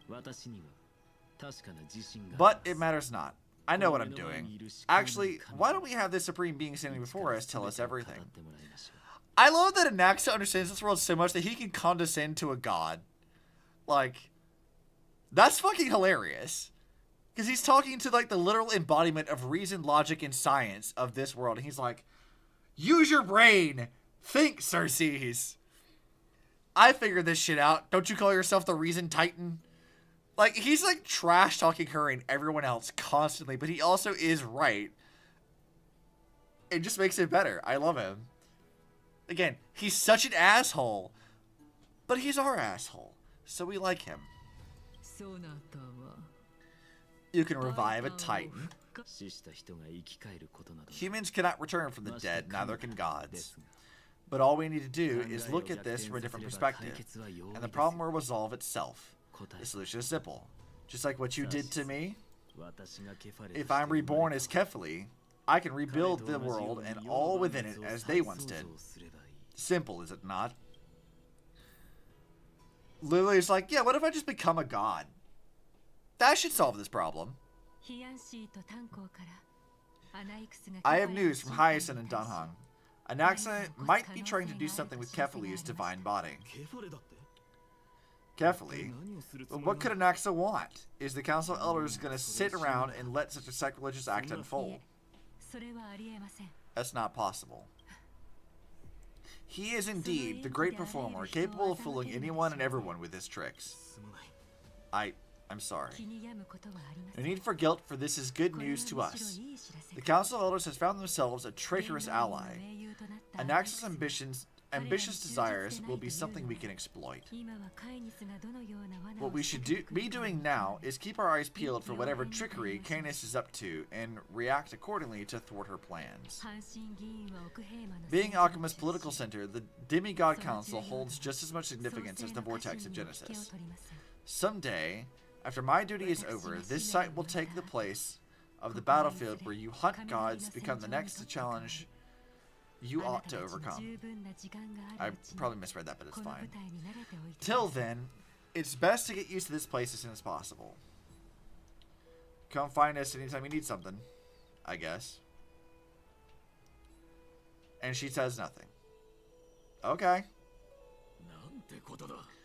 Preposterous. The Christless heirs only have their standing because of the Council of Elders. How dare they trample over it? Wow. These people are shooting daggers with their eyes. She's just like kind of unbothered. She's like, wow, these people really hate us. Huh. Oh, hi, Kratos. Hello, Oleg of Amphoreus. God damn it. You're right, though. And I didn't put that together until just now. Damn it. You are correct. What is that supposed to mean? Is this really the sort of person that... Is this really the sort of person that the young lord praised as a ferocious warrior? It has indeed been some time, Lord Kratos. What brings you here in such haste? Shh, keep it down. Be more vigilant. Those duplicitous dogs over there, they do the dirty work for Canis. I've already ordered my people to hold them back. We should still lay low, unless you're itching for a bloody fight to get a workout in. My bad. So, did something happen? Did you hear the thunderclaps last night? Hurry, it's Acheron! Someone's coming to save us! Hooray! Where is Acheron? Come on, where's May? What? I love that, like, I can just reference people and events and no one at all has any fucking idea what Stella's talking about. She does it purely for her own amusement. I love that. And also I can empathize with it, because I do the same thing. She's been going through a lot lately. Please pardon her. No, Finan. This is not because I've been going through a lot. I'm just a fucking weirdo. I'm always like this. Don't worry about it. You'll learn to roll with it. Thunderclaps are beacon signals of strife. They are a message from the young lord. He threw a spear bearing several words at Akuma. Stella gremlin energy, truly. Watch out, the Flame Reaver is back. Oh, this diva. Okay. I guessed as much. We didn't actually kill them back at the Criminus Arena. I figured this is something you'd want to know. We Kremnoans never back down from a fight, so if you plan to take that thing down in battle, reach out to me anytime. You have my gratitude. I'll let Aglaia know about this right away. Remember to be on our toes while you're at it. That vicious Canis has been unusually active lately. Those lackeys she keeps undercover have been going in and out of the city a lot more frequently these days. Some even seem to be getting Kremnoans to defect to the council. What? What the fuck are they on about? That's... Looks like you can see it for yourself. We should get back. Thanks for the intel, Kratos. Thanks, Kratos. Here we go. Are we gonna see Aglaia and Canis fight again? Oh, here we go. The bloodbath. I'm ready. I'm ready for the drama. I know about the poisonous fangs of that king snake through the golden threads. In the past, I would be confident about keeping her in check, but I admit I am now unable to do so. What do you mean? It is no longer about eloquence or arguments. I have been a demigod for far too long that I hardly have any humanity left. Before I realized it, I've become different from those hypocrites, no longer capable of relating to the people. I mean, this is why Anaxa doesn't like you. One of many reasons, I guess. This has come a lot sooner than I expected, but perhaps it is time. I need you to step up, Finan, in order for me to retreat behind the scenes. Yeah, that is my duty, but it is far easier for the Council of Elders to fool many than just fool one person. Their so-called more support is no more than a ruse to distribute power using words instead of lances. There is no glory in winning this debate, but what makes having respect for humans so much more priceless. Finan, you are a crisis heir without flaw, capable of relating deeply with humans. I appreciate what you have taught me, Aglaia. I hope we will live up to your expectations and win this debate. So, this is an interesting point, too. Canis, when talking to Anaxa earlier, was like, yeah, she lacks all of her humanity. She's barely even human left. And she, like, throws this out like it's going to convince anyone. But Aglaia, by her own admission, is like, yeah, I have trouble relating to humans. Like, I can no longer relate in this way. I've been demigod for too long. Like, she doesn't deny that at all. So how does that give Canis any sort of teeth in her arguments at all at any point? Because, like, Aglaia doesn't deny this. She seems pretty open about it, at least to other Crisis heirs and us. We don't know exactly how she talks to, like, the public, but I imagine she's not exactly, like, trying to hide this. Or maybe she just didn't even realize that up until now, which I feel like would be uncharacteristic for her. But, like, surely she knew that she's, like, having difficulty relating to regular people. So I don't see how Canis feels like that's actually, like, a useful bit of information at all. Alright, my guy. Yeah. You've done well, Lord Calictus. Let me take over and personally close this debate for today. No, I think I've got it. Dearest counselors, let it be known that I sorely miss the blissful times portrayed in lyrical poems. Back then, Amphoreus was home to nearly 1,000 cities, each with their own local faith, while gods walked the earth and shared close bonds with humans. Yet, in the present, people from all over are forced to leave their homeland to seek refuge in the holy city, where they hope to rest under Kefali's protection. All of us have long been in the same boat, with no way out of this plight. We didn't have a choice in the past, but now the Council of Elders brings to the table a new possibility. All I have left is one question for you. Would you rather strive toward the unheard of Era Nova, or return to the prosperous Era Chrysae of our past? Make your choice. So her argument is, would you rather attempt to, like, change the world for the better, or revert it back to what it was? Because that's basically the argument here. Like, I get that X is a little bit more abstract than that. It's a bit, like, reductionist way of putting it, but, like, she just reeks of, like, boomer bitching about, oh, man, things used to be better back in the day. Like, you recognize that, like, you're facing the Black Tide. This is a thing that is, like, corrupting even the Titans themselves. And you're like, yeah, I think we can revert things back to the way it was, back to the glory days. No, the fuck you can't. How are you going to do that? With what army? With what means you're going to? The whole reason all of you were stuck in Akama in the first place is because of the Black Tide. You complain that, like, Aglaia's not doing enough, but, like, what the fuck are you going to do? You can't just complain about the current status quo without offering any solutions to take its place if you're going to burn the system down. Stupid. Now, which of the two would lead mortals to an ideal future? The one where you're not trying to pretend like you can fix shit when it's obviously busted. Like, your thing is a fucking fantasy. I stand by Era Nova. Yeah, that's stupid. Era Nova is a path of salvation the gods promise. We should not have doubts in the Flame Chase journey. We all know that Era Chrysae is a thing of the past, Lady Canis. Please enlighten me. How does the Council of Elders plan to turn back time? Thank you, Finan. Thank you. How exactly do they plan to do this? Please, do tell me, because it's fucking dumb. Let the 3 Titans of Calamity be born, and Era Chrysae is nevermore. But bring demise to those Titans, and Era Chrysae will descend upon us again. What, you think that killing more Titans is going to revert the... No, what? What are you talking about?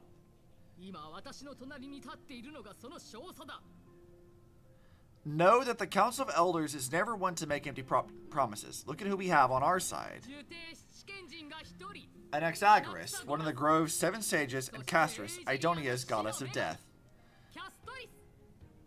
Well, you two have ulterior motives anyway. You're not really going to agree with Canis' bullshit. With the help of these 2 heroes, I can promise all of you that Era Chrysae will exist once more. But again, the problem is not the Titans. Killing the Titans isn't going to do anything. Like, all you're doing is just taking their core flames. How's it going to stop the Flame Reaver? How's it going to stop the Black Tide? It's not going to fix any of that. That's the real problem here. And you're pinning it on the Titans, which themselves are potentially victims of it. That's not going to fix anything.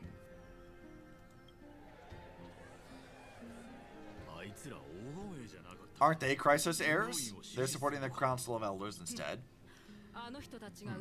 It's clear from the start that these heroes do not get along well in their group. All the more proof that Aglaia isn't fit to speak on behalf of every Chrysos heir. I'm in favor of Era Chrysi. Okay. Well, shut the fuck up. We're gonna get back to our point here.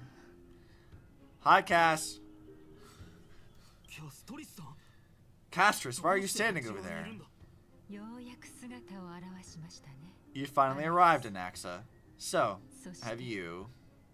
Cass. I paused really weirdly in that. It's fine.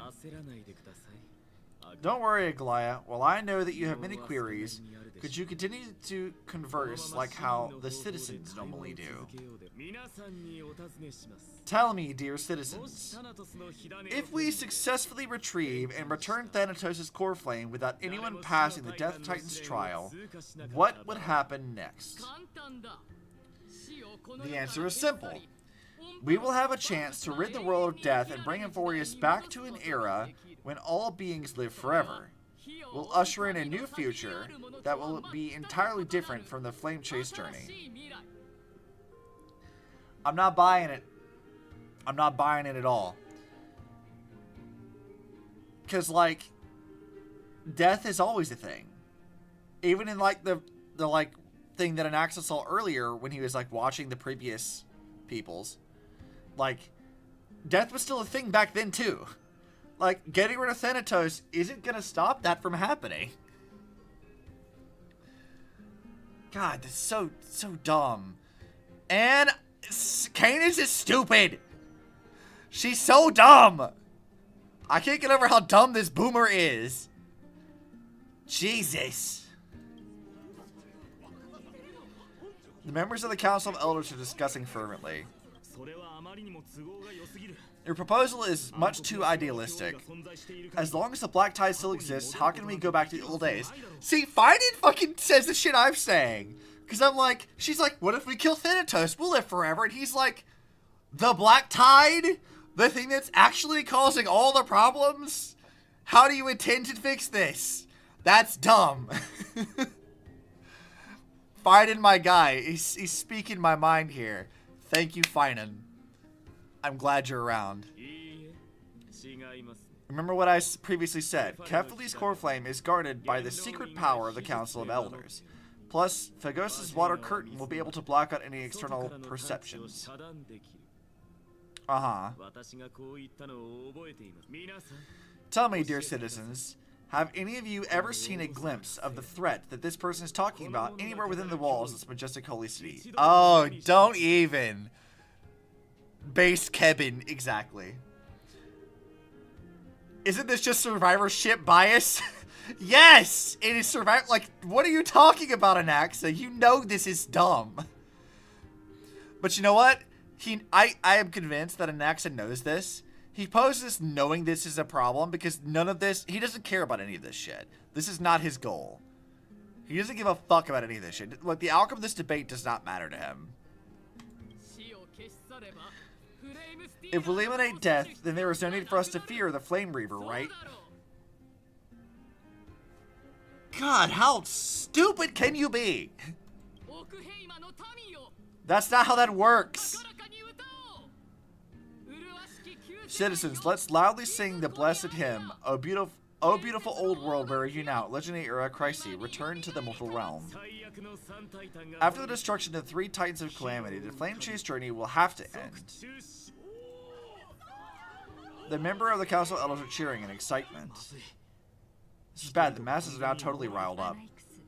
Naxa, pray tell, everything that you've mentioned hinges on the premise that we can find Thanatos' existence, right? Thank you, Lady Aglaia, for still caring about the city. However, dear citizens, we are truly fortunate and blessed. For Castris, Idonia's goddess of death will surely find Thanatos under my guidance. What guarantees can you offer that she can do that? You better have some proof to back it up, Anaxa. I know that you probably can do this, but still, you better have proof, because how do you expect to convince anyone else? What? With that, I solemnly promise that the core flame Lady Castris brings back will personally be managed by the Council of Elders.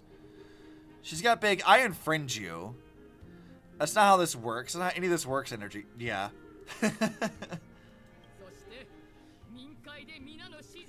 Thereafter, if we are able to garner the support of all of you at the Citizens Assembly, we will spare no effort in ensuring that the aristocracy will return to our world once again. They're cheering in excitement. Lygus. Okay. With the balances shattered, the result is clear. By carefully intellecting above, as Theros I have observed, Akamai has chosen her destiny. The issue up for discussion at the Citizens Assembly shall be modified to the suspension of the Flame Chase journey. This resolution shall be put on the Wall of Heroes such that all citizens are aware of the city's way forward. Okay, yeah, they're all cheering in excitement. Sure, whatever. Aglaya, dear Aglaya, what has caused your heart to soften? You also don't seem to be as quick-witted as before. Wag your tongue as much as you like. Since the Flame Chase journey has been preordained by the prophecy, our failure has never been on the cards. Well then, I guess we'll find out if that's true at the Citizens Assembly. Lygus announced the conclusion of the debate, and the attendees part ways. Castris, what's going on? Yeah, they don't care about it. Like Aglaya, like, she's acting a bit out of character, because she also is kind of picked up on, like, none of this matters. Like, that seems to be the vibe I've got here. Is like, she's put fine in here because she knows that it doesn't matter what happens. The outcome of this debate was already decided. Like, they're all aware that there's another game being played here that has nothing to do with this debate at all.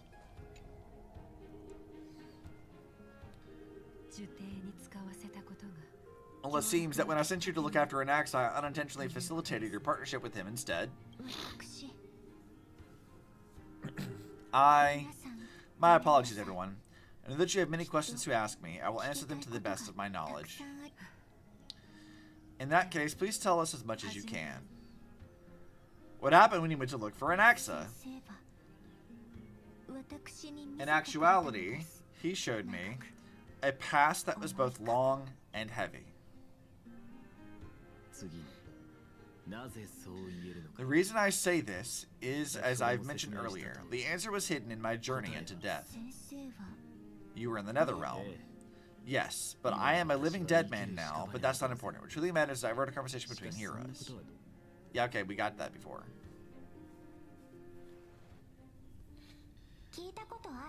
Okay, Polixia.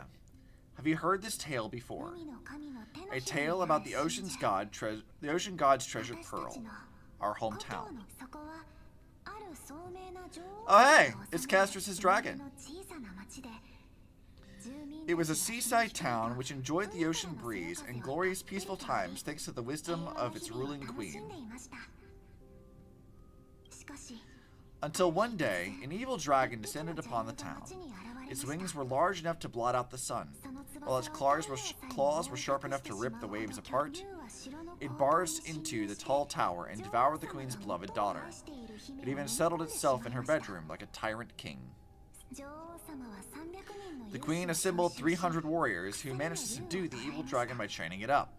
However, when the queen slit open the dragon's belly, she realized that the princess had long since been digested, and all that was left of her was a pile of bones. Devastated, the queen wept for several days.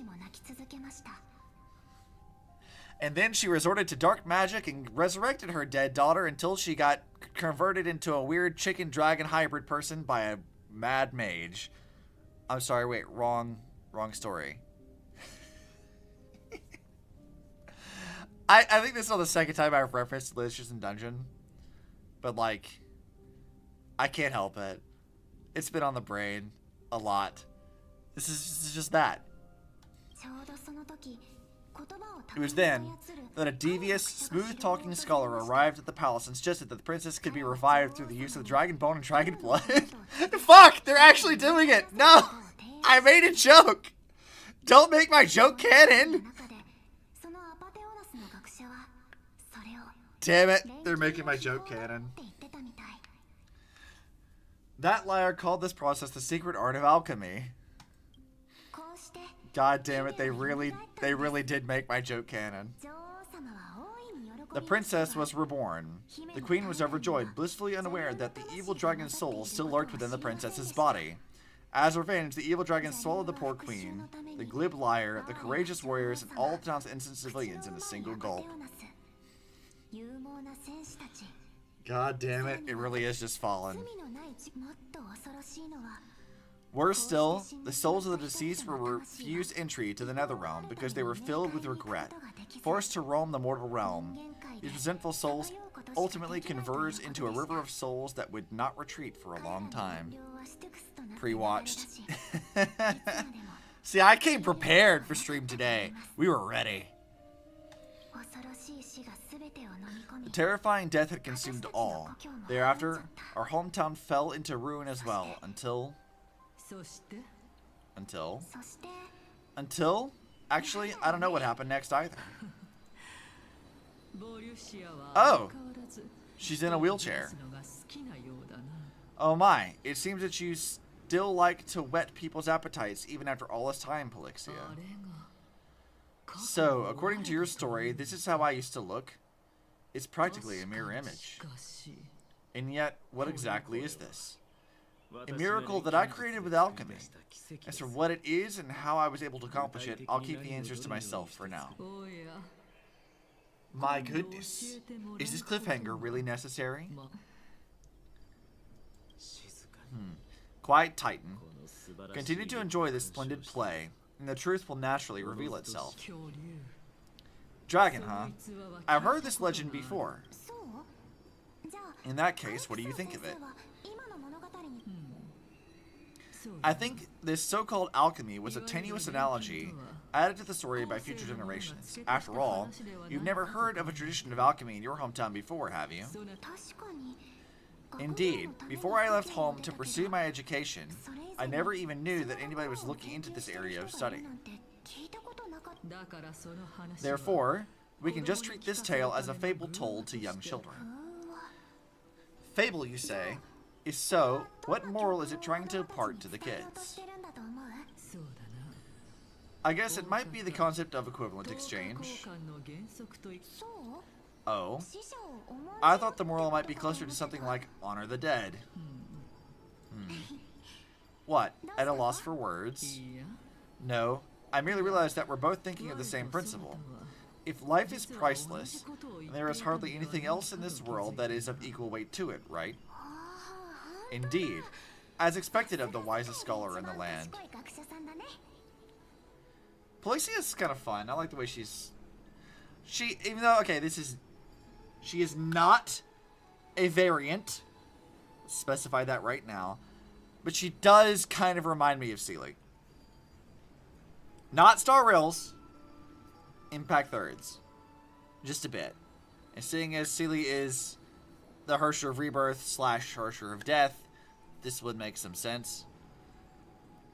I don't know. I feel like there's probably some intentional-ish parallels to be drawn there, but she's absolutely, definitely not a variant. For sure. But they're reusing a lot of the same stuff again, which isn't surprising because Sealy's always had ties to death. This is nothing new.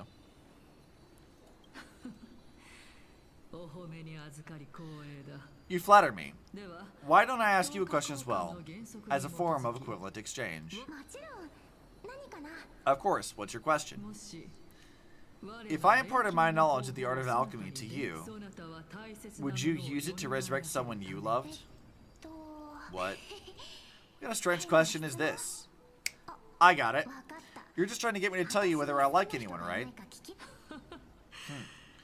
Let's just leave it at that. It was rude of me. Yes, I would. Death is inevitable. In the days to come, I am certain that someone whom I cherish deeply will leave me for good. If such a mighty power really existed, I think I would use it without hesitation. After all, you, me, and the rest will all have to face that fateful moment eventually.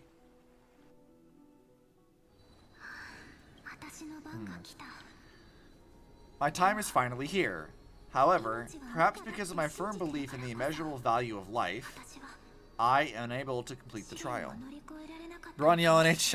Yeah, she gives off that vibe. Like her delivery in Japanese here really gives off the vibe that Sealy has. Like, really does have that kind of vibe to me. You shall wither, and through that the dead will sprout again from the remains and be reborn with the dead flame. It is a pity that fate is such a cruel mistress. Is there no other way of interpreting those words? I'm afraid that the meaning is clear. Between my sister and me, one must pay the price. Our trial can only be completed when one chosen sacrifices her life.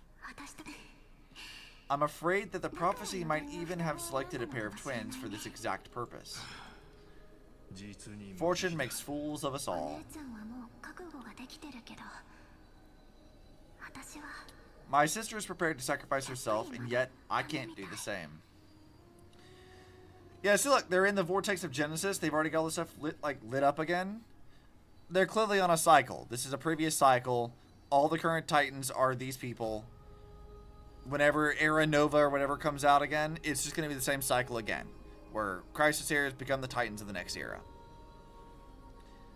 And their selection process is just finding people with the most, you know, the thickest golden blood, as they're the most suited to inherit the Titans' core flame or whatever to become Titans in the next era. That seems pretty well like a given to me. How absurd. My time is almost up, but I'm still afraid to welcome death. What should we do? If I'm ultimately not able to make up my mind. Since Chaos is willing to guide us all and leave this trial to the end, there is still plenty of time for you to ponder. That's right. Don't allow the fog of an uncertain future to cloud your mind. Trial, prophecy, the topics they're discussing seem familiar. But these three people must not have left their names in the epics, otherwise I would have some recollection of this. Amphoreus' history before the Titans were born was complete chaos. Is that not strange by itself? I have long held three hypotheses about this, however, let's continue watching for now.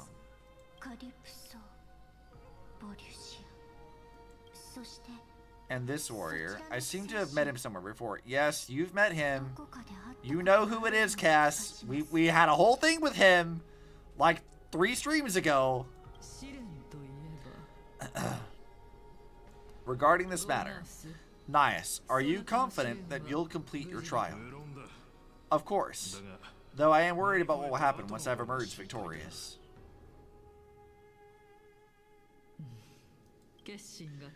Looks like you've made up your mind. Yes, this is the safest course of action. Completely separating courage, honor, tenacity, sacrifice, and reason. You learn how to make things difficult. Please, young lady, witness my fall and demise. Lady Calypso, you shall host the soul-rending ceremony. So setting up all the stuff that would become the tenets of Castro Kremnos.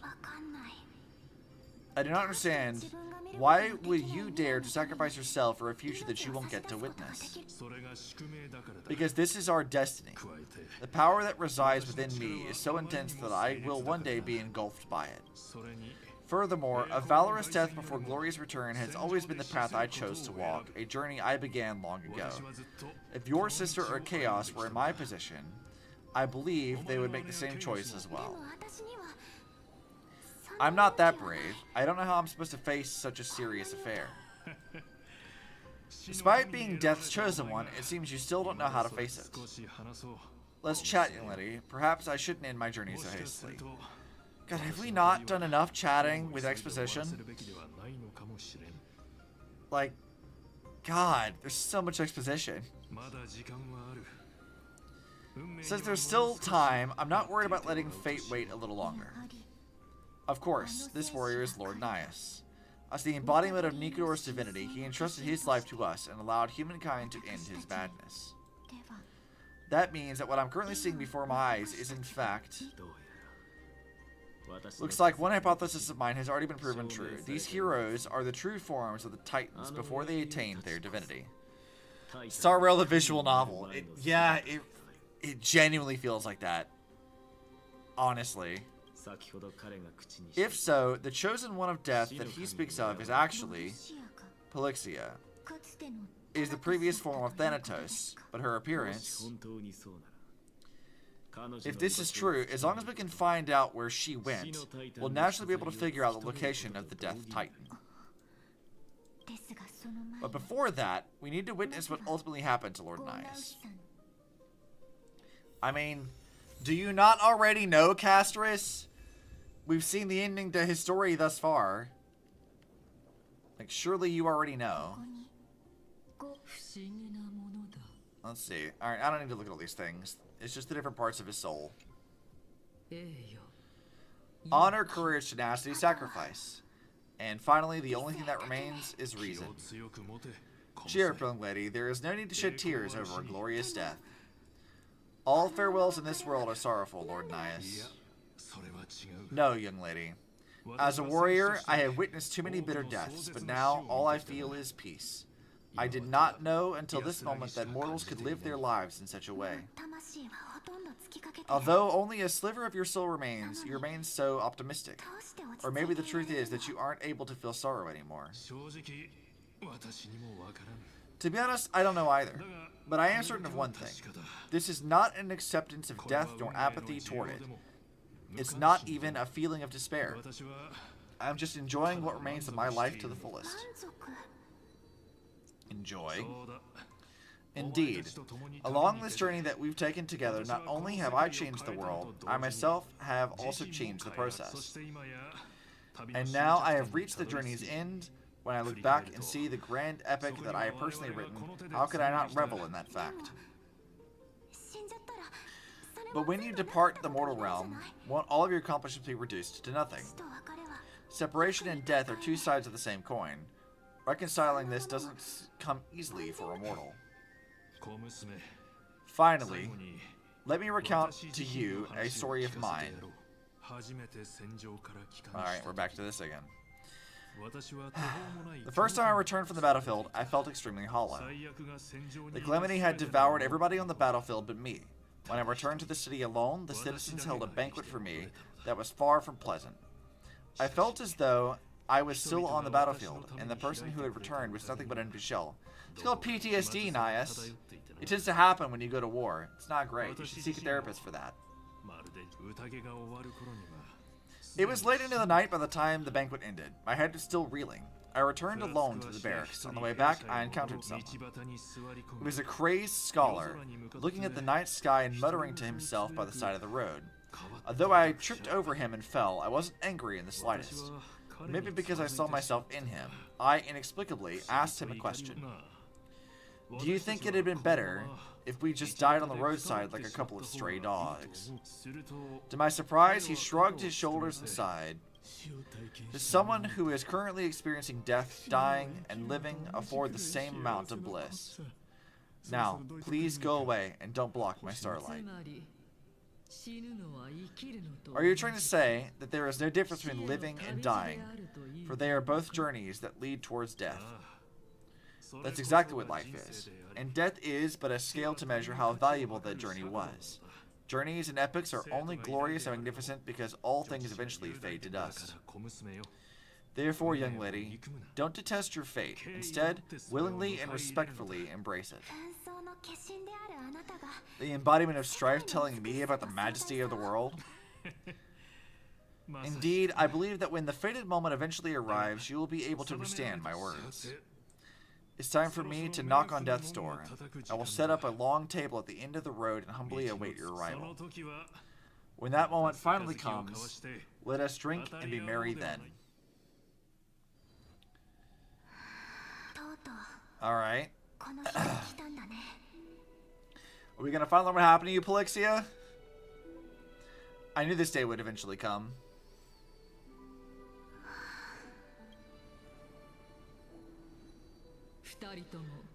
Are the both of you ready? Polixia. Hello, Castris.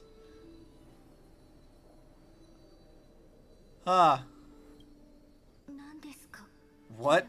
This? Huh, this is quite interesting indeed. Is this Polixia's sister? It's called reincarnation, baby. This shit happens in every fucking cycle. It happened in Impact 3rd, it's happening now. Unless you actually are her sister and you just forgot your memories, but I'm assuming reincarnation. Is it me? Now it's time for us to fulfill our promises. Are you afraid? What are you afraid of? That I won't be able to do it.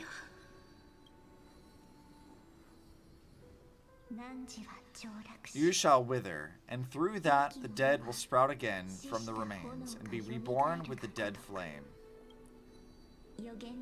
As foretold in the prophecy, and according to our vows, once it all ends, we must face our fated moment head on. Even if it was prophesied, do we have no say in the matter? It's so unfair. Why are we the only ones who are forced into mutual destruction? Let me do it, sister. Let me be death's sacrifice. I was never long for this world anyway, but you're different. I was the one who wasted your life after all. You're wrong, Polixia. I don't think that my life was wasted, just the opposite. When I finally arrived at this destination and looked back at the journey I took, I discovered that flowers had long since bloomed along the path I walked. It was you who sowed the seeds for this sea of flowers, one that is more beautiful than the promised land at the end of the world. Besides, I have lived a fulfilling life. Even though I was fated for sacrifice, none of these things that I've experienced will dissipate. Instead, they'll forever live on as memories inside your head, will they not? How could my memories of you ever compare to the actual you? Well then tell me, what exactly are we?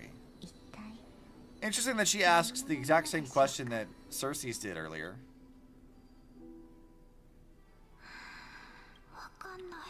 I don't know. I don't know either. But regardless of what the answer is, regardless of how we're shaped by others or even by this world, ever since we were born, the fact that we existed was predestined and nothing could erase it. This is why I will always, always be by your side. We're twins after all.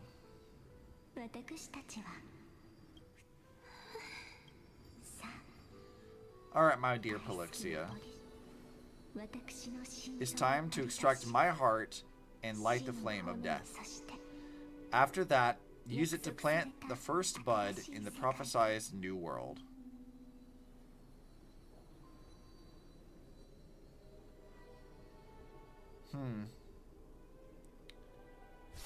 Alright, Cass, what does this mean for you? If I imparted my knowledge of the art of alchemy to you, would you use it to resurrect someone you loved? Death is inevitable. In the days to come, I am certain that someone whom I cherish deeply will leave me for good. If such a mighty power really existed, I think I would use it without hesitation. Even now, my answer remains the same. This is why, sister, I promise you. In the prophesied new world, I shall plant the first bud on your behalf. Go now, return to the ocean's god, or the ocean god's treasured pearl, our hometown.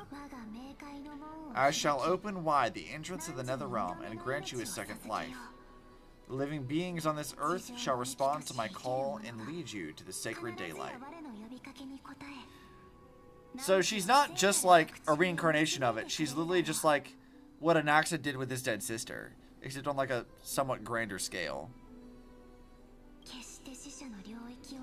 Remember, do not look back on the land of the dead and do not stop moving. In the new world promised by the prophecy, march toward your new life.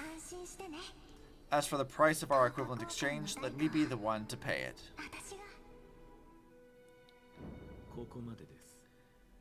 Everybody, we've come to the end. Unfortunately, I am not compatible with the Supreme Being, so I was unable to completely fuse their soul into my own body. However, being able to glean all this from them is exciting enough. I am certain of this now. Before the Titans that we are all well acquainted with were born, a group of heroes roamed this land. These heroes followed a prophecy and took possession of divine authorities one by one until they eventually became the pantheon of the New World. Just like the Flame Chase journey of today, Amphoreus' history is cyclical in nature. Yeah, we saw that coming. What a startling revelation. This means that the demigods who bear the core flames will also become the new titans at the world's end, thereby shaping a new world. I believe that this is the truth behind the Era Nova, as mentioned in the prophecy. It's utterly unbelievable, and yet you've seen it with your own eyes, Cass, so you know it's true. Besides, as twins in the past, even if they really are Thanatos, their whereabouts are still unknown even today. Are their whereabouts truly unknown? Didn't Polixia mention that seaside town, the birthplace of alchemy, and the tale of a dragon? In our world, there exists a city which perfectly matches that description, Styxia. But the people there worship Phagosa and bear no relation to Thanatos. I have also never been to that place, as in the time of Idonia, it had long turned into underwater ruins. Take this. This is the new Sporus masterpiece, the Philosopher's Stone. Okay? The ultimate goal of fucking alchemy? You just casually hand that shit to her? Sure. Alright. It was made by transmuting all the sages' wisdom into a single entity with their flesh and blood as its foundation. Remember, I mentioned before that the art of alchemy is all about conversion, tempering, and ascension. This process also applies to the pursuit of truth. Regardless of how unbelievable this sounds, the truths of the world have been refined from the impurities. Think about the story of the dragon. This stone will lead you to your real hometown, allowing you to reform the door to the Netherrealm and discover Thanatos' fate. You still look as confident in your victory as ever, but what if your conjecture is wrong? Simple. I shall merely admit to the entire world that my experiment was a failure. However, my line of thinking will not fail, because I have already planted the seeds of doubt into the hearts of the masses. Actions speak louder than words, Casterus. They're simply about to begin. Don't forget the promise you've made. I've already searched for so long, I'm willing to try one more time. While we converse, Stella's life is also slowly slipping away. But before I leave, I have another question. What exactly did we witness just now? That was the world imprinted in Kefali's soul. If we are to prove its existence, you must take the final step. Go. Do not disappoint me. I understand. Hey, child of humanity, my court jester. Don't get antsy. I still remember the question you posed to me. As a scholar, I do not wish to offer up ambiguous conclusions. Let's discuss this topic again when she manages to find the evidence. Merely wanted to ask, was that stone transmuted from your heart? If so, rebirth is no longer an option for you. Why not? When I was a child, I lost someone dear to me. When I was a teenager, I lost my faith. A while back, although you saved my life, I also lost my soul in the process. Now, I'm merely forsaking my body. What's the big deal? It's like, I already lost my faith, I lost my sister, I lost my soul, might as well kill myself. His logic is flawless. Bro said, easy, I'll also admit that I'm wrong. So how fortunate is that I'm not? Exactly. Like, he's like, yeah, I'll say I'm wrong. I'm not, though. Get fucked. He's so fucking funny. I did not think I was going to be very amused with him. But, like, God, he is so fucking funny. At every stage, I am very amused at Anaxa. Why are you always willing to find... Why are you always finding ways to die? Isn't it good to be alive? Anax is pulling an Obsi during chasing shot. Yeah, he absolutely is. That's exactly what it is. I'm going on my own terms. Doesn't fucking matter. If I'm good at and I already lost everything else, I might as well kill myself. Absolutely valid strategy. This is but a necessary sacrifice on my path to transform into the purest of them all. Can someone who's dead even claim to be the purest of them all? Furthermore, if your hypothesis is proven correct, does it not just confirm that the myths are true and thereby invalidate all of your theories? No, it's just the opposite. If my hypothesis is correct, it means that I can actually ascend to godhood and reshape this absurd world that you all have created. It's like it means I can kill God and become him. Currently. That's a lot to take in at once. Lady Aglaya, please let me explain. Go on.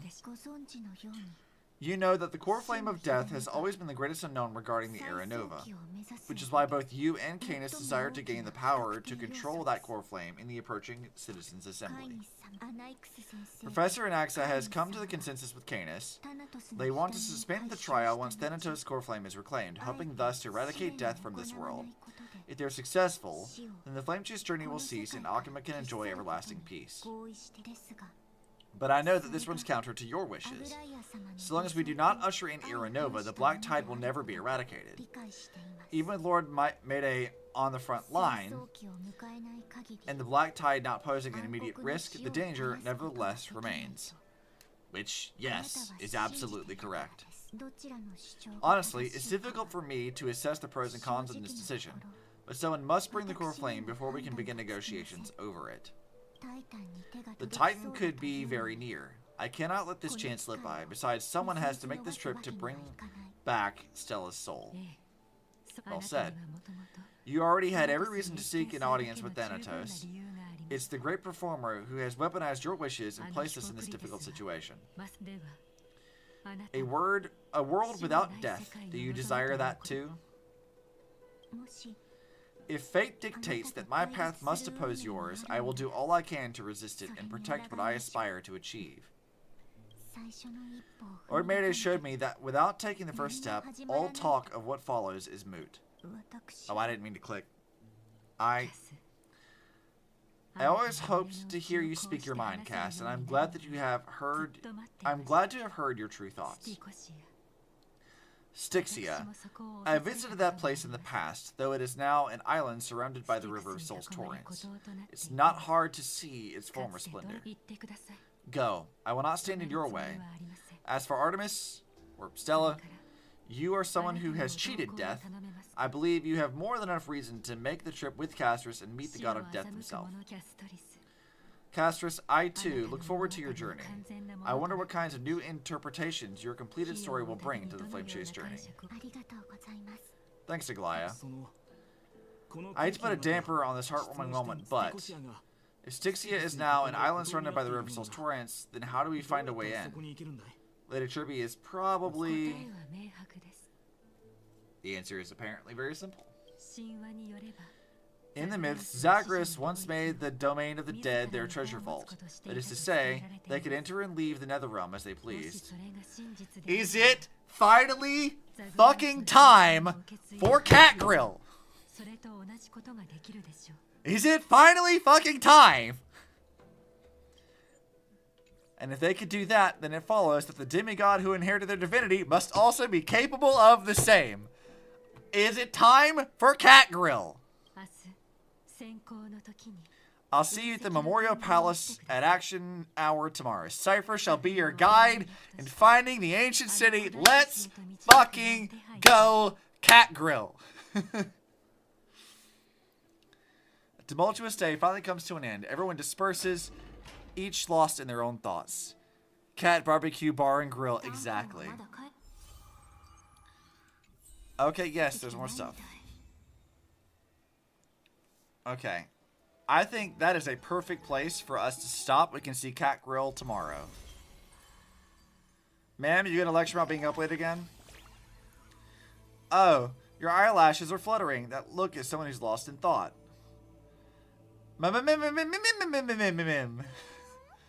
That's cheating. How did you suddenly start copying me? But it's no easy feat to truly master the fairy tongue. You have to stay close together to really get the hang of it. But for now, let's open a new chapter. I want to share a new tale with you. I mean, yeah. I'm not going to read it, but we'll drop that in there. I mean, your ma'am doesn't badger you about staying up late. Bias.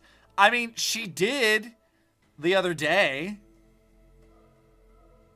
Alright, here's Triby's thing. We're skipping all of this, though. Oh, wait, no, that's not Triby, that's Hyacinth. I'm dumb. Alright. Onwards.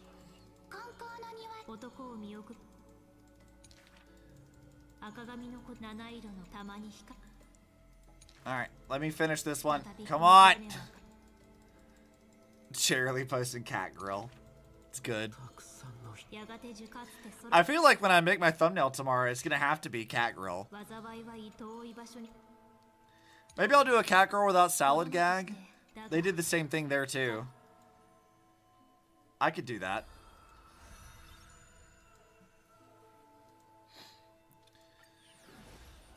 Alright, let's put Castrus' story in there. I might read this later. Alright, she has another one. Yep. Sorry, Cass. I'm not reading your story right now. I will read it later. Not when I'm streaming, though, because this takes forever. So look, there's Cypher. We can see Cypher here. How come we haven't met her yet? How dare you? I keep seeing clips of her on TikTok. Damn it, I want to see Cypher.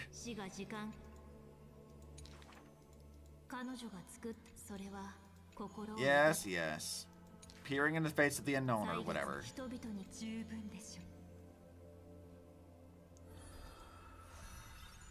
Yeah, got that one. And then we can get a Nax's nonsense in here. How many does he have? I imagine TikTok is a veritable minefield for spoilers. It kind of is. I've been spoiled on some stuff, but to be fair, given that I came from Impact 3rd, the things I've been spoiled on come as absolutely no fucking surprise whatsoever. Like, not at all. There's some specific details that I kind of wish I hadn't been told, but like, the overall outcome of what's happening does not surprise me in the slightest, given that I came from like Impact 3rd in the Elysian Realm. Like, it's kind of a given. A foregone conclusion. Though I think also you could argue that like the prophecy straight up tells you how it's going to end. Only one will usher in the next era. Only one of them. Which implies that something has to happen to every single fucking one of the other ones before that can happen. Like, it's not very subtle about it.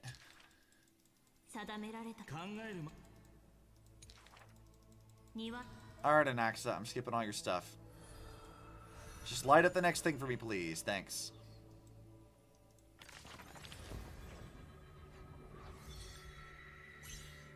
I say, even if I'm not surprised by anything, I still rather have my first exposure to be something in the damn game it's in, not some shitty quality edit. Yeah, I mean, I don't disagree. Like, that's pretty fair. Everyone's stories are so deep. I can't keep up. Do you understand them? What's a god exactly? Always peeking at someone like me. Well, I guess you could say that. So, how about you become my god? Please protect me, okay?